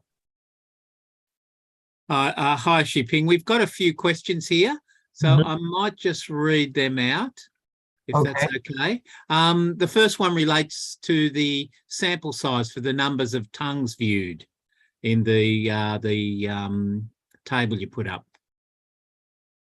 Here? No, yep, that's it. Okay, the sample size in this particular comparison is 34. So we have 34 patients, if you like, being examined face to face, and then taking a picture immediately, and then making the evaluation at the same time. And then out of this 34, we have the pictures evaluated in 24 hours. Oh, sorry, no. Yes, separated about 24 to 48 hours. And it just happens that it's 24 subjects examined in this way. Okay, thank you. There's more of a question here with this one. They're great qualitative questionnaires. Would you be willing to share them? Yes. I was going to announce that we'll be establishing an association for TCM telemedicine, and we will be having a platform for the association, and we will be sharing all these questionnaires on the platform. We hope that the practitioners can just send a link to the patient, and the patient then can answer these questions and then send this information back to the practitioners. So Okay. the whole idea. Yep. And the next question also relates to the questionnaire. When evaluating the questionnaire, does each symptom or question have the same weighting? Because we are not looking at the total outcome. We are just looking at, for each symptom, how we are quantifying them according to some relevant life relevant experiences. So the weighting between the symptoms are not done in here. So in this way, it only reflects the changes in a particular item. It's up to the practitioner to judge the total score, the meaning of the total score, or the significant changes in the total score. Thank you. I'll just open it up to the participants. Are there any further questions you would like to ask Professor Zhang? Please feel free to unmute or to type in the chat box. Well, actually, yeah. If you have questions, you can also ask them in this following Q&A section. So we've moved to a TCM telehealthcare in action part of the workshop, and we have the pleasure to welcome two representatives from the TCM product supply industry. One of them is Dr. Dong Jiling, director of the online TCM shop from the Netherlands. Is Dr. Dong in here? Dong 医生在吗? Oops. Yeah, I might have to. He might have some difficulties in. Oh, well, he's online actually. 董医生，你好，你好，是不是董志林？董志林董事长在的。谢谢。And then the next representative is from Australia, Beijing Tongyan, and it's Dr. Max Ma. I think I just heard Dr. Ma speaking. Dr. Ma. Hi. Yeah, I'm here. Hi. welcome, and also thank you for participating. So here we want to go through the process of telehealth care or telemedicine in Chinese medicine, and to see how everybody can, contribute in each step to facilitate the process, to make it into a closed cycle, to actually make it happen. I know that a lot of speakers are already doing it. However, maybe in each step, there are ways to do it better. So this is a open discussion. Okay, so I've tentatively arranged the discussion in 4 steps. The first step is obviously finding the patient, right? So if you want to serve the patient needs to know that you are there to serve them. And for the local practitioners, of course, you have your own patient base. But now with COVID, there's so many patients that needs help, and most of them don't know that Chinese medicine may be able to help them. Now, how do we find the patient? And one way is what I'm doing now. I hope to put all this information onto a website, a platform, and then use Google engine optimization, search engine optimization. So when people type in COVID, then the website will show up. Okay. Now, however, I do aware of the regulations in different places, and in most countries, Chinese medicine practice is not part of the medical practice. And by putting medical or treatment information for COVID or post-COVID on the internet, even just personal experience sharing may be against some of the regulations in that country.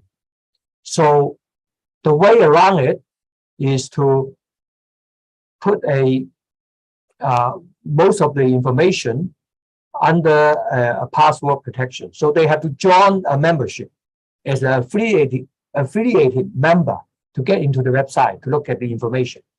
For example, all the information from today and yesterday's presentation, or most of the information, as long as it's talking about treatment efficacy, specific cases, we put it under password protection. So people have to actively register to get in there. And then people can find who is doing what in there. And then another question or another issue is the legitimacy of providing remote consultation to patients from a different country or a different jurisdiction. From what I've learned from this 2 days conference, we probably need to partner with a local practitioner. So the responsibility will be rest on the local practitioner. So in other words, as a local practitioner, if you have too many patients you cannot cope with, then you can share, or difficult cases, you can share with it for non-local experts, for example, from China. But you are taking the full responsibility for this patient. And when I'm talking about local practitioners, it's not limited to TCM practitioners, because as you know, this conference is called in collaboration with the World Federation of Acupuncture and Moxibustion Societies. We know that a lot of practitioners in the world are practicing acupuncture and they know a little bit of Chinese medicine. However, they may not be comfortable in treating a patient with herbs, although they've been trying or using a little bit of it. So maybe these people, these acupuncturists, can partner with expert TCM doctors, non-local TCM doctors, together to serve the patient. So that's my suggestion of for the first step. And I welcome any comments and suggestions for the first step.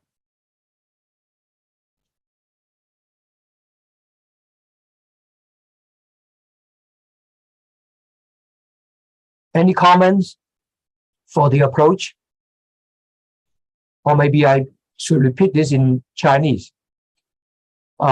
就是第一步，我们要找到这个病人，找到病人了，这个病人其实很多了，看不完的因为这个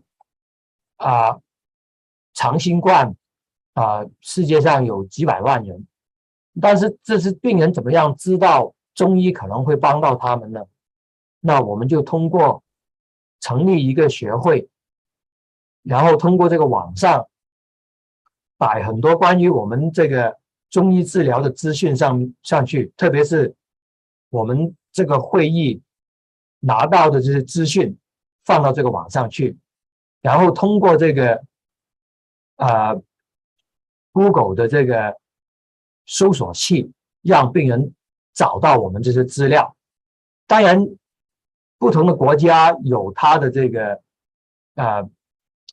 不同的这个法律制度，它可能不让我们公开的宣传这个中医治疗新冠。那我们作为一个学术团体，我们可以设立一个密码，就是这些病人呢，他需要注册成为我们的这个附属会员，他才能进到这个网站上面去，这样子就可以保护我们所有的这个发言的这个专家和这个发表信息的这个专家呢不受到这个法律的这个挑战，因为我们只是一个研究的一个平台看看大家有没有什么建议，或者在法律上有什么考虑不周到的大家可以提出来。Okay, if there's no further comments, then I'll move to step 2, preparing the consultation. Now, as I already mentioned, we're probably going to face millions of people seeking consultation. And if we are going through all the detailed procedures, it will take a lot of time and we cannot do many of them. However, with the questionnaires that I just mentioned, we can send these questionnaires to the patient for them to fill in. Of course, they have to trust the local practitioner because the local practitioner is responsible for them and responsible for their privacy and all the information. So when they fill in all this information, they send back to the local practitioner. The local practitioner then will start to screen all this information and decide on whether these patients are suitable for remote consultation or they should be coming in first to have a face-to-face consultation before they will have a joint consultation with a non-local practitioner to solve their problem. So that's the idea of the step 2, preparing the consultation. Any comments, suggestions on this step? 张医生请讲。我可以问你吗？请问。我刚才听你说的就是这个网站要密码，然后这个为了避开这个法律问题。对，我觉得我不知道香港的法律怎么样，西方的法律应该是属于学术活动这个在法律上面是没有影响的，没有关系的，不存在法律问题的。如果是你卖个产品，比如说你能治疗那个新冠肺炎，这个是不可以的，受到法律约束的。但是你属于学术这一块的话呢，是没有什么约束的。如果你通过密码的话呢，可能会影响这个扩大的范围。放开的话呢，可能就更加发展的可能快一点。你否则有些病人他要知道一些这个中医药治疗新冠肺炎的后遗症有什么作用，那他这还要去得到一个密码，他就不会再去看了。所以这个问题你也考虑。我觉得包括这些专家发表的一些文章等等，不会受到法律的约束的只不过可能这个专家和专家之间可能会有一些争论，这个是很正常的。谢谢董医生Dr. Dong is commenting on the website using a passcode may deter people from entering or finding out the information. When I say having the passcode is only for certain sensitive information. For the published information, published articles, and published reference, we will not require the passcode. So we will be using a combination of passcode information and non-passcode information. 就是我刚才说了，这个用密码的是有些比较敏感的东西，比如说一些个案等等但是一些发表的文章我们会公开宣传这个我们也会考虑到谢谢您的建议。好，对，你关键你这牵涉的是隐私的，这个我们要注意。对对对，比如说有些图片上传的话，其实隐私的，你就是本人签字的允许上去，这个要注意的。Well, in here, I should mention that from what we have learned today, that the patient privacy is very important, and it rests in the in-charge practitioner. So, on this platform, we will be providing all the questionnaire tools, but the platform will not collect the patient's information, at least for this stage, when we don't have a very secure platform and when we don't have a contract with the practitioner. 就是这里我补充一点，这个平台呢，它会有一些问卷给这个病人，但是这个结果呢是属于这个医生的，它不是属于这个平台的，因为医生能够确保这个病人的隐私，这个平台的话没有权拥有这个病人的这个资料，这个是我们现在做的跟很多现在现成的平台不一样的地方。And then step 3 is filling the prescription. 第三步，我现在就讲到这个要处方怎么样给药病人了。We learned from Dr. Marcus Gadal, that he used PCM pharmacies in Europe that have machines to fill the prescription. So that's a very good way of processing the prescription, because if we have like hundreds of patients, this will be very convenient. And also, it's more it avoids some conflict of interest, because patients will not be worried about the practitioners are charging a very high price for the herbal substances. Now, the question is that we really need the support from the pharmacy, because the prescription sent down to the pharmacy, sometimes the pharmacy may not have the types of medicine from there, or even they have the granules, for example, they have to do the conversion. And the conversions sometimes are not necessarily straightforward. So I want to hear from Dr. Ma, what is your experience in filling remote prescriptions in Australia? Okay, thank you, Dr. Zhang. Yeah, thank you for your organization, such a meaningful event and quite informative.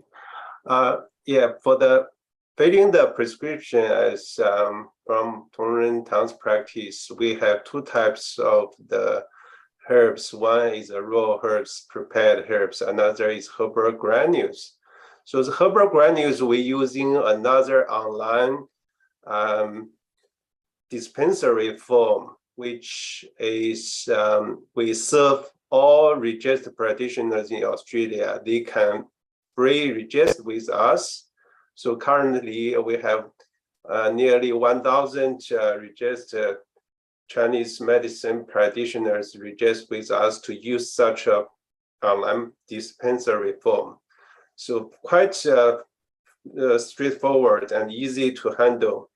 So all the practitioners, they see the patients either online or offline.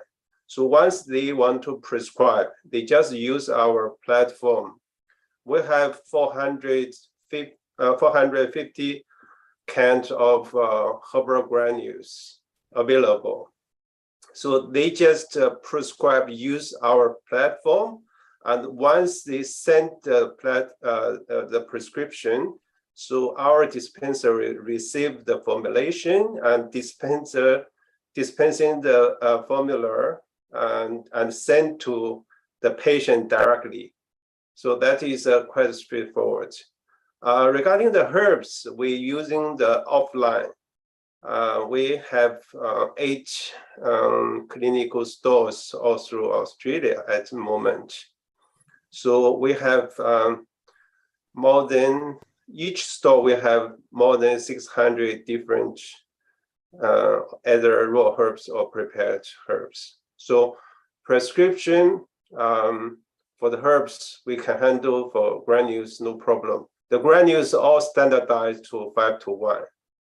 So all the practitioners, they just prescribe the raw herbs formula, and the system will automatically convert to the granules.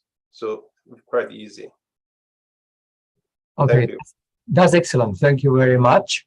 I think if one works with a local practitioner in Australia who have registered with a herbal pharmacy, then all the questions can be solved by the practitioner through all the problems can be solved by the practitioner. So any non-local practitioners, they first have to find a partner, or the local practitioners can start finding a partner outside their region if they want to work together to do telemedicine. Now, I want to ask the situation in the Netherlands.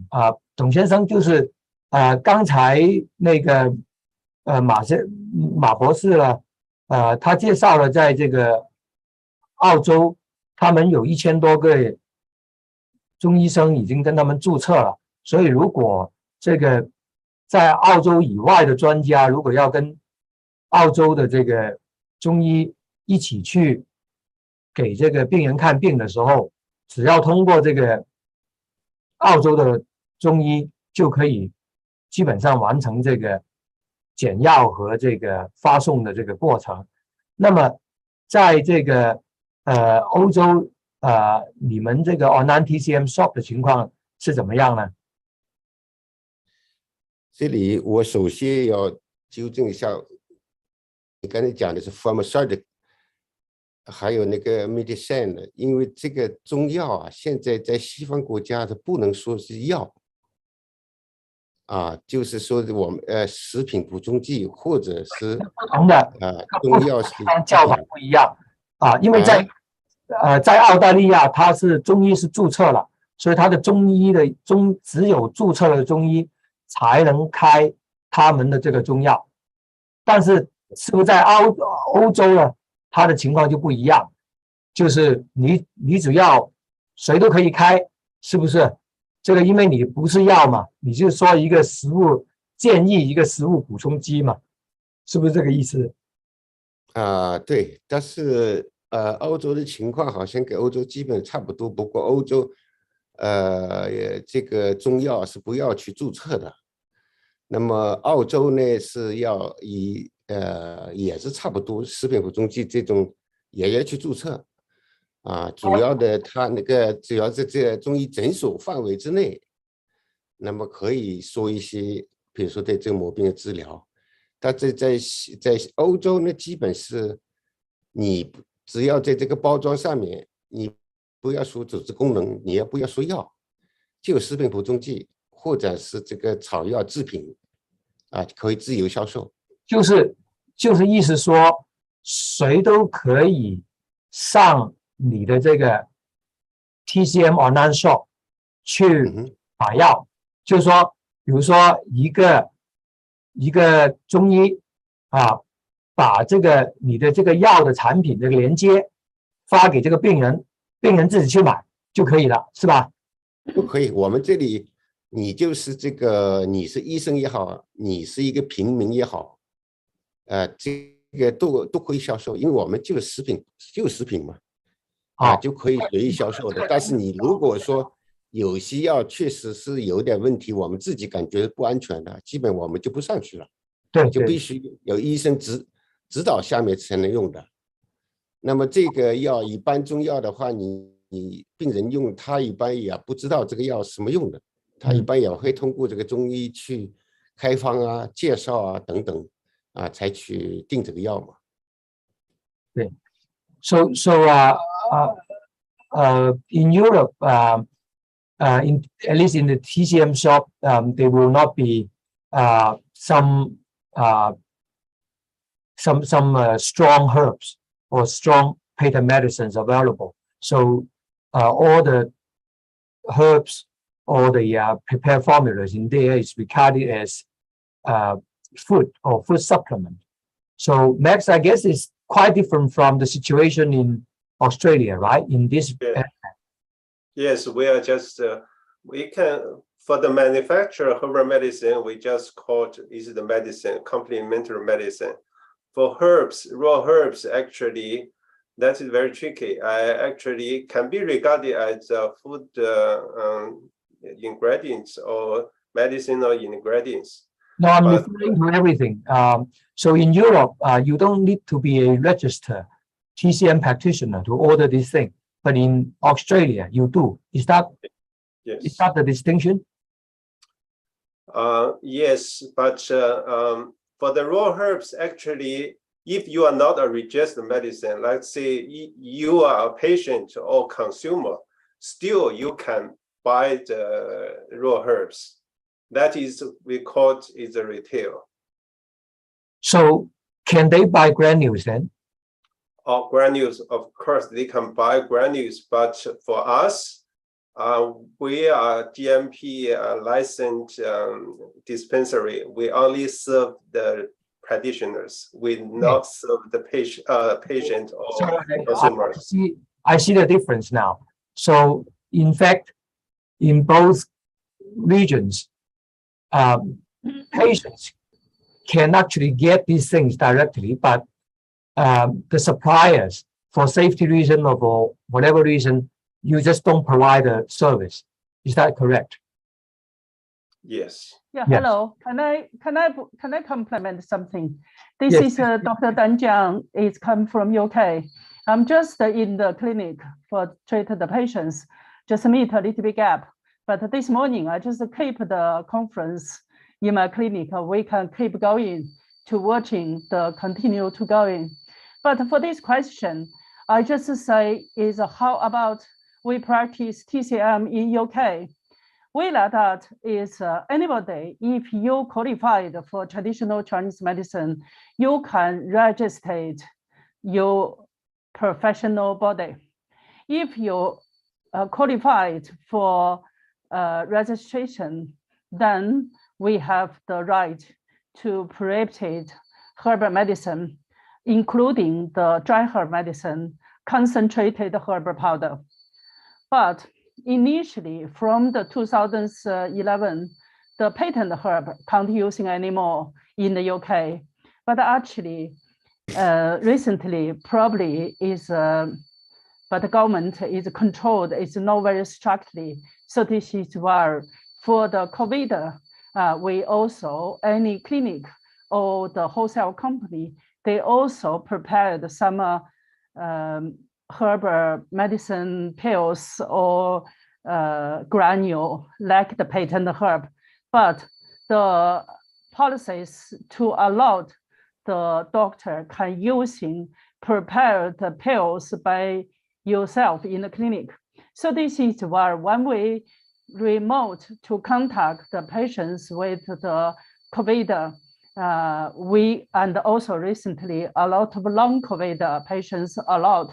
So this is why we always taking the clinical information, patients' main symptoms from the WeChat, internet, WhatsApp, anyway. Then we always confirm the patient's condition is from the tongue, because I believe the tongue is gave us enough information for the clinic and the patient's inside the condition, so they can guiding our to making the prescription and the herb as well. Then we send the herb to the patients by post. So this is why I believe the Tyler policies to give the patients our TCM treatment is a very good proposal. So we support this proposal to keep going on. Thank you. Okay, thank you, Professor Jiang. Yeah, because of the time, we have to close in here. Unfortunately, I know that we have many interesting things to discuss, and of course, we cannot solve all these logistic problems in a few minutes, but at least it's a good starting point, and we know roughly what the situations in Australia and in Europe's now, and I hope that we can follow up from there later. And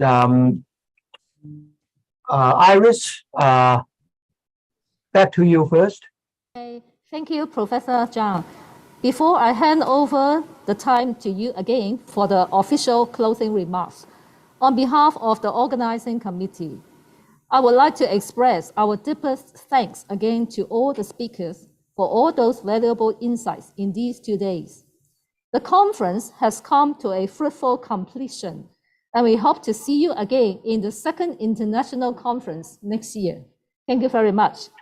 Now, let's invite Professor Zhang Shiping again for the closing remarks. Professor Zhang, back to you again.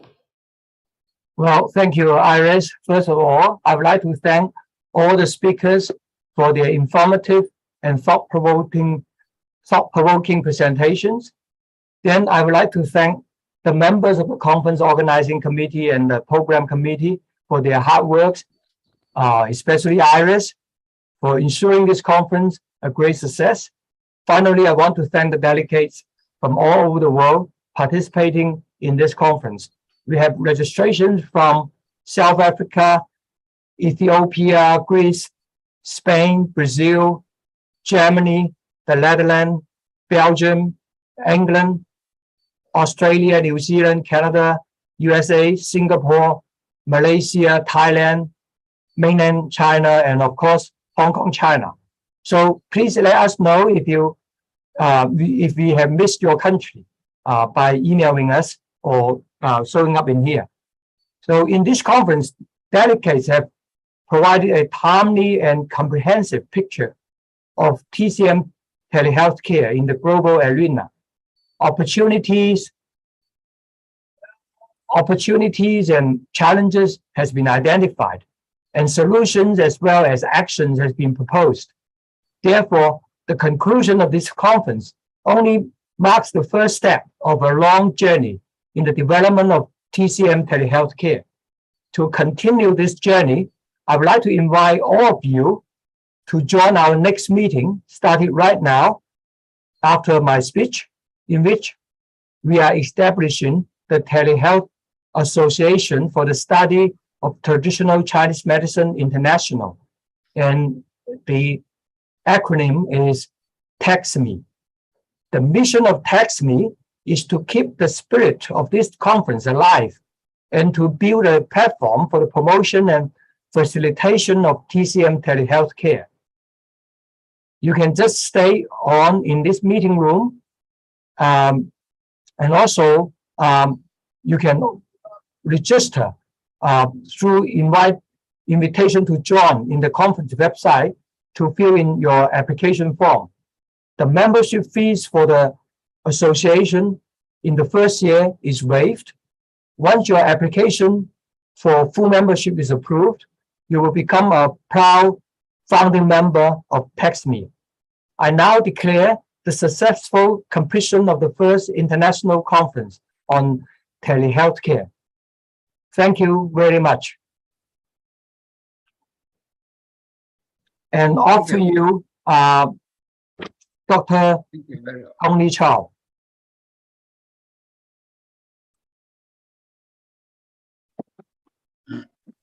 Thank you, Professor Zhang. Thank you for staying for this inauguration ceremony. I'm Tony Chow from School of Chinese Medicine, Hong Kong Baptist University. Today we would like to share for our inauguration ceremony for some agenda to all